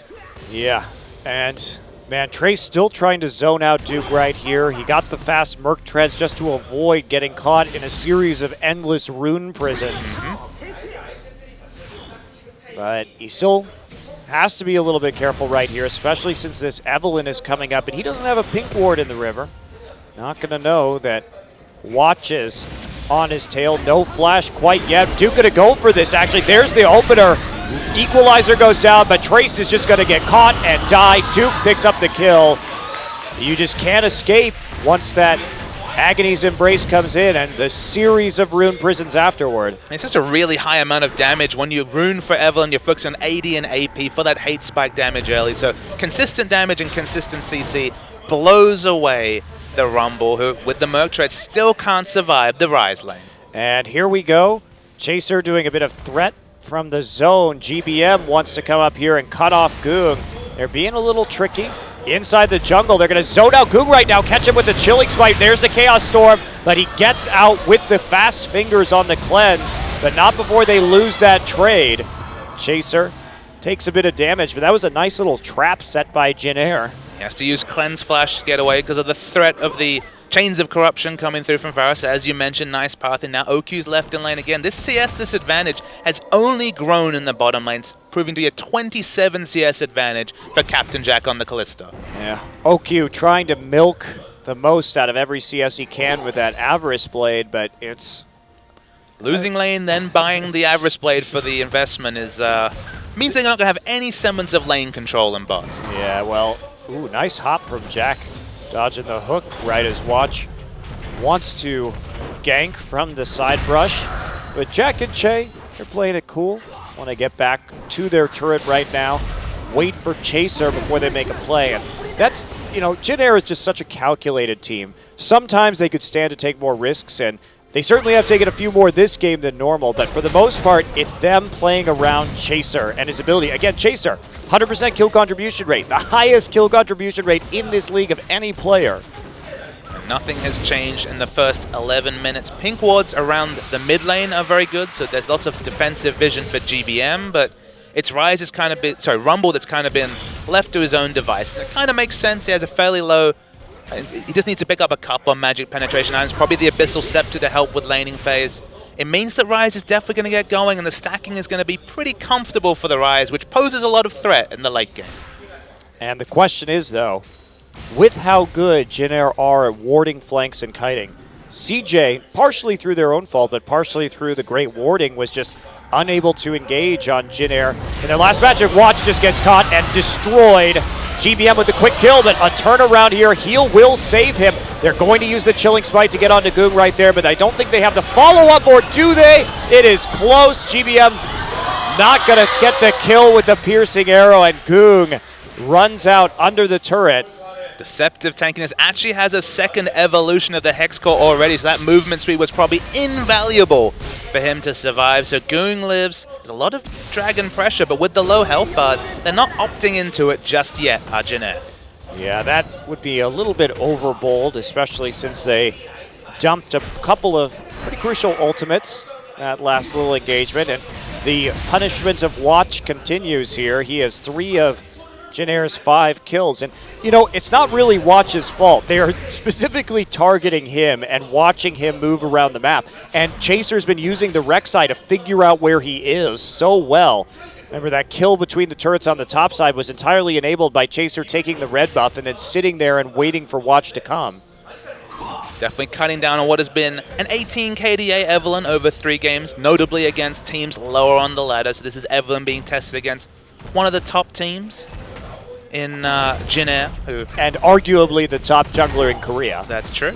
You mentioned his kill contribution. Nothing changing here, still 100%. Doesn't have a lot of kills to his name, but we'll take it. And that's what's so interesting to me about Jin Air, is that they are kind of the epitome of conservative League of Legends play. Like, they just won't make plays without their jungler being around or without the proper amount of information most of the time. Been a little bit more, like I said, reckless this game, a little bit more to commit to some aggression, which is nice to see, because I think you have to have a mix, otherwise you become too predictable. But Chaser's still there, still making the plays for this team. Gonna be maybe getting a Scuttle Crab, gets chunked a little bit. Death Ray gonna come through, but there's the turnaround, another Tibbers, and the chain stun is too much. Watch gonna find himself in the chains of corruption as well, and he's going to have to get out of there. That surely will be a dragon. It's a late first dragon, but now they've got to kill and chunked out the jungle. It seems like it'll be safe. They push the outer turret and bottom as well. Watch isn't done. Chaser catches him and gets that kill he's been waiting for. I'm very surprised Chaser was actually able to finish that off. Watch moving too far into the jungle and then getting caught out. So Chaser here, absolutely dominant so far in this game, and now they're going to move on to the dragon. Such assertive play around objectives, around their wards on this blue side. It's excellent to see from the Jin Air Green Wings. Uncontested dragon. CS advantage still massive in the bottom lane. What a first 15 minutes for Jin Air. Yeah, they played aggressively. They traded, you know, favorably throughout most of this game, even surprising Najin with some ganks in between their tier 1 and tier 2 after the initial kill onto Watch. And they haven't looked as predictable. Who would think that Annie would be walking in that early fight forced in the topside blue jungle on the lane swap like that? So punishing Najin for some relatively weak early game picks and knowing that they had that advantage in the 4v4. This is on Najin, who, of course, volunteered their solo lanes in the first round of picks, then went for that last pick, Tristana, that's been preyed upon by a lot of the rotations from Jin Air. They're certainly not out of it. Their scaling is pretty ridiculous here. And there's not perhaps enough of a lead to feel comfortable against Duke's Ryze. OQ gonna hide in a brush. This is how Najin likes to fast push sometimes. You can see there's the equalizer coming through. He doesn't know that OQ's there, but Trace has a good sense of what's going to be coming on this side of the map as he sees the support in the top lane. He's a really smart top laner is Trace. He knows how to get denied. He knows how to pick up the minimum, just not put himself in a position to be a threat. He doesn't want Duke to get such an advantage that he can't enter lane against the Ryze. Chaser, speaking of advantages, is just going to push into the blue side jungle that's already brought them so much fruit this game. Well, when they tried to make that play in the top side, they wanted just to get the turret there with the Tristana because they're having trouble laning against the Kalista. And OQ wasted a lot of time. He walked up into that top side, didn't get any farm, didn't get really much of anything. Sure, he'll catch the wave on the bottom, but an unsuccessful attempt at a play on the tower from Najin. So question to you, Monte Cristo. I know that there isn't a big penchant for Hurricane Kalista in Champions. You look at this line, there's a lot of AoE magic damage from the likes of Annie and Rumble. There could be a lot of trading. Speaking of trading, Trace taking a lot of damage. Can he get away? Doesn't have the equalizer. This is what Ryze can do. Another Rune Prison comes through. He's not dead yet, though. They're trading under the turret. Duke will die to the turret shot. Oh my, what a turnaround from Trace Duke. He held his flash just a hair too long. I think if he had committed to the flash immediately afterwards, he may have been able to pick up that kill. That was clutch from Trace. It looked like he could have opted into the kill for a 1v1, but tried to get away and pays for it, and now the lane is pushed up. Okay, Watch is here to pick up the farms. They won't get a free turret, but miscalculation from Duke. Well, that was extremely close. But that's the scary thing about Ryze, right? He's going for a Tear and a Rod, 2 stacking items, and he can already nearly 100-0 tower dive a Rumble. That is not balance. Riot is well aware of this. It's only a couple of weeks left, but this is where Ryze is at. And even with Abyssal Scepter and the Merc Treads, you cannot stay too far away from your turret if you're Trace. Yeah. I mean, we've seen Smeb on that Rumble nearly die to Someday in similar circumstance, despite being 2-0-2 with an 8-minute Abyssal Scepter. Someday still nearly pulled the same trick. Okay, so it seems like both junglers are looking to gank for their top lane. This is a 2v2. Equalizer's back up. And they're going to catch out Evelynn with the damage as well. Chaser's onto Duke. Duke's melting in the front line, but so's Chaser. He's going to open up a little bit of distance with Annie roaming through. Though it's another easy pick, and Jin Air, their map rotations are just that much better than Najin's. And the Bear, a little bit overkill. There was no flash on to Watch, so with how low he was, you definitely didn't need to burn the Timbers on that specific ability, especially since he used flash also. But better safe than sorry. They pick up the turret, they turn around that kill, and get 2 more. So Jin Air acquiring a big lead in a more aggressive style of game than we're used to seeing from them.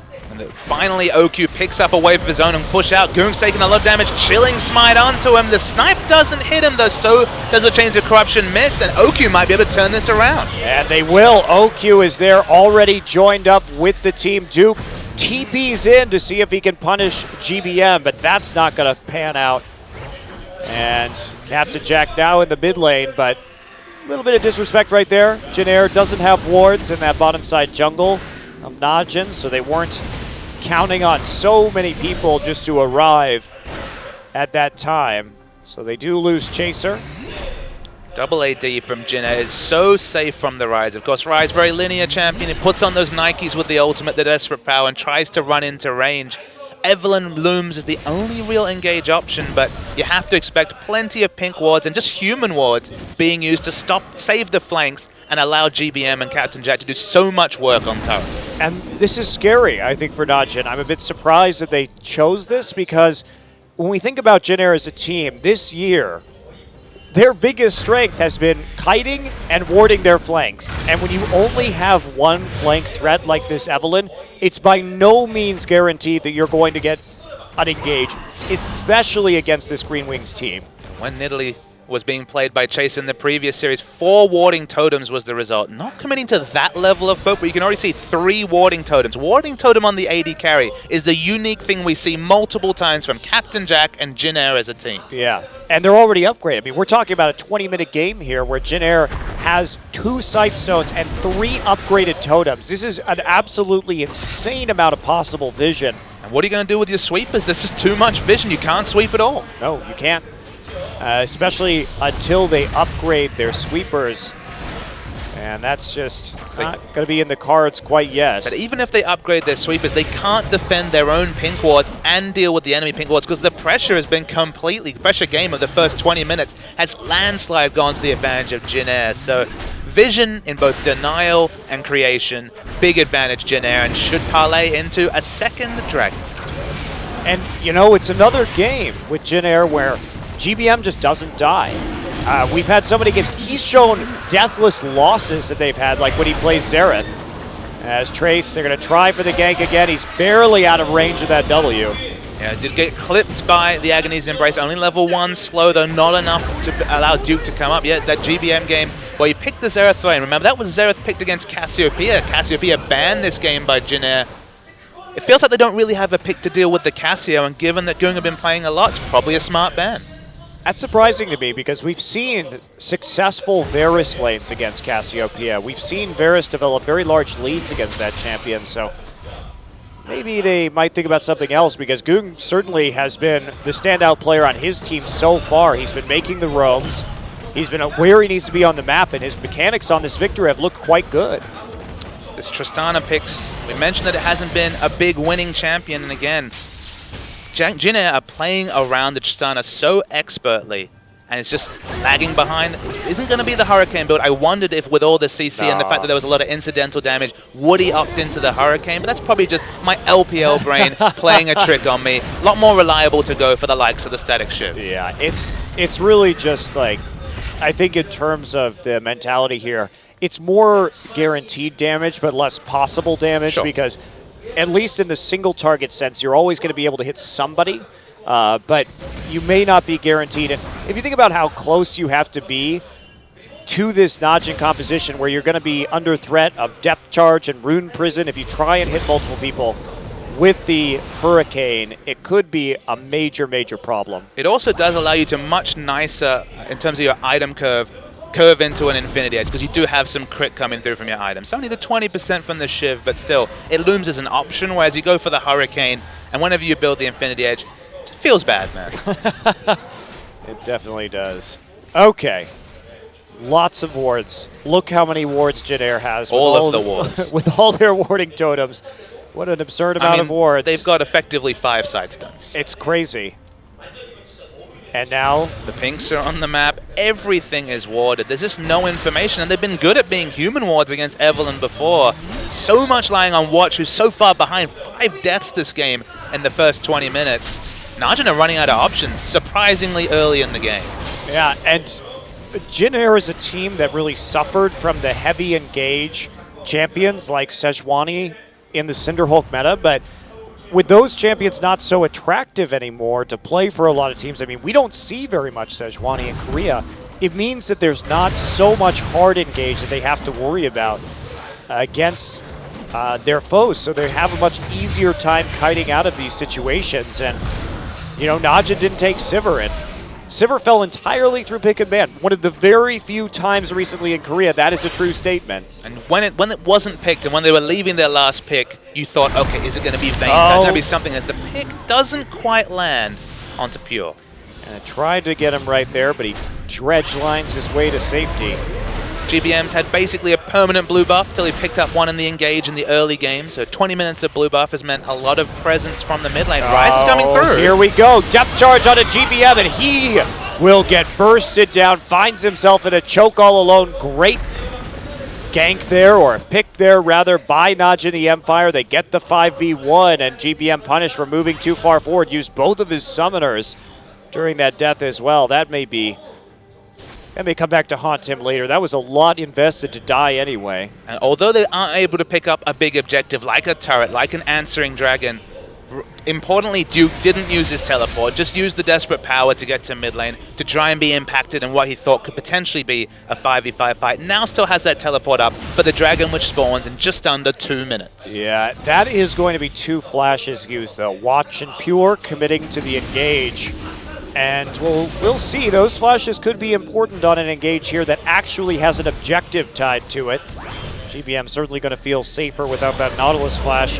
Ultimate hunting him down. He's finished the Youmuu's Ghostblade quite early. I like this pickup on Varus. Look, in a simple level, he's a bit safer with the extra 10% move speed. But Varus, his auto attacks really aren't prioritized in the mid lane. We think of him for the long-range poking with the Q, but of course his passive gives him that 40% attack speed if he gets a killer assist. Pop the Youmuu's, and then effectively get refreshes on the Youmuu's passive, because that's effectively what the Varus passive gives him. Yeah, you can double down or double dip there, just a hair. All right, so this is a siege setup coming in. Jin Air wants to get this turret in an ideal world before this dragon goes down. Can they land enough poke to do it? Duke still needs to stack some more. He's not really at that big power spike for the Rise yet. Doesn't have the Seraph's Embrace. 3 pink wards in the infantry, but crucially not on the flank. So you can tell when they're committing to either pushing or an objective when they start putting down these pinks. They're just sitting in the infantry. Yeah, they are. Goong able to counteract the push with the blue buff and the death ray. But Che sitting there calmly cleaning out wards. Look at Chaser there. He knows that no one can see him. So if there is a bait and Che is engaged upon, he will be there to follow up immediately with a tunnel. That's just good jungler positioning while wards are being cleared. I like the itemization from Trace. Not always a big fan of the early Liandry's, but in this particular situation where health stacking and no Aegis has been completed, they sit on this equalizer. It will dictate a team fight. Poke is strong, Watch is looking for an engage, can't quite find it. Watch isn't on the flank. They simply can't engage straight on without flash. Yeah, Rek'Sai's spotting Watch as he walks around as well, so we're waiting to see the pink start to come down. The momentum in this game will probably be decided by the next fight. Yeah, they've got so much vision. Sentinels going in to see their opponents as well. Can they continue to push? They change back to that mid lane. They want to get this turret. They want to control the dragon at the same time. With the Scuttle Crab there, they're going to be able to do it. Nice job from Jin Air.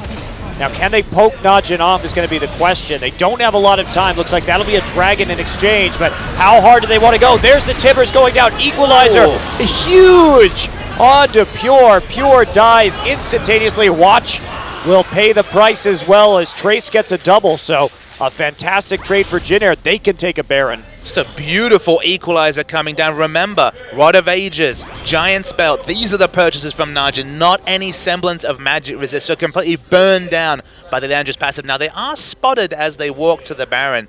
We saw the Oracle's lens being shown on the Rek'Sai, but not the ward being cleared.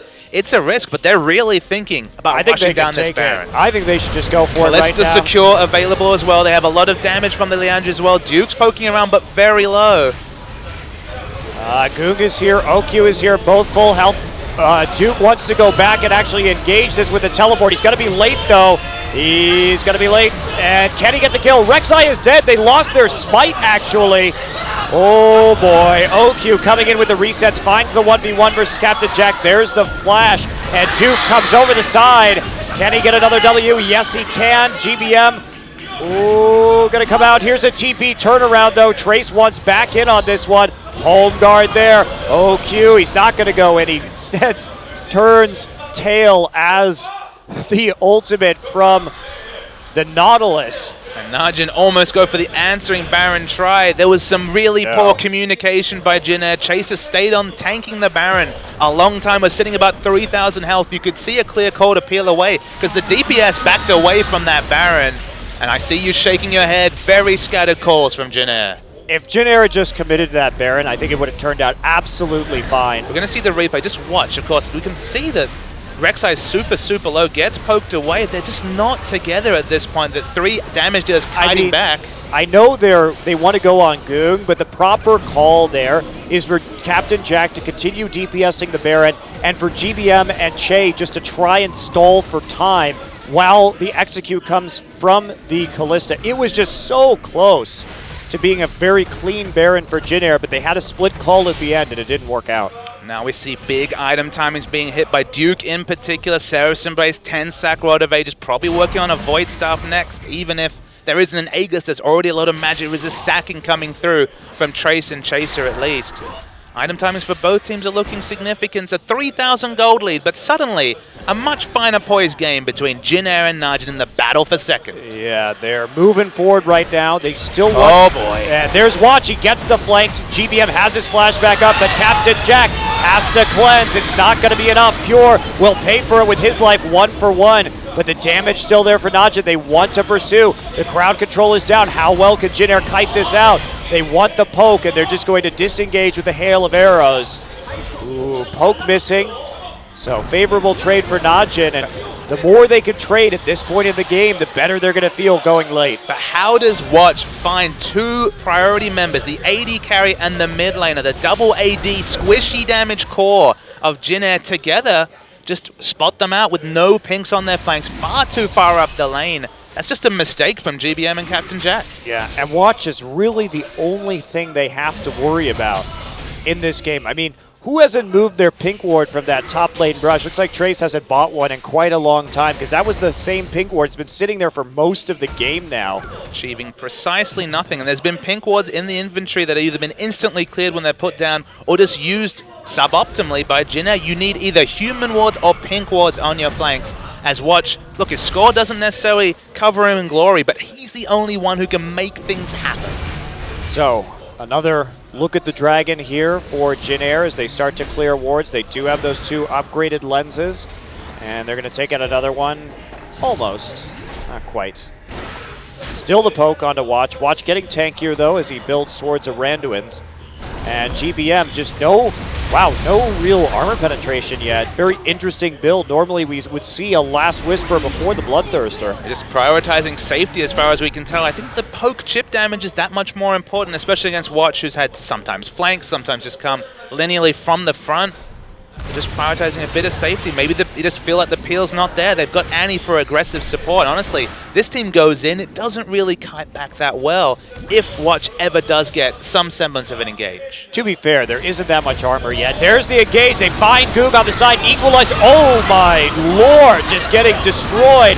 Jack gonna save Che with his ultimate. They're still switching focus. Another member of Najin falls. The rest of Najin has to run. They're on the retreat. OQ uses the rocket jump to get away. He's got the buster shot, but he's not going to need it. Pure, you're not getting out of there, buddy. And that's going to be the Baron finally for Jin Air with 3 members of Najin down. What a good engage from Jin Air. And Trace is playing out of his mind with these equalizers. Went for the early Leandros, which requires you to nail that difficult to hit spell. Requires the enemy team to sit on it, and Goong had no way to get out. Got the instant kill onto Victor. Still had the flash available. It's going to be a free Baron for Jin Air. And they just need to look to their top laner to see why they're winning these fights. Yeah, and Goong, he's the big threat. He's the one actually doing well on his team. So Che, Glory, Flash, Tibbers, straight into an equalizer. And the poke from Varus, the instantaneous setup. And then look at the follow-up too. Chain of Corruption lands in the mix for everyone else right there and finds them enough time to pick up the rest of these kills. OQ and Duke on the run. They simply aren't fed enough to do very much here when Goong has gotten almost all the kills for his team. The team fight was just poetry in motion. You saw Kalista pull out Chaser, we'd live, just as we saw the tunnel through from Chaser to re-engage the fight. Excellent play from Jin Air. Looking a bit shaky in the last 5 minutes, but a third Dragon and a Baron really puts them in the ascendancy this game. Yep, going forward again, so here they are, chunking it down. There's going to be number 3, and that move speed with their kiting composition may be the key to victory right here.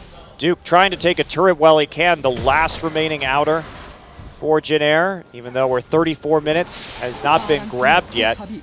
Captain Jack finally getting that Last Whisper after building the QSS as his 3rd item.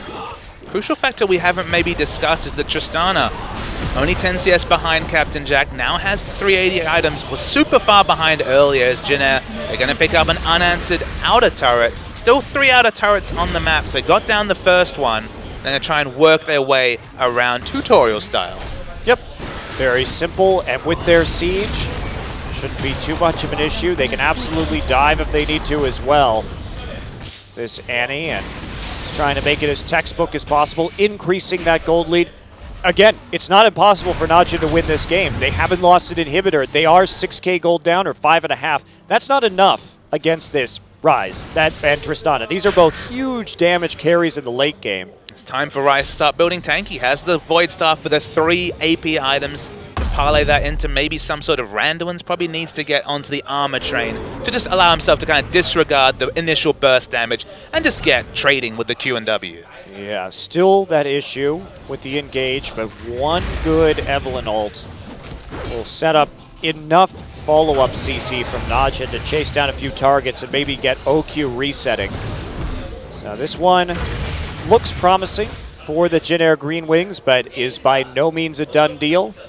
So Che use the last bit of this Baron buff to see if they can remove the entire ring of tier 2s as it winds down to its conclusion. Lack of an Aegis still strikes me as a pretty big problem. Now there's finally some magic resist being picked up by Goong, but basically by no one else in this team, so the Equalizer still looms as a massive threat. Trace has hit level 16.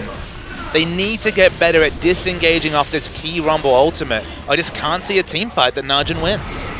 Yeah, it's not a great situation, but they're putting up a decent defense here. And there you go, Pure gets caught, and that's it.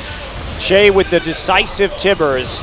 And there's an Equalizer. They're going to follow this up. Chaser wants the secondary engage. Goong gets hit by a flash on Burrow, but it looks like he might live. But the big damage on an armorless Duke is going to be his doom. GBM channeling up that Q for the flash kill onto the back line. They're going to easily take out this inhibitor turret. They're happy to tank it up, and Jin Air so close to what is an important victory in this battle for second. Yeah, moving from tower to tower right now at Jin Air. You know what? They just look, their last victory against CJ was pretty dominant. And we had questions, was this CJ slumping or was this Jin Air just playing super well? But man, this just looks like Jin Air playing super well again. Yeah, what an emphatic answer they're giving to that particular question, because I agree with you. CJ's last 3 series, of course, lots of head scratches there. You can't really compare these two teams, both of them coming over CJ recently.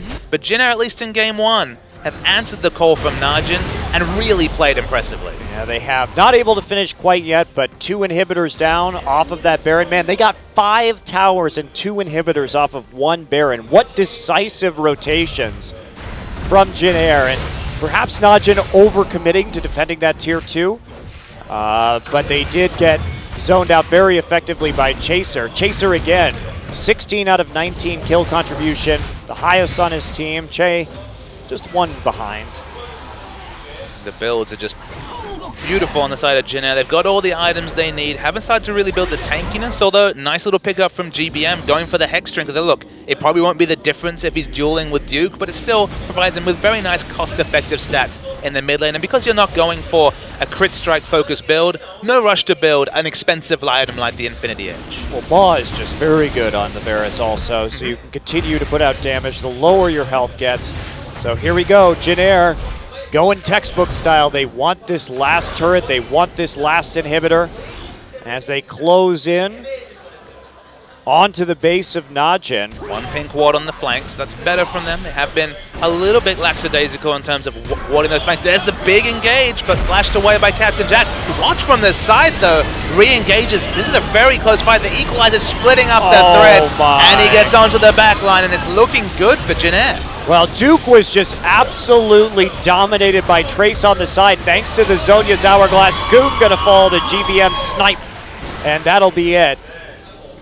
Trace there placed that Equalizer so well, Duke couldn't walk over it. Then he Zhonya during his Flame Spitter to keep doing damage. Duke had a choice, get hit by Flame Spitter or walk on the Equalizer. That was it. It's a lose-lose choice, and that's all Najin is left with. Watch is chased away. Remember, they got the big engage with Watch. He finally found the flank he wanted, but it wasn't enough, and Jin Air Green Wings, hold your head high. What a big performance in game 1 against Najin. And Najin really has to come out better with some more dominant lane play because OQ fell behind early as a result of all the action on the map that was mostly taking place in his lane. And Duke playing that Ryze just couldn't get into a point where he was actually a big threat in these team fights while Trace just dominated control of the map. You can finally see why he really tunnels on this Rumble pick. He's played the most of it. Doesn't have the same win rate as the Maokai 5-0, but basically dictated every team fight. And Najin opted into team fights without an Aegis with very low amounts of magic resist and got burned away. And Jin Air too. I think they really identified where the problems were, where the weak points were. They went after Watch mercilessly with Chaser throughout that entire game. And I don't know if you can give Jin Air this Rek'Sai again because of the way that Chaser plays around Watch and punishes him at every opportunity. 3 games, 18 KDA. Suddenly, 4th game, 1-7-7, and just completely torn apart by Chase on the Rek'Sai. Feels like the Tremor Sense really gave them all the advanced information they needed to, in most cases, stave away the initiation potential of the Evelynn. Yeah, very impressive. Jin Air, you know, they did slip up to that Baron early on, but it wasn't so big of a mistake. They didn't give up anything in return, really. And they come back, collect themselves, and kite their way to a victory. So we're going to be back for the second game, Jin Air versus Najin, in just a couple.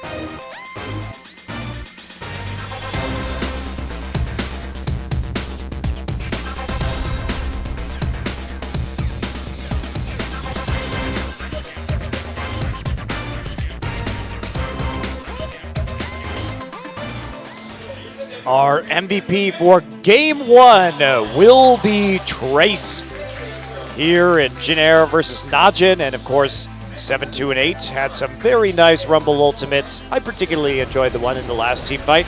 And here we go. He just cornering Duke and Watch right there, and Chaser going to pop up, flash out. Chase there with the rebound stun. Duke coming under the turret. Trace actually going to turn this one around. Duke flashes forward, but Trace has got to get the scrap shield up in the nick of time. Yeah, overheats with the Flame Spitter as well. It looks like Dooku just turned around and done some damage, but chooses to give up his life in the chase. I was really impressed with Trace's equalizers. They were so on point and at the right time as well. Watch this one. Another 3-man equalizer. No Aegis, remember. Watch not picking one up. And the Chain of Corruption, too. Sticking Pure to the equalizer, keeping Watch pinned in the pit.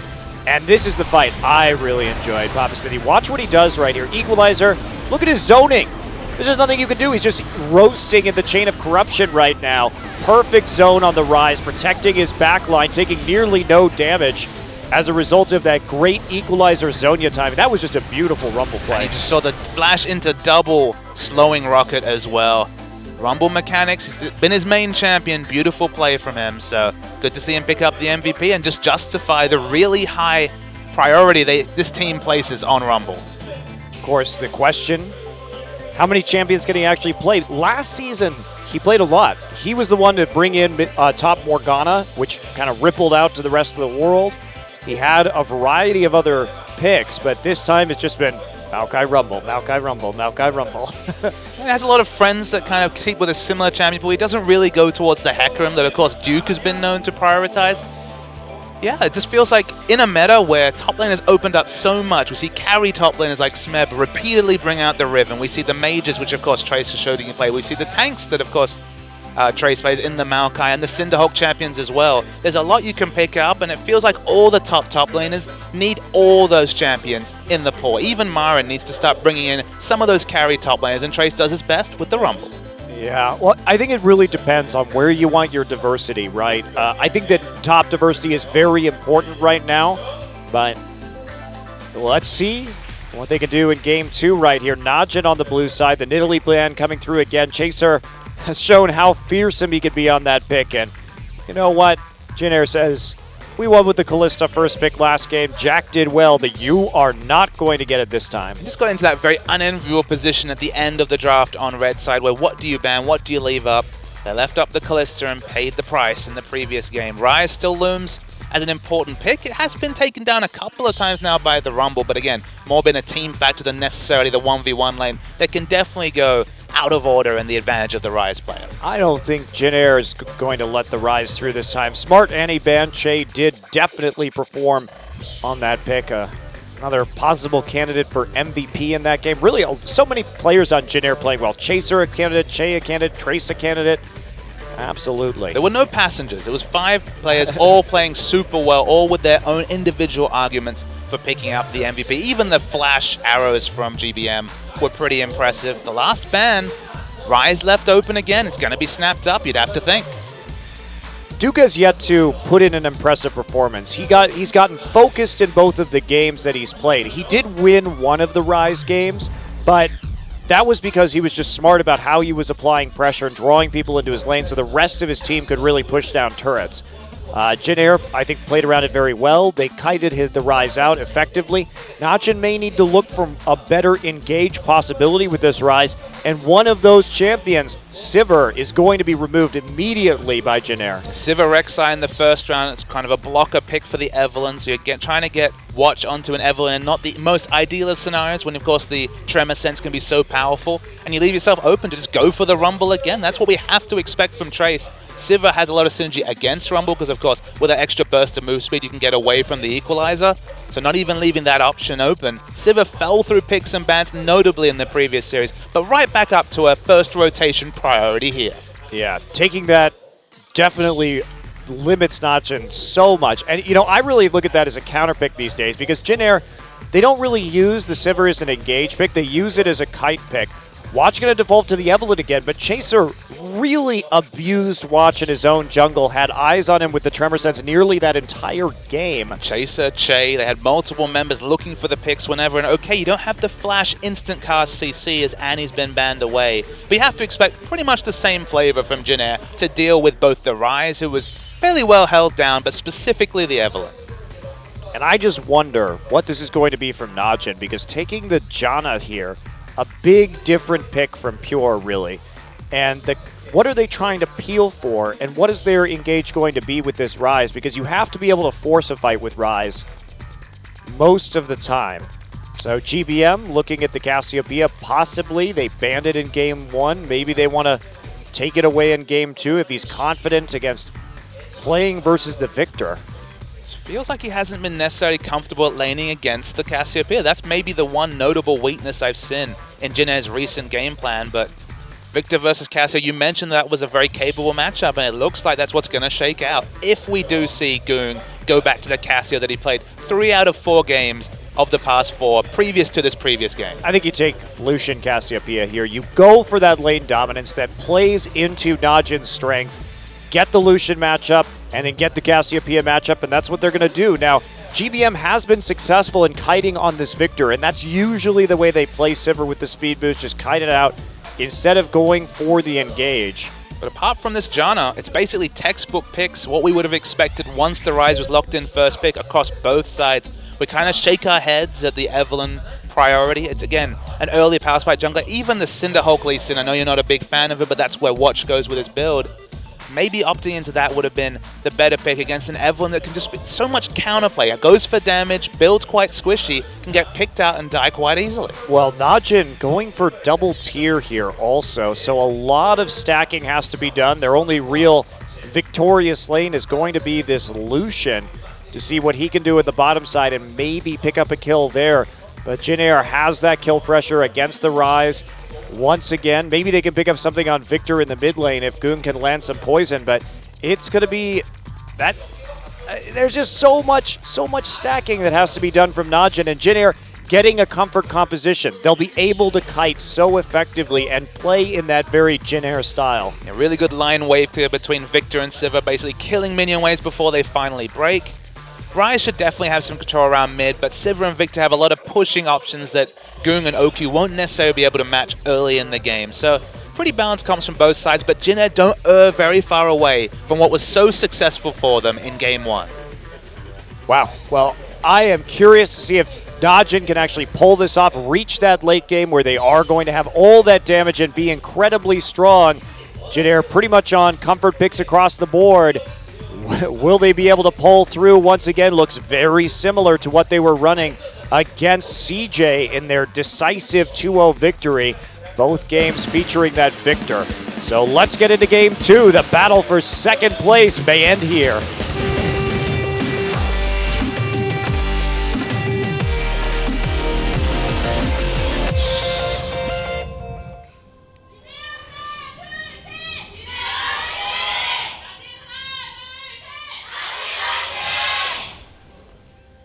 Goong gets back on the Cassiopeia, banned out of his hands in game 1. Now finds himself with the pick one more time. Has to make some big plays in this game. Does have the 2 mobility summoners to try and catch people out. Honestly, it's probably even quite useful for laning, because this is a lane where Goong can't match the wave clear necessarily of Victor, but he can definitely all-in the Victor quite skillfully if he gets and navigates around the gravity field. So expecting a lot of aggression from Goong to justify the Cassiopeia pick.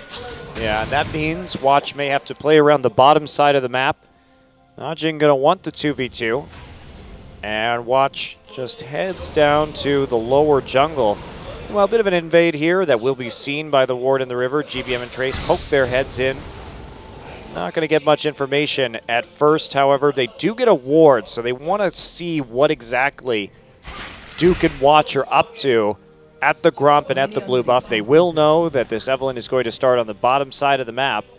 Looks like neither top laner wanting to do a camp early this game. A bit of an aberration here in terms of starting for tops. A lot of times, even Rumbles will go for that quick wolf takeaway. and try and hit lane right at level 2 with a bit of extra gold. Saw a bit of craziness last game when Ryze went for the jungle follow, and all sorts of hijinks ensued with 5 kills in the first 5 minutes. Jungle follow does start for Rumble. Captain Jack picks up one of the small golems for a bit of experience. But it looks like Ryze just biding his time in the top lane. So yeah, to get the solo experience off that as well. So I'm very curious as to how they're going to do this. This will help them hit that level 2 just a bit sooner. And maybe they can get a good trade off of it. See what kind of surprise is going to result, if any. He's going to use that Ricochet to quickly clear out that wave. He really wants to hit that level 2 first and get that Boomerang Blade. He's got a couple more minions right there. Trace going to help out with the jungle follow and just TP in at level 2. Picks up a pink ward actually with his early gold. Hits level 2, Smart. of course. So we'll wait to see whether Duke can really communicate where that goes down. Will he just use it for some sort of lane control? You know, maybe put it in the second brush and try and defend it by pushing in against the Ryze. When you have it that early, it's going to be in full knowledge of Najin. So it remains to be seen how you effectively use that 100 gold early investment. Yeah, I think he probably just wants to push up right here and cover himself a little bit. Perhaps set up for a bit of a dive at level 6. But we shall see. Otherwise, pretty standard jungling right now. Chaser on the hunt for Watch once more. Maybe he can get a level 3 gank with the red buff behind OQ and Pure. Bit risky, but there's no wards. There we go. Nice hook, actually. Pure gonna get flashed on. Good tornado, but there's the flash knockup from Pure, and that's gonna be first blood for Captain Jack. That was actually an extremely good reaction by Pure to see that tunnel coming in and instantly unleash the tornado, but it just wasn't enough. But he did at least get an extra flash out of the gank from Chaser. This really good hook from Che to start it up. We already mentioned almost exclusively playing Alistar and the Nautilus, and you can see what benefit you get there. The mechanics certainly on point. Yeah, so first blood going over. They're going to take the Scuttle Crab and then actually make a big play onto Goong. They're trying to snowball the lanes. We can't see what's going on, but there is Goong, and there is Goong definitely dying. GBM the kill, so kills on the carries. You have to imagine that Najin thought the dragon was going down, but it wasn't. It was another gank from the roaming gank squad of Jin Air. What a gank squad, too, from level 3, as you can see from Chase. So many types of CC. The uncleansable CC also available from the Rek'Sai. Didn't have flash, didn't need it. Really nice pathing from Jin Air. Yeah, let's talk about Chaser's pathing this game because it's quite interesting. So notice that he put the ward down to see both the Gromp and the blue buff right at level 1. So he knew that Watch was starting on the bottom side of the map. As a result, got level 3 with his red buff, and then immediately pathed into the bottom side, had the Tremor Sense, of course, to double check, make sure Watch wasn't down there, even though he was already pretty sure, and then came in behind where OQ and Pure were pushing aggressively. Very unpredictable pathing, I would say, from the jungler, just because, I mean, he hasn't even taken a blue buff yet. So you don't expect Chaser to be down there at that angle necessarily, right at level 3. You also throw off the timer for the enemy if they want to use the fact that you have been Sin on the bottom side or move towards the top side by countering your blue. Well, the timer's certainly not going to be accurate because it's still going to be available and probably picked up in the next minute or so and passed over to GBM. And this is the power of Chaser with Jin Air, is that he is able to think very creatively on the fly around his opponents in order to make these highly successful ganks. And that is a big factor to their success. You know, one of my questions with Jin Air is what happens when they don't get some of these very comfortable champion picks? Because, yes, they're very good at their style of play, and no one's really been able to deny them that style of play yet. But they don't have the most dimension, I would say. So if we credit KOO Tigers perhaps the most creative team when it comes to tailoring bans towards an enemy, if you're the KOO Tigers, what are you banning against Jin Air? Are you banning, are you trying to first pick one of Rumble and Maokai and ban the other? Like, where are you going with your 3 bans? I think you just take away the Rek'Sai is so clutch for Chaser. But then the Nidalee's opened up. Yeah, but the Nidalee is less reliable than the Rek'Sai is. And the Rek'Sai also exists as an effective buffer pick or blocker pick to the Evelynn, who We've seen Watch opt into twice in a row. Okay, hasn't died this game early game, but it's certainly been anonymous compared to Chaser. Yeah, absolutely. Chaser wants another one. He's got a pink ward there, so they will fall back. He pops out. Look at that. He knows there's a pink ward in there right away when they fall back, so he just immediately unburrows. And now more deep wards heading in. And look at Chaser. No upgrade on his machete yet. Immediately into the Cinder. 2 losing lanes and people opting into tiers is a really rough spot for Najin to be in. Only Watch has any real semblance of early game pressure, but doesn't count for much. And Jin Air, they see the stacking and they go straight to Dragon. Well, they made OQ and Pure scared by showing on that pink ward in the tri-brush, and Chaser still being down in that side, putting more and more and more wards down.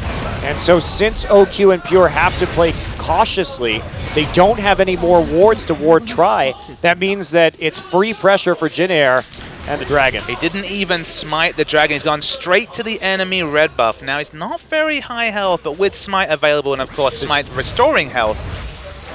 Wow, he's super, super low. But he's got to get out. Look at that tunnel timing. Goodbye.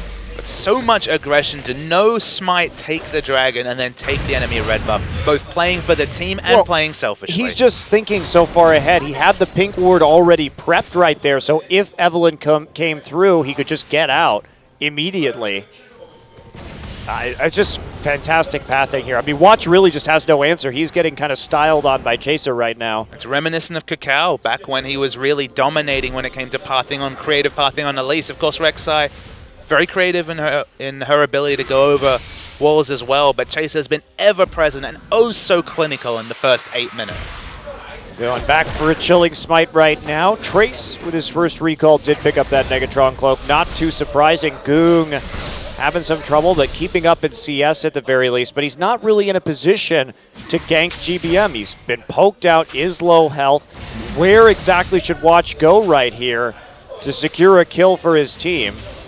And Trace, he's doing what he needs to on Rumble. Understands he doesn't need many items to be relevant. He's happy to get denied on what is a tough 1v1 matchup, especially with Evelyn pressure for the Rumble. They're going for the big dive onto Goong, but able to open up all that space. Crucially, though, used Ghost and Flash to open up that space. Yeah, well, 2 summoners for 1, especially support for mid. Very worthwhile trade. Watch wants a kill right here. Duke is powering up. There's the Agony's Embrace. Trace flashes immediately. He's got the equalizer. No dice. Trace gets out. Chase is following as well. Oh, man. If they can bait an all-in right here, they're going to see Chaser. Now, they may go in anyway. Looks like they will. They are confident. There's the equalizer. Duke's going to flash off of it. Watch is caught behind. Is he going to go to the Flame Spitter? Overheat takes him down. Chaser with the kill. Going to pop under Duke and get another knockup. Trace not done yet. He's going to roast the blue man under the turret. Trace gets a couple of taunts in. He knew he would die. Watch, it feels like he could have just poured it back in the brush and gotten away scot-free. Shows and dies again to the focus fire. He's building damage. He is not tanky in the least, but Jin Air dissecting and really casting away this Najin lineup. Heck, Chaser, I mean, coming back up, just fearlessly moving through the pink ward and immediately committing to the gank. Just great communication between top and jungle. Chaser now in the enemy. Blue buff pit looking for anything that he can take away, but there's not much right there. He can dive Goong, though. Goong has the ultimate, but no other summoners. Even has a path prepped just to do this. But GBM has cleanse. There's almost nothing Goong could do.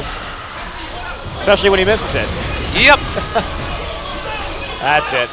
No more need to be said about that one. Nice dodge from GBM on the ult. Didn't have to blow a summoner, and that is Goong just falling in the mid lane. GBM's second kill. You know, I'm actually surprised that although it's 5-1 right now, there's not more of a gold lead for Jin Air. I mean, top lane is probably one of the reasons for that 24 CS advantage for Duke, but that's nothing to do with Trace misplaying. He was receiving no jungle attention. His pink ward that he spoiled at level 1, we wondered what he'd do with that 100 gold investment. It was instantly cleared by an Evelyn gang towards the top lane. He's had no help whatsoever. There's been a pink ward defensively down for Ryze the whole laning phase, but he's on Rumble. He doesn't need those big fat stacks of gold, so he's happy to just sit back, get denied, but crucially not die and snowball the Ryze, who's the big late game threat from this Najin lineup. Yeah, and even turning that kill around as well. So Not completing that Abyssal Scepter yet. Chaser just finishing his Cinder Hulk after the Sightstone. Chaser delayed his Cinder Hulk so much this game for more vision. Slowing down his jungle build, but just going for the vision, going for the kills. Look at how fast Jin Air have switched their trinkets compared to Najin. 4 standard unevolved warding totems compared to 3 sweepers. As we see, this is just how Trace plays. He's so smart. He's not going to be interested in the slightest. Finally, we see the engage is going to get Equalizer is down. There's no help this time. Looks like he may fall. Duke is really low. He's going to pick it up, actually. Watch with the finisher, but is there enough time for Duke to get out of here? Watch is still there. He has been seen on the pink ward. GBM looking for this one. Little bit late on the roam. Chaser wants to get under the turret. He sees Watch with the Tremor Sense. Now, can they take a tower is the question. Chaser just going to sit there, sweep out the ward. But the response is going to be Che holding the mid lane and then a turret pressure coming in from GBM.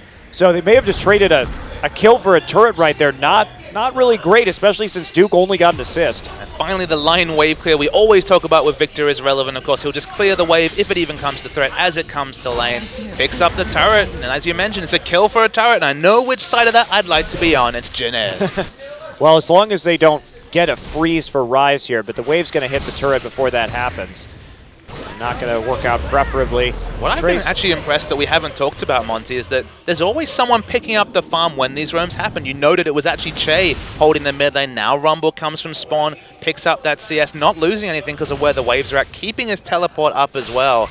They're just moving as a cohesive unit rather than any semblance of disharmony between these Jin Air members. You really, this game has just been so clean from Jin Air. Last game wasn't the cleanest, but this one is just spick and span. I am quite impressed with the early game here from the Jin Air Green Wings, and Najin just not holding it together. Every lane getting pressured right here.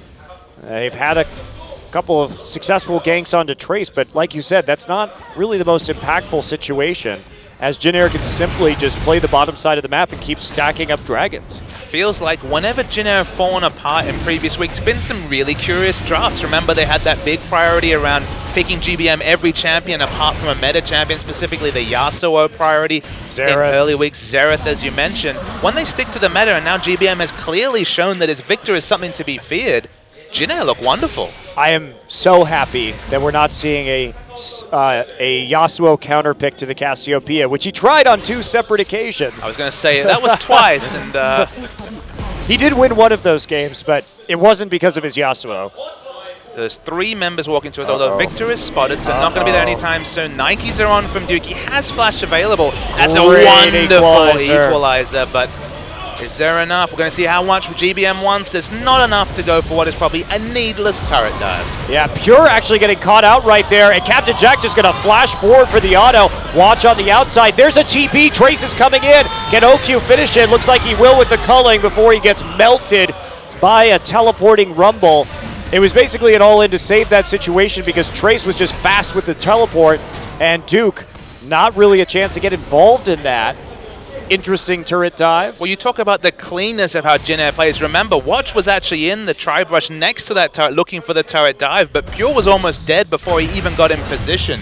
Clearly, the execution and communication for Jin Air has been super clean, both 15 minutes into this game and the entirety of Game 1, and Najin look a bit all at sea.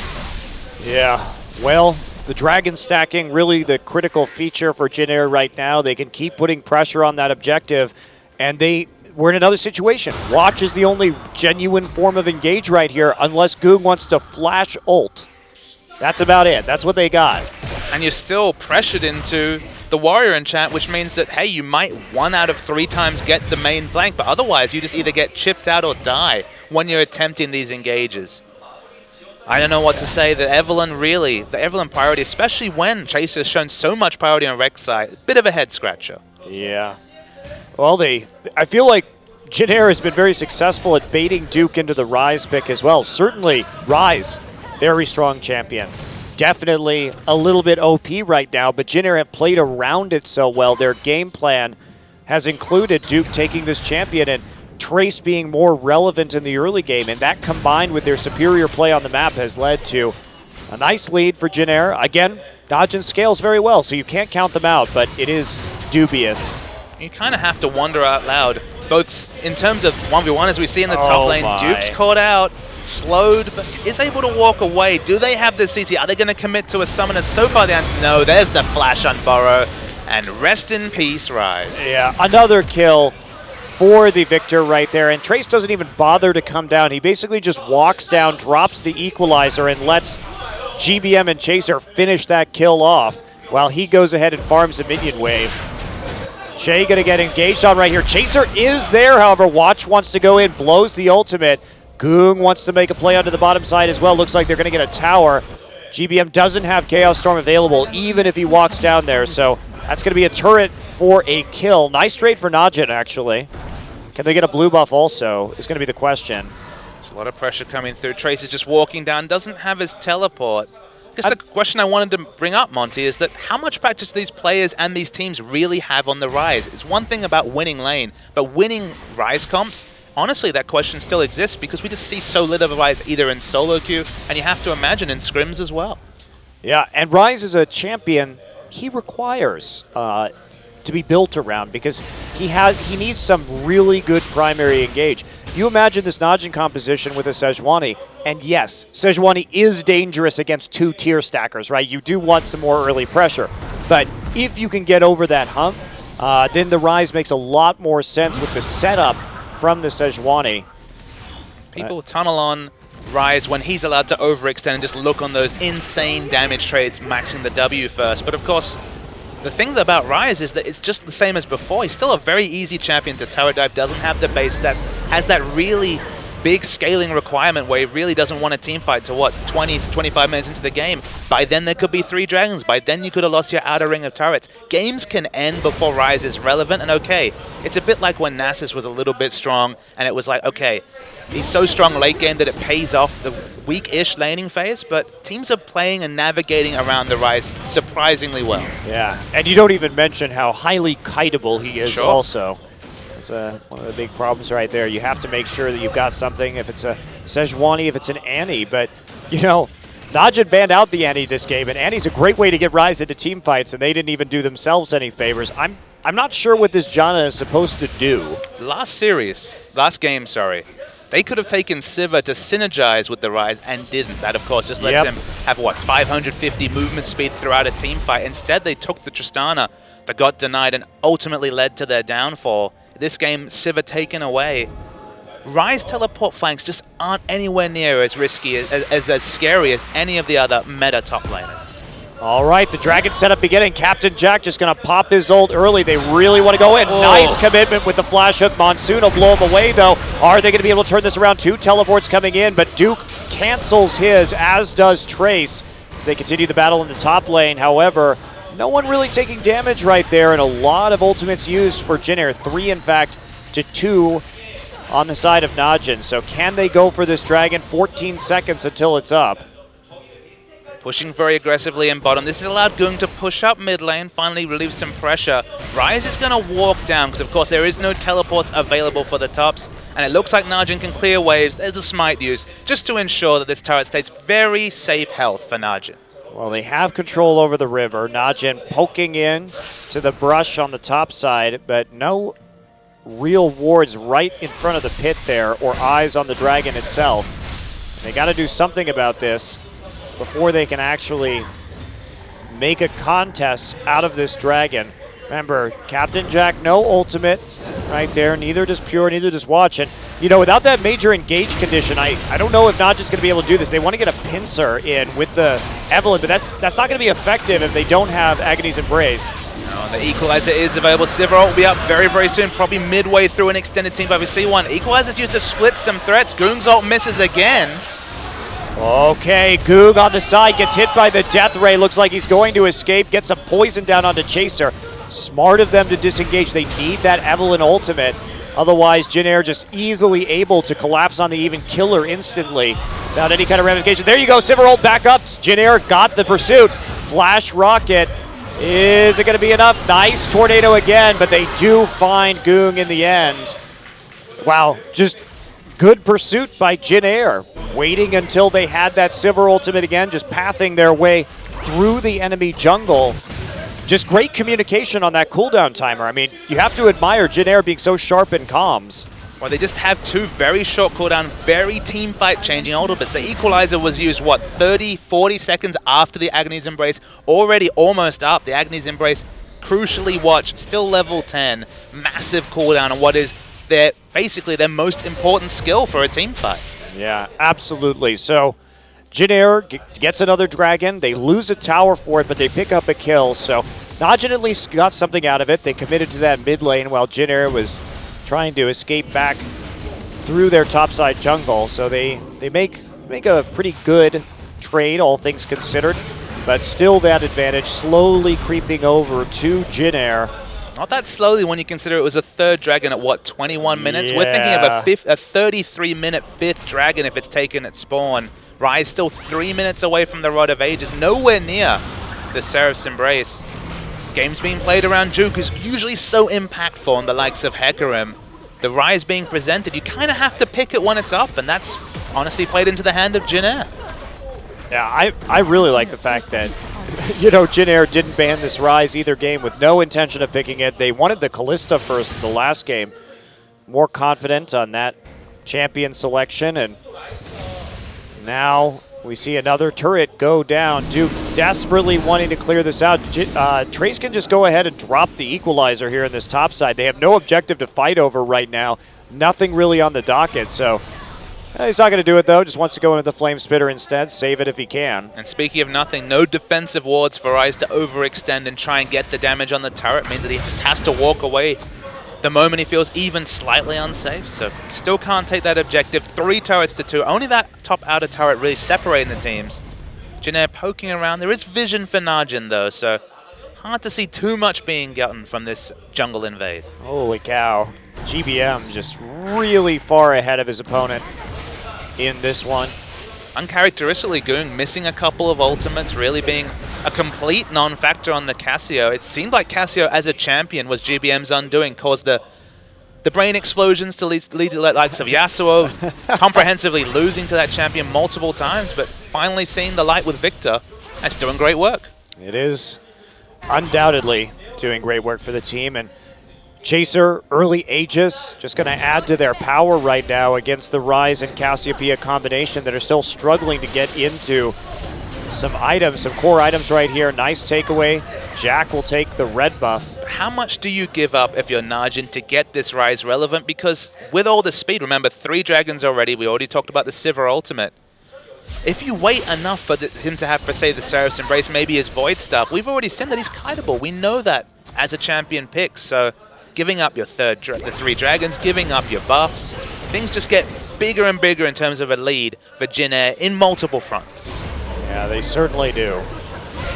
Oh, nice steal from Watch. About all he can do at this point. Trace just going to angrily pursue him with some fire and some overheated robot.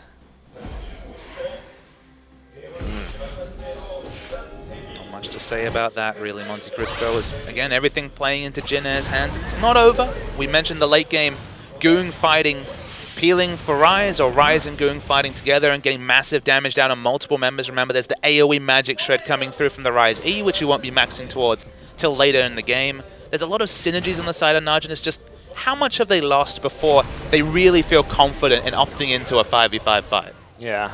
Well, Chaser will get seen right there as he takes the Scuttle Crab. Tried to clear out the brush. Not going to find a ward there, and he's going to keep on poking it with his Prey Seeker.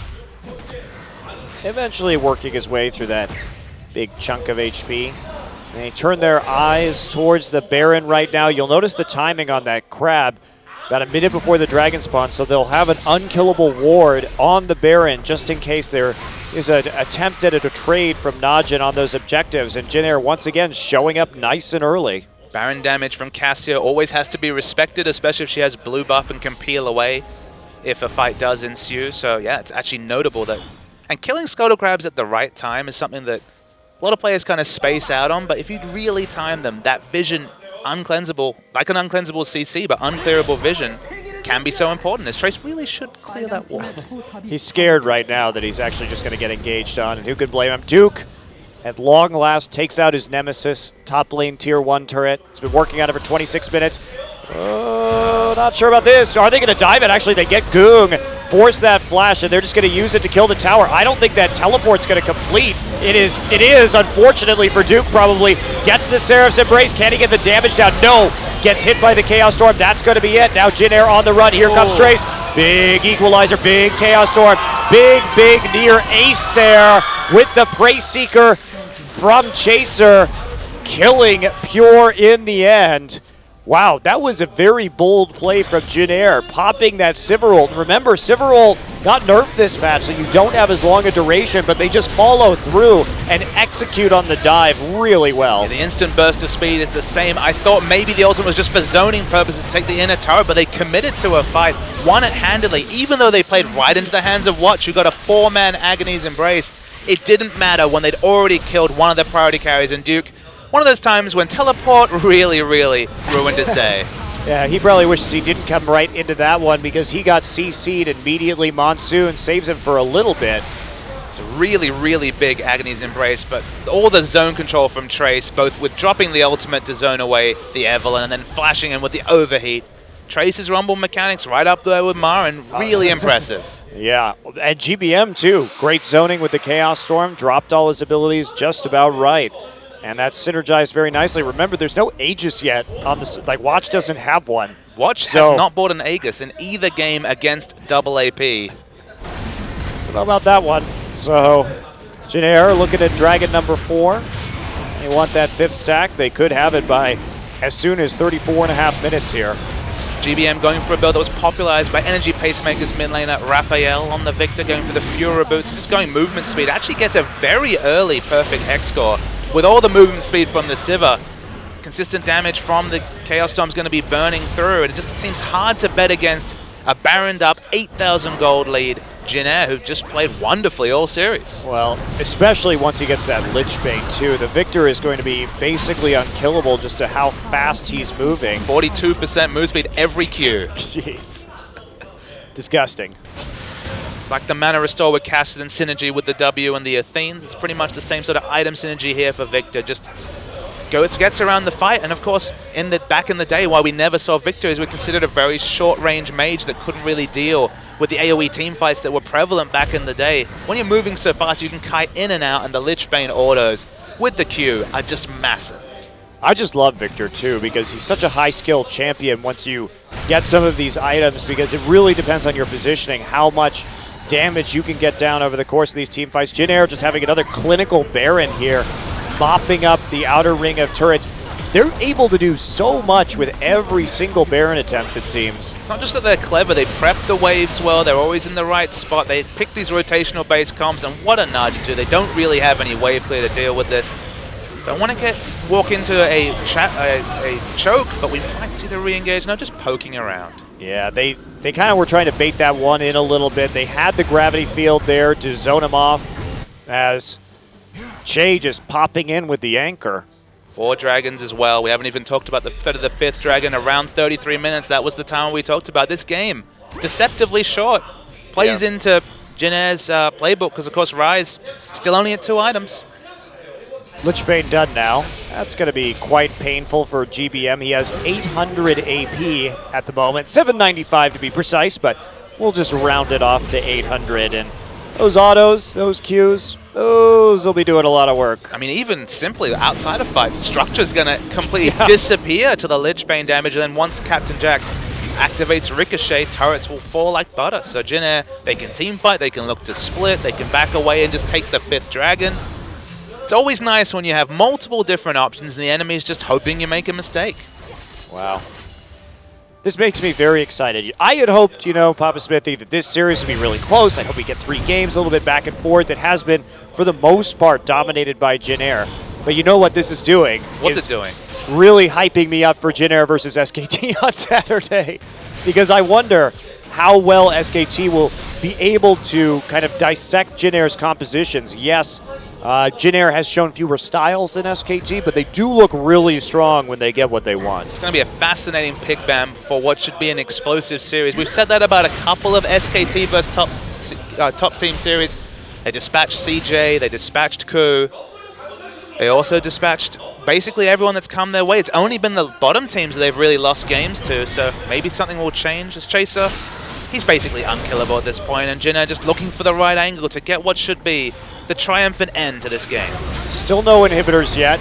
Najin holding on tenaciously, but again, keep your eye out. It's 2.5 minutes until that next dragon, and that will likely be the ending of this game. If Jin Air can't find it before, they're gonna pop the Sivir ult.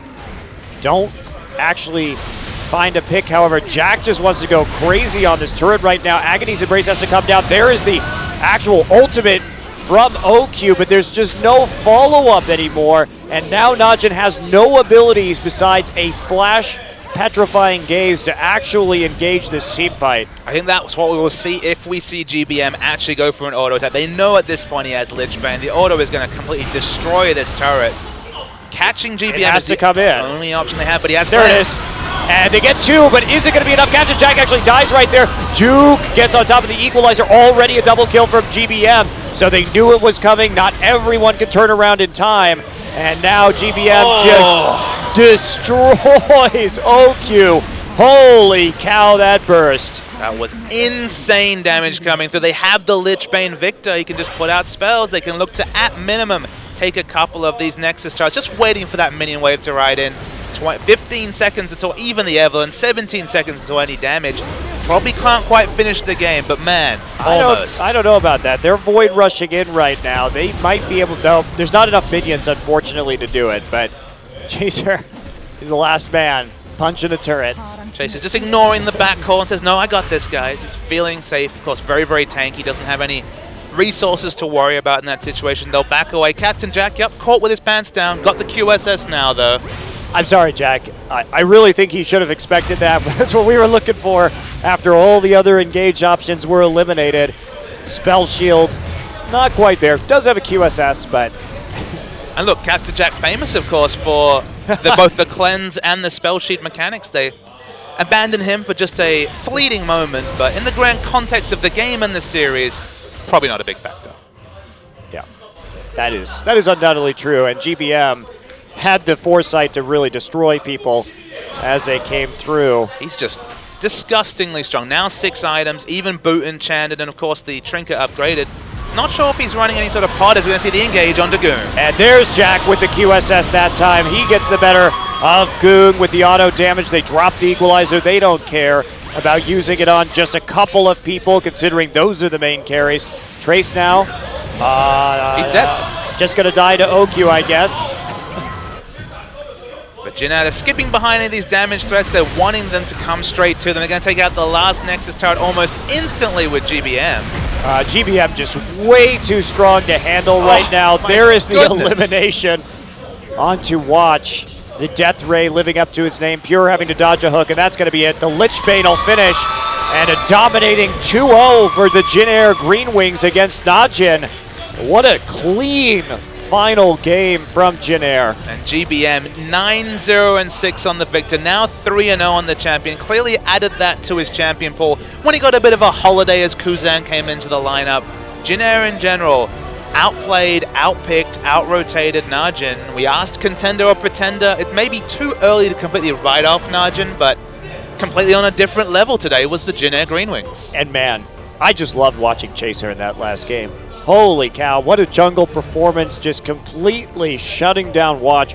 He did it in game 1, but it was even more impressive in game 2, considering the kills and the angles he managed to get on that Najin roster. Najin has to look towards KT towards the end of this week, because it's going to be another very important match for them. And Jin Air, they move into that number 2 spot, 6-2 on the season, and the final boss, SK Telecom, in our very last best of 3 of the first round robin. Almost, well, effectively is a final for the first half of the season. These are the top 2 ranked teams. These are the teams that are looking to really set the trends early in the second half. But Jin Air, man, just on a completely different level to Najin in multiple ways. And the confidence to leave up the Rise, it paid off in spades. There is GBM. Quite a personality that guy is. This bow tie. Outstanding play in that last game. Finishes it off deathless, 9-0-6. GBM there. Again, such a conservative player. Very cautious, but he puts down the damage. And he's had top damage to champions in both of the last 2 games. Victor. So he has double the damage of the next person in the game, which is the Lucian. And not only that, he has 2.5 times the damage of Captain Jack and 3 times the damage of Trace. That's pretty good. Yeah. That's pretty good. Definitely a cell phone pick damage dealt graph. Did you? I mean, the Death Ray Q auto literally exploded a 70% HP Evelyn. Chaser Somehow will be your MVP of the final game. So Trace and Chaser. And that puts Chaser at 700 MVP points. He's been collecting the lion's share of the MVP awards for his team on their many victories this season. Number 2 ties him up. Mickey someday still 100 behind Faker. This is such a great pathing, though. Yeah, the pathing for the first gank was wonderful. We often see Rek'Sai's pull up creative ganks around bottom, but it's usually on the other side, to be honest. It's not usually on against the blue side, but then they parlayed both of that Che and Chaser on just another level when it comes to pathing into mid lane together with all their CC. And Chaser was just everywhere for the first 8 to 10 minutes of the game. And he reacted so quickly to seeing Watch after the equalizer dropped down and that unfortunate petrifying gaze in the mid lane. GBM tanks the turret just enough, staying at the edge of that aggro. And here we go, some more cleanup. Chaos Storm, maybe not necessary right there, but you get him where you can. This is where Duke finally finishes teleport, then was like, wait, I'm dead. As it blew out. Even with a nice reset from Pure on the Monsoon, it didn't mean much. Trace, once again, a very comfortable performance on the Rumble. 3 members of this Jin Air team actually went deathless throughout this particular game. Chaser, Che, and GBM all not dying, only Trace and Captain Jack falling, and just the consistency and the fact that nothing dropped and they had innovative comps and they leave open an OP, which undoubtedly is strong on this patch in Rise. Great play.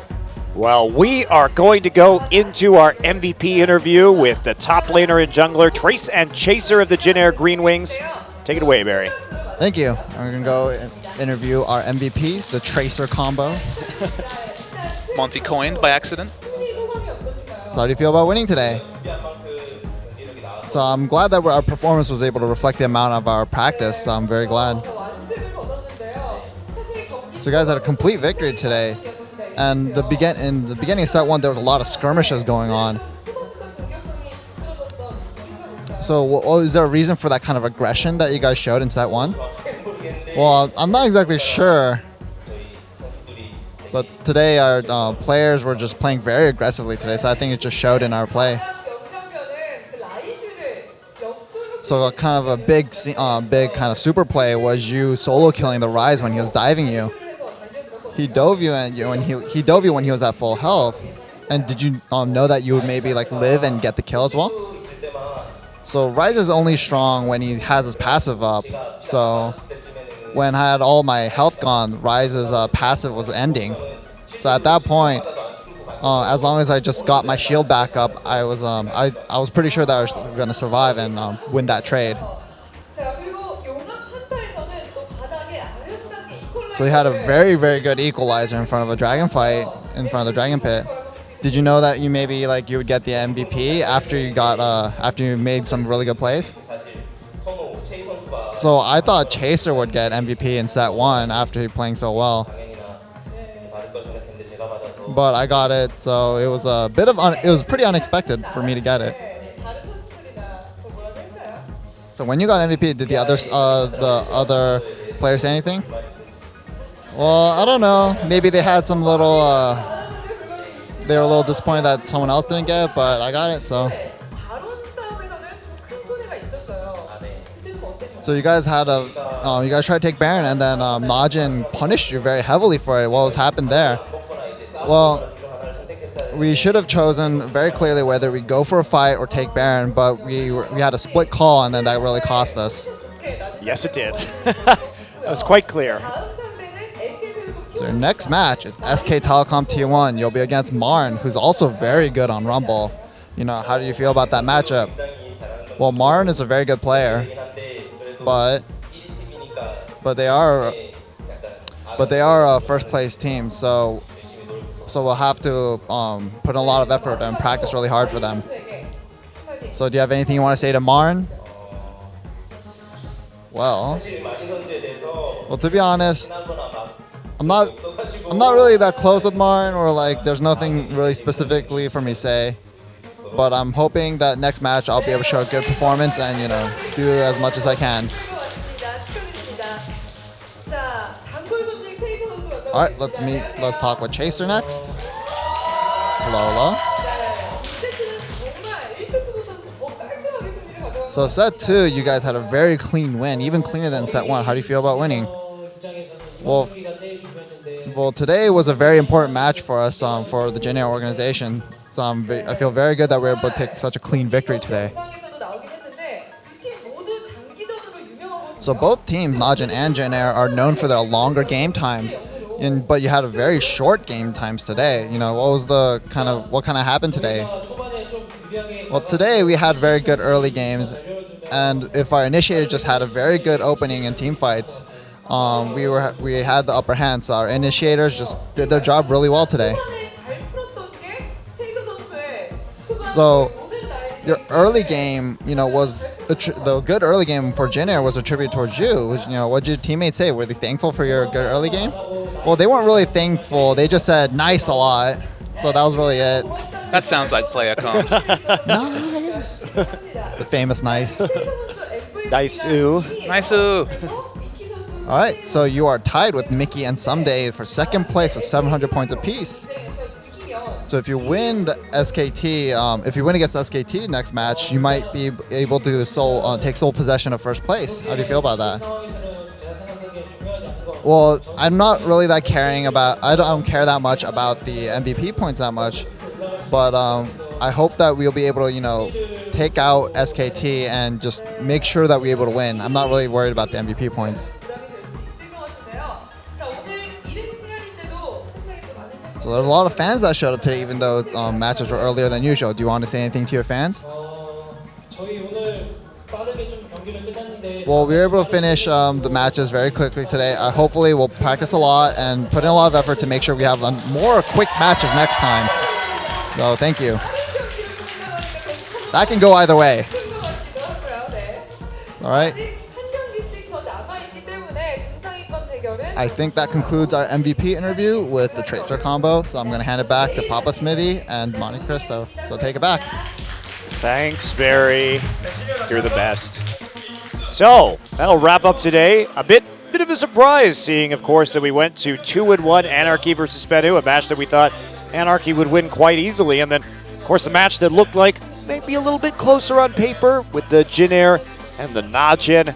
Kind of a blowout for Najin. Again, for Jin Air rather. Jin Air really taking control of a series for their second straight time. 2-0 CJ, goodbye. 2-0 Najin, goodbye. Now, the final boss, SK Telecom, looms on Saturday. Will they pick it up? Yeah, first versus second, outright at the top of the table. The Ku Tigers on a similar sort of renaissance as Najin. I guess we had some questions answered about Najin and more posed. It's the Ku Tigers and Jin Air that really want to make a big presence. And Jin Air, if they can overtake SKT with a win, okay, they won't necessarily rise above them in the table. It's still a massive move. And also Najin versus KT, a matchup that will probably determine a lot of what goes on in this rankings as they face each other on Saturday also.